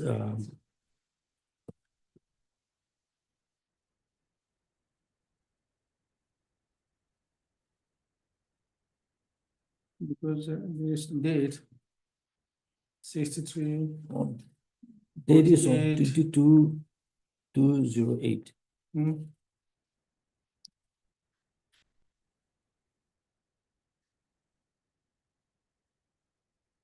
In the deposition or in the plain, Roshi, no, in the evidence. evidence?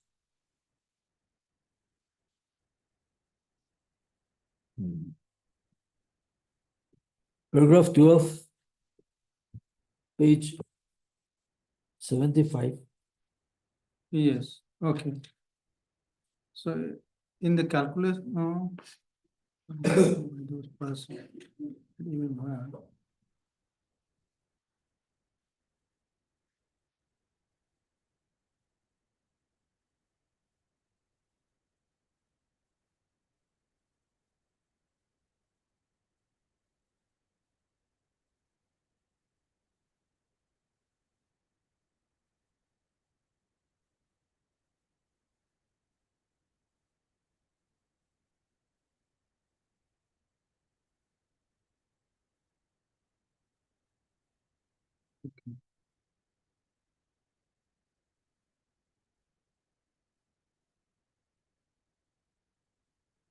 Okay, now.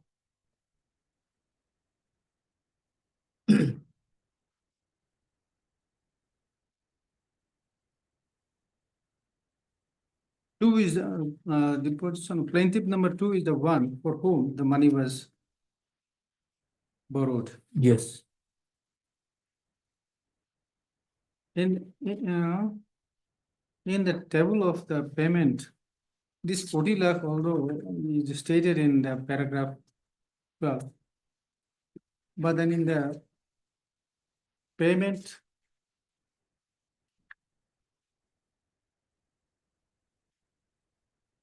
In case of the div number 2, paragraph Hmm. 11. hmm, Paragraph 11, payment of 40 lakhs. Yes, in paragraph 11. no, just a minute. This date was payment, please come to page 73. 73, A, B, C, D, E, F, Yes, up yes. to F. So you are 4 lakhs, 20,000, 4 lakhs, not here. Of course, this was up to 2017, 7. Yes, yes. So next comes para 11, page 74. So this was in the year 2008. 7. No, 74, No. para 11. Paragraph, page 74. Yes, page 74, para 11, period, and then 15 months. And the payment, interest paid 48 lakhs 60. balance. And so here also this 40 lakhs doesn't figure.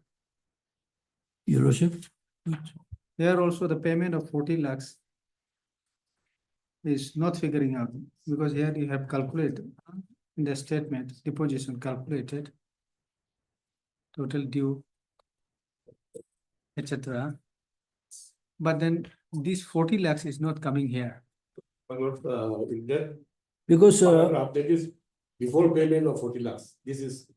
Okay, This, 40 lakhs is after, yes. 40 lakhs is after After. after this. After Okay, this. okay. because That, in that was on 22/28. yes, Yeah. even in deposition of Period of 3/11/6 to okay 21/2. Yes. Okay, right. now in paragraph 8 of the deposition of the plaintiff number 1, paragraph 8. Paragraph 8. Yes. Yes.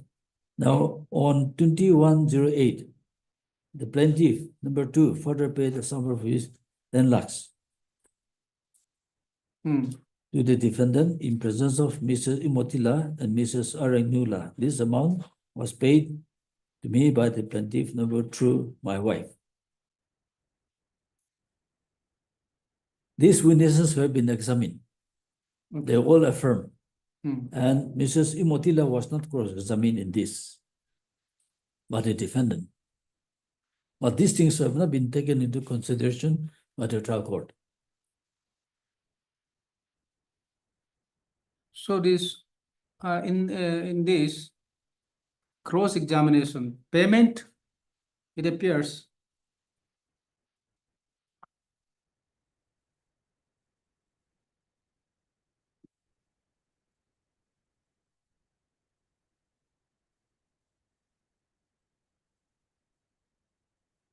making of payment has not been properly rebutted, it appears. Plaintiff number, have you seen anywhere in the cross-examination? Yes. Well, Okay, I'll point out the okay, relevant portion. okay, yes, Yes. we can now come to deposition of plaintiff number 2. 2. Yes. This is also equally long, I think. Yes. Yes, long.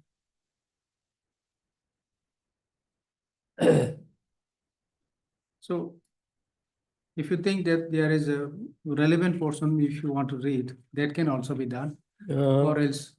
Yes, well, it is the amount paid and the interest paid at the first instance, 12 lakhs, subsequent payments, and then the subsequent payment of rupees 10 lakhs, and then just a minute. Yeah. the enhancement of the amount from 50 to 70, only 8 lakhs cash was given, and that 12 lakhs was. That portion. Those things are corroborated by this. Okay, that is in para 3 or para? 8%. Paragraph 5 is payment of the first interest of 12 lakhs. 12 lakhs. Yes, Okay. paragraph 5. And then also the enhancement, 8 lakhs cash. And 12 lakhs This is, I think this similar. similar to plaintiff number 1. Yes. Same. Then 70 and then to the 6% yes, per month. yes. Interest. And entering the mortgage deed at so overwriting the original amount of rupees. Okay. So the original mortgage deed after this overwriting, no longer the original no longer remains. No longer remains. Okay. Because from this date, it was enhanced to 70. But what they are stating is that 8 lakhs in cash. Because this is the person on whose signature the first 50 lakhs was obtained.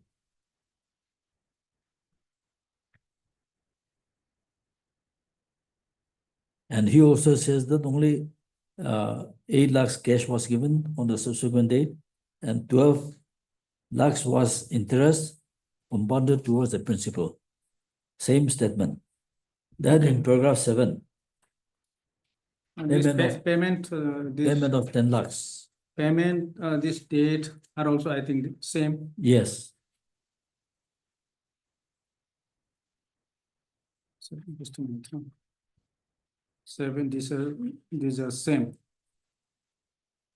Okay, paragraph 7 yes, is what, regarding 10 lakhs, yes, that payment one, of 10 lakhs, that is also same, it appears. same. Okay. And according to this, he says Hmm. that on 2108, Mrs. Lamu, wife of plaintiff number 1, handed over an amount of rupees 10 lakhs to me for repayment against the loan quantity, Reading which paragraph?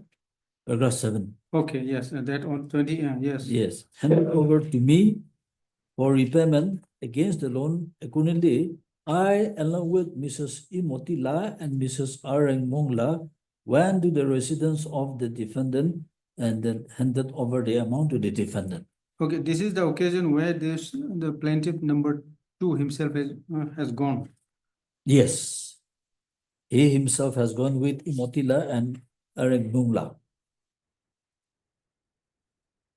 Okay.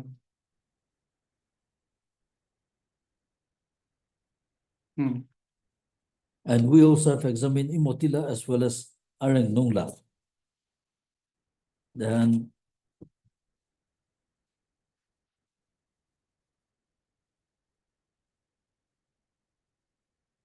Loan was made from me and my representative.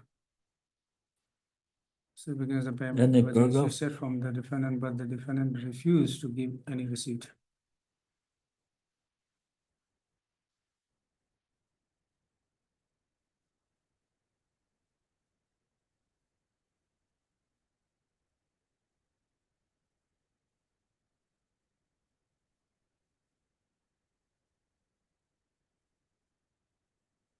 the contentions of both these plaintiff 1 and 2 on the account said to have been given by the defendant and left at the place of the Chuk Jinjamir GP of 2.5 mile, Dimapur, is also same. Just a minute, this,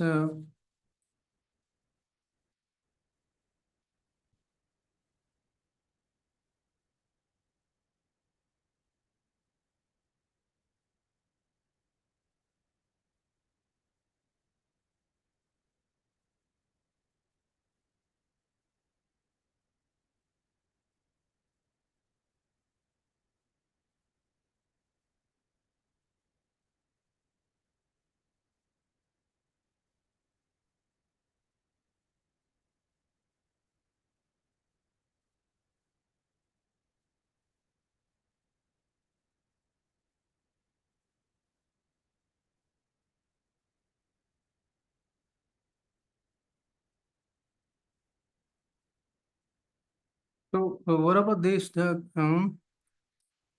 the statement that the defendant furnished a rough account of the loan and left it at the residence of Mr.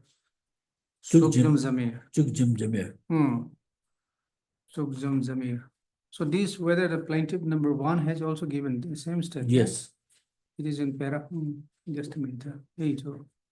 Now, surprisingly, The para 10, okay. this trial court has not examined the depositions of Chuk Jinjamir. So, The trial court hasn't examined the statement of Chuk Jinjamir on this account so left by the defendant. Sukjum Zamir was not being examined by you also. No, I have examined him. Okay, According to the defendant, he is a trustworthy man also. he is He is a trustworthy man because Okay. they are neighbors.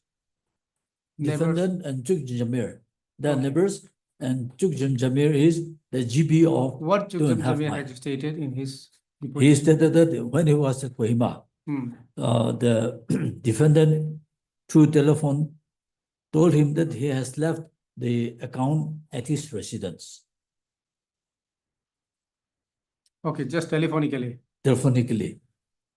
He also did not see the rough account. No, no, when he came home, Hmm. when he came back home, Hmm. he found the account left by Chukjin Jamir, dated 21/2/08.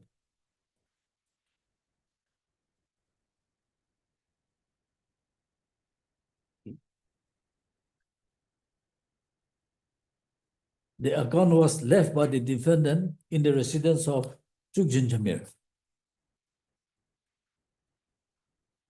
Just-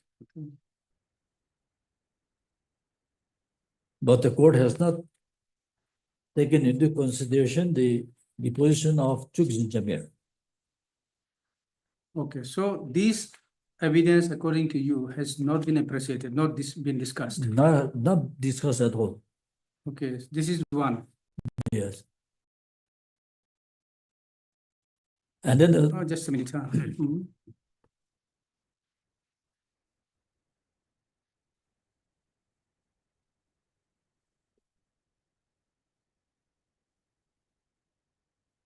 So according to you, the evidence not discussed are about the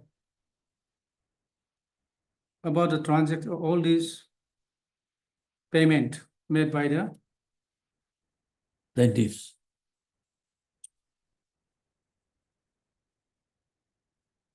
None of my witnesses' statements were considered, in fact.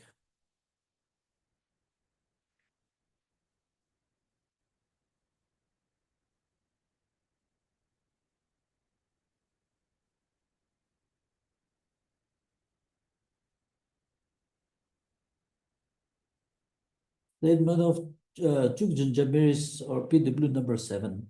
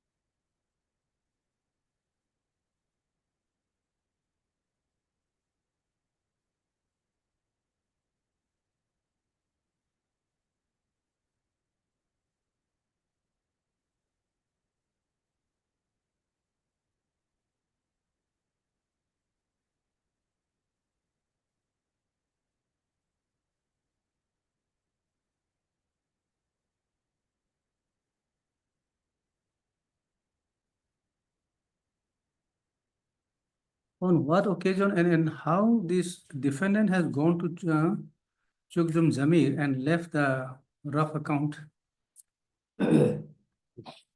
Has anyone stated that? Page How he, 128. PW number 7. Chukjin Jamir.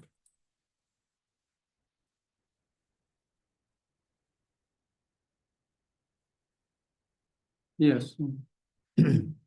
I, Mr. Chukjin Jamir, aged about 52 years, son of so, in the district of Dimapur, solemnly affirm and on oath and state as follows, that I am presently the chairman of Daroga Pathar Village Council, 2.5 mile Dimapur in the district of Dimapur, Nagaland.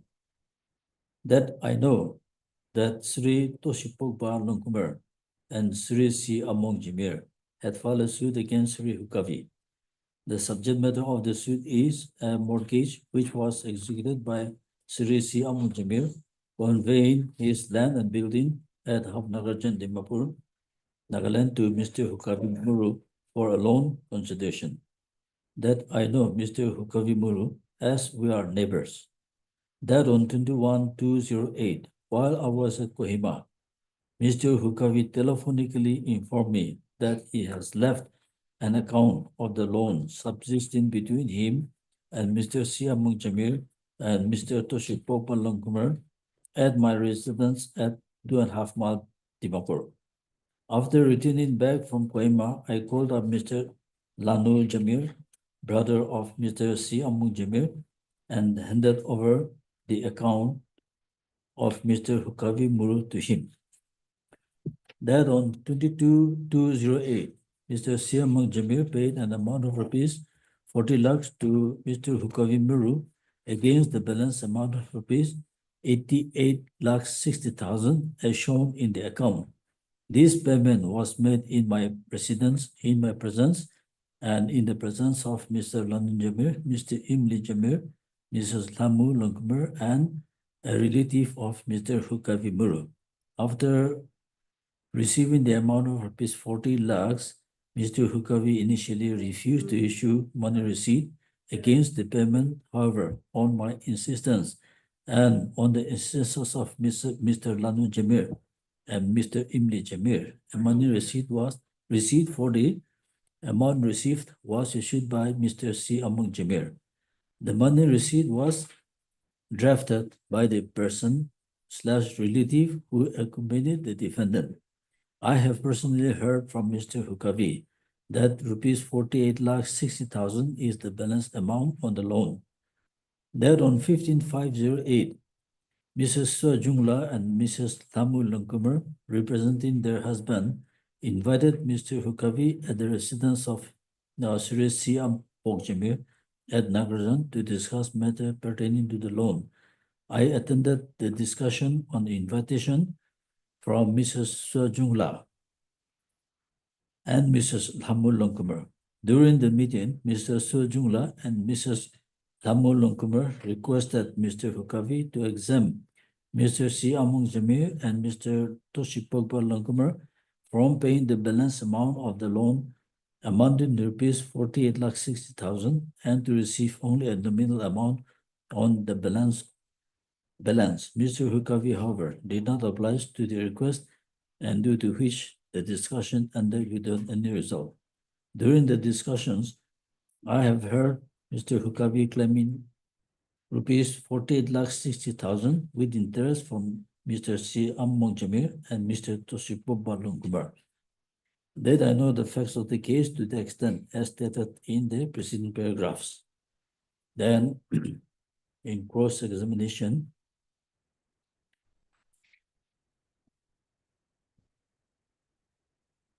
plaintiff number 1 is the brother-in-law of plaintiff number 2, and plaintiff number 2 is my cousin brother. I have come to depose as a witness in the present case on the request of Toshi and Among. I was not present at the time of exhibiting the mortgage deed. I do not know who received the money amounting to 50 lakhs as well as 20 lakhs.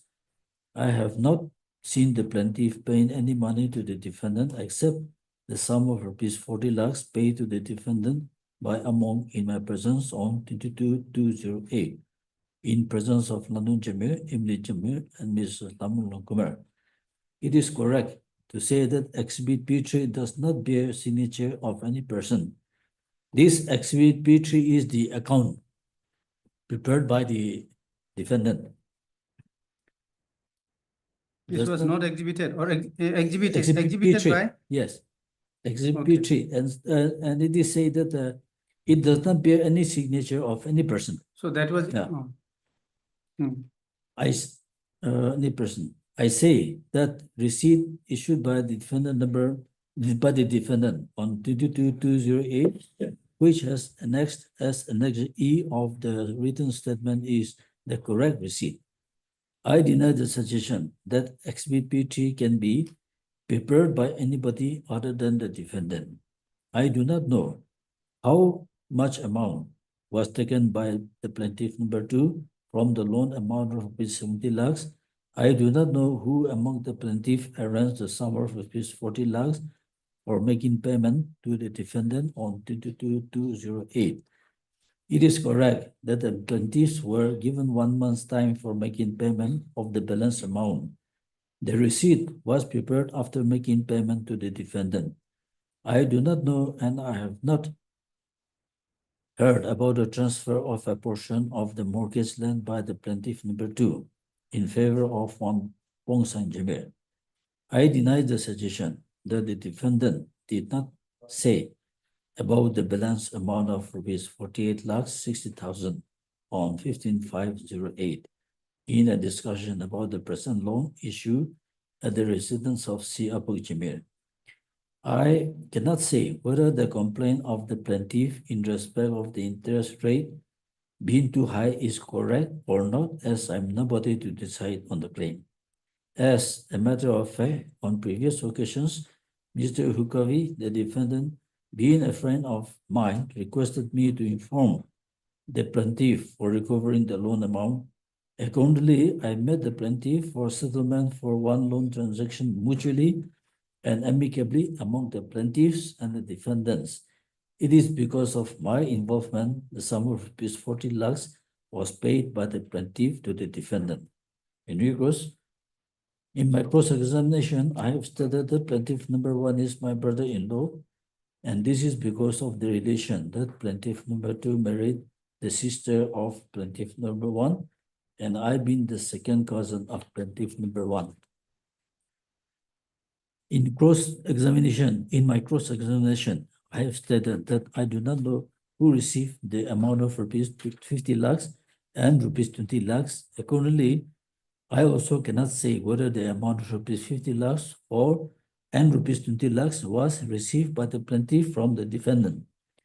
On 22-208, the plaintiff number 1 paid an amount of rupees 40 lakhs to the defendant at my residence and in my presence and in the presence of others. After receiving the amount, the defendant, however, refused to issue money receipt for the receipt, stating that both the parties were maintaining their own account of them. However, on my assistance, the defendant issued the money receipt of rupees 40 lakhs. The defendant and myself are neighbors, and I have a brotherly relation with the defendant. Where do we find this receipt of 40 lakhs?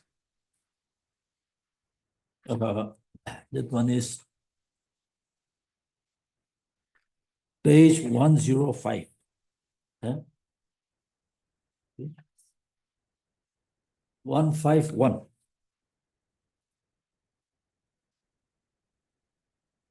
One five one. 151.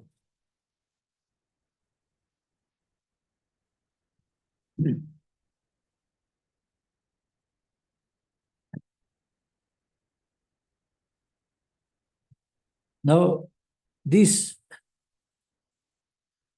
sketch, round sketch this was sent No, for the sir. But, forensic experts to compare with the specimen handwriting of the court witness Hukato. they don't- But this is the receipt. This is the receipt which is Receipt? admitted by the defendant. Yes, yes, yes.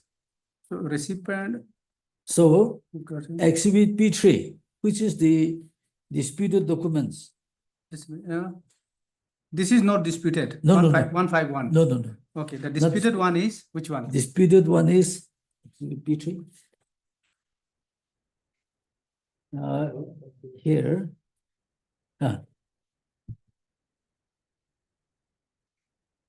Is it? 150.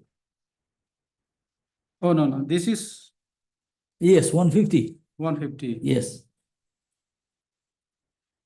So there is no signature of any person. That is what Chukjun Jamir said. But this one,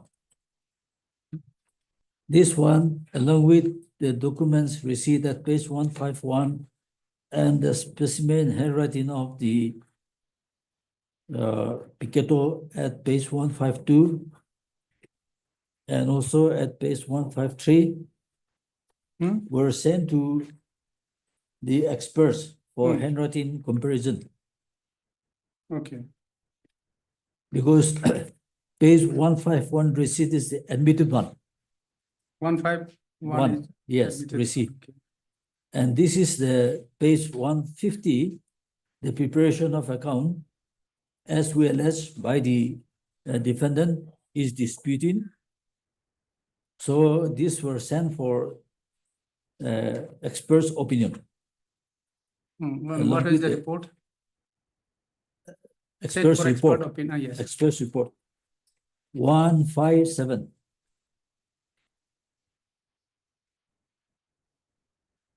Disputed is page, just a minute.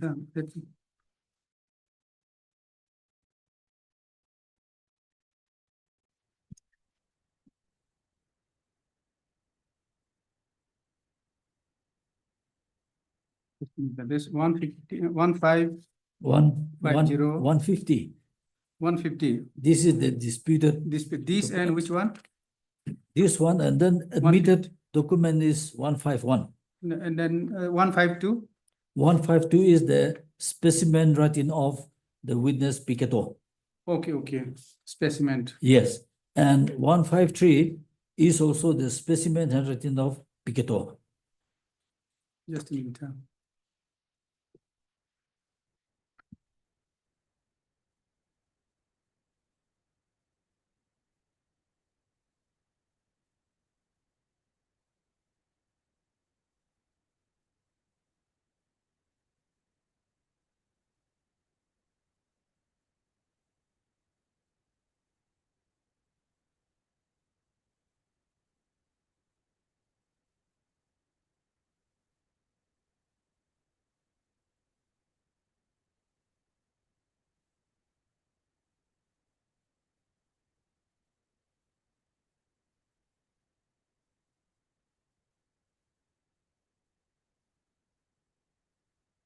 Okay, just a minute here. As per the PW7 stated that at that time 40 lakhs was paid and then remaining was 48. Yes. Well, this was No, account was before payment of 40 lakhs, it was 88 lakhs 60,000. Yes, total was 88 lakhs 60,000. 60,000. That was Then 40 lakhs was paid and Yes. after payment 48 plus 48 lakhs 60,000. 60,000 remain. Yes. So whether is it tally with the this was in just a minute. This was on 22 up to 22 February 2008. Yes. Okay. So your statement February 2021 to 88 60,000. Okay, this is according to you. This is correct. The Yes. remaining is 88 lakh 60,000 Yes. as per as per the statement of the Defendant. no, the plaintiff number 1 and 2. Yes. So till 21 to 2008, the total amount was 88 60,000. Yes. So out of that, on 22, 40 lakhs was paid. Yes. Okay. And as per the disputed document, Yes. this was prepared on The this specimen is handwritings, Your this Lordship, also tally with the amount mentioned by you and the statement made by the PW7 yes, 88 60,000. 60,000. Okay. So let us see the report of the Yes. FSL. Page 157.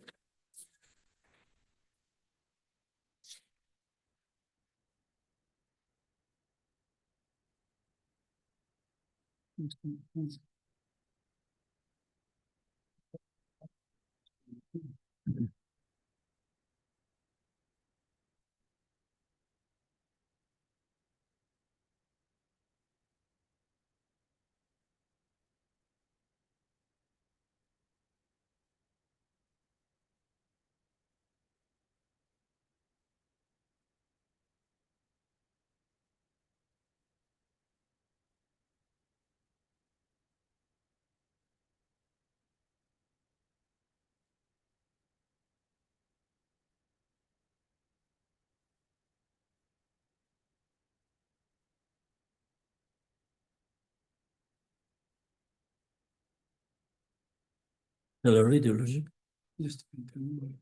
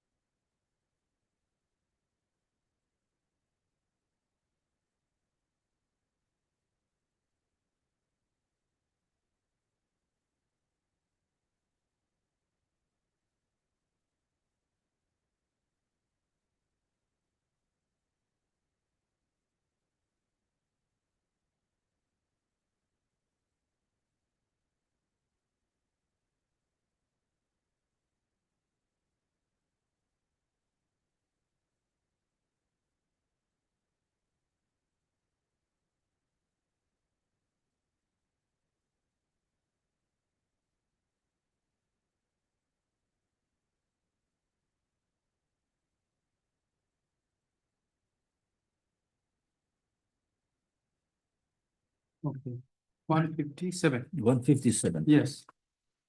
The documents in connection with an inquiry received via number civil suit 13/2000 dated 16/7 to 2012 have been carefully and thoroughly examined and compared with the sample standard writing from the original documents in all aspects of handwriting identification on detection of forgery with the necessary scientific aids available in the Directorate of Forensic Science, Assam, Kahilipara, Gauhati.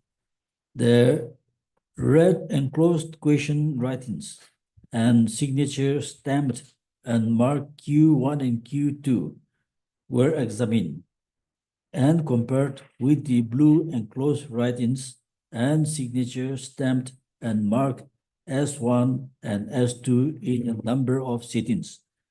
But it has not been possible to express a definite opinion regarding the authorship of the red enclosed writings and signature of stamped and marked Q1 and Q2 and on the comparison with the material at hand. However, another attempt will be made to form a definite opinion in this case if some more specimen handwritings of the connected person obtained by dictating him to write the text similar to the question documents on different sheets of paper with varying speed along with, if possible, some admittedly genuine writings of the same person written by him in his normal course of business during the year 2007 to 2009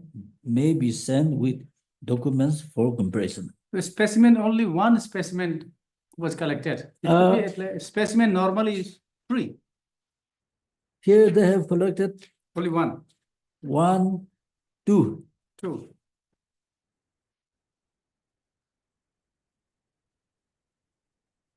'53 also. 52 and 53. Okay.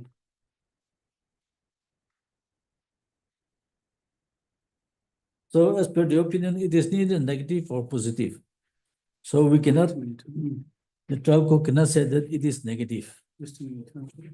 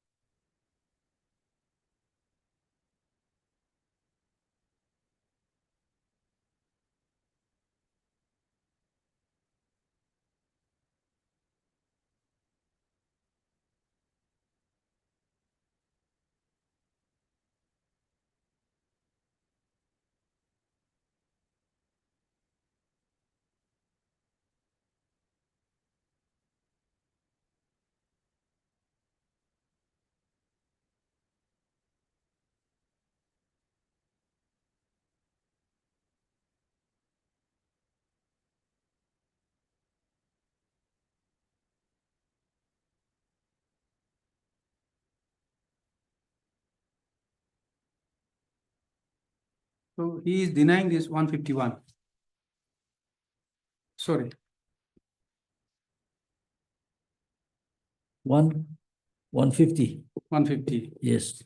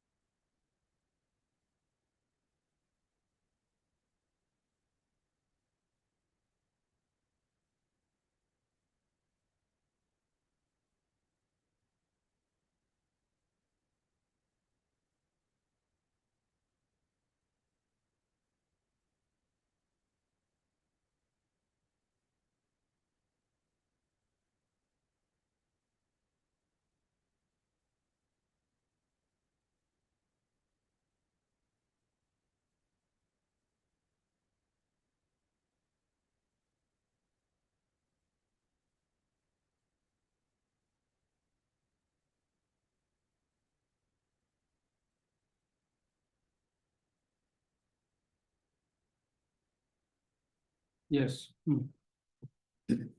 And this, the writing of this receipt was examined as court witness, which is found at page Who 159. was examined as? This, the author of the receipt of What? rupees 40 lakhs, which is not disputed, Okay. but he denied of writing the account, rough account. No, who wrote this 151? 151 is written by a relative of the defendant. Okay, not by the defendant. No. Okay, Who resides with the defendant? Perhaps some relative. relatives. Yes. And then 150 is 150 is the rough account, which we allege that this was prepared by the defendant through the court witness and left at the residence of Chukjin Jamir on Okay. 21. the person who prepared 150 and 151 are the same person. We allege that it is the same person. Same person. Yeah, but they denied. Okay. So the author of 151, page 151, Okay, wait. was examined as court witness. Okay, well, let's So 159, 159. yes. Just a minute.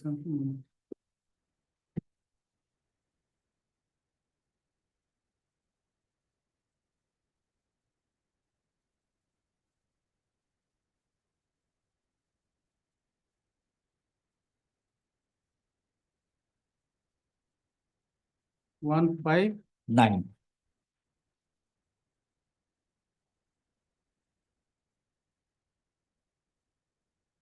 I'll start from question.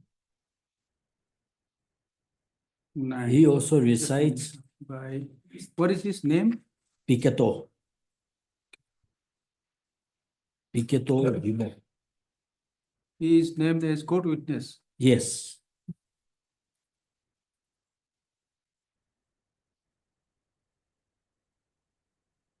I do not know if this witness have not written the rough account, why the defendant refused to bring it as his witness, but why he was examined as court witness. Court witness. He did not bring. Okay. So Question. let us see his Yeah. statement. Question. Is the handwriting contented at page 19, which is marked Exhibit P3, your handwriting? Answer. Some are similar while others are not. Okay. Exhibit P3 is the rough account. Do you understand what is contained in Exhibit P3? Answer. No. Question. Is the handwriting contained at page 20? Mark Exhibit P7 your handwriting? Yes, it is my handwriting. Do you understand what is contained in Exhibit P7? Yes, I was asked to write receipt of money amount of rupees 40 lakhs. Then rupees 40 lakhs only by my brother-in-law,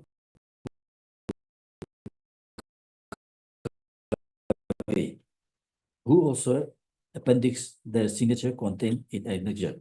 Now enclosed by the plaintiffs. My education qualification is BA past.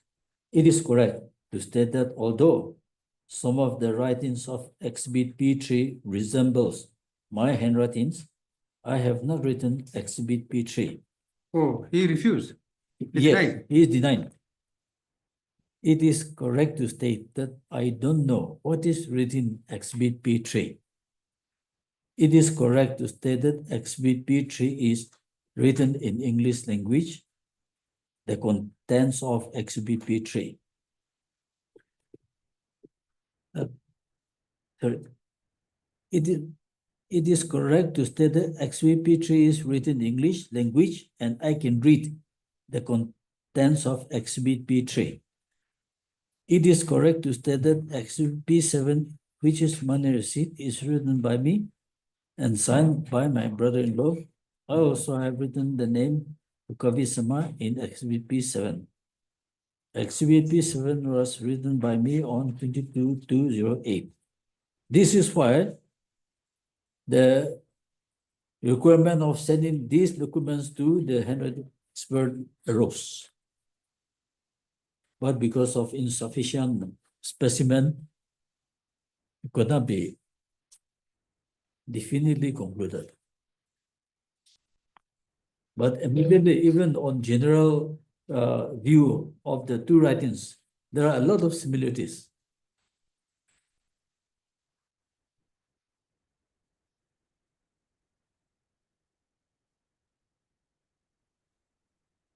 So 151 was written, admitted. 152 is specimen. Yes. There is a change in the specimen also. 153 is changed. Yes. So he tried to change according to you. Normally, an educated person, after all, he is an educated person. He is a BA past. So, but trying to change cannot escape because in normal writing and with the same pressure as doing daily and in business, in course of business, once that is given, then certainly it can be verified whether it is his or not.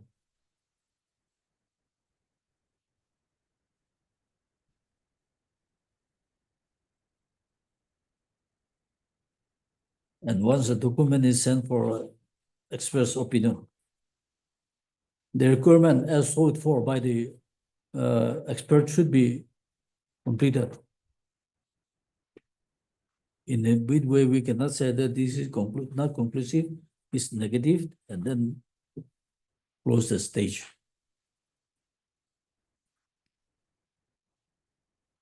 Okay, so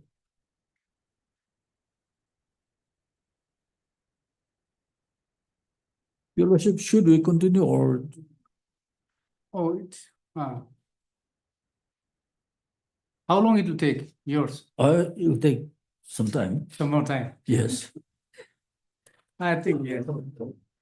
Then in that case, we have to fix another date. Yes. When do you want? What do you say? Thursday or Friday? Friday would be a little difficult because Friday we will not be able to spend so much time. Yeah, yeah. Let us try Thursday. Okay. Thursday will be 24. Is it okay? Yes. 24? Yes, yes.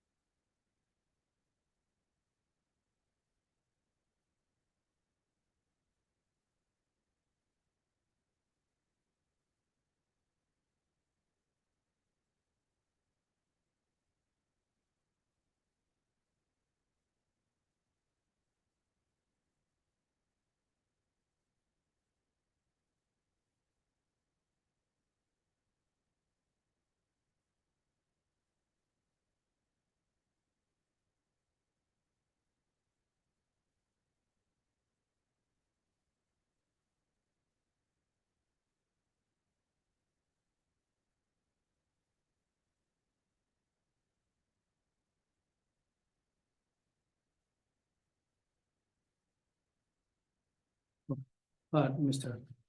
R. Idanu, Lana Senior Counsel, assisted by Ms. Mabini. Okay, Mabini, Lana Counsel for the applicants. Stop. Also had Mr. N. Kilukam, Lana Counsel for the respondent. Stop. Part in part. List this matter again on, no, hard in part leave. List this matter again on Thursday, it will be 24th 24. for further hearing. Yes. Okay. Bless you. Perfect.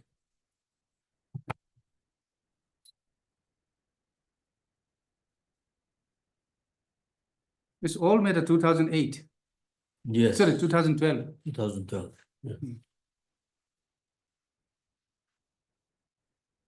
We'll try to finish 20. Yes. Yes.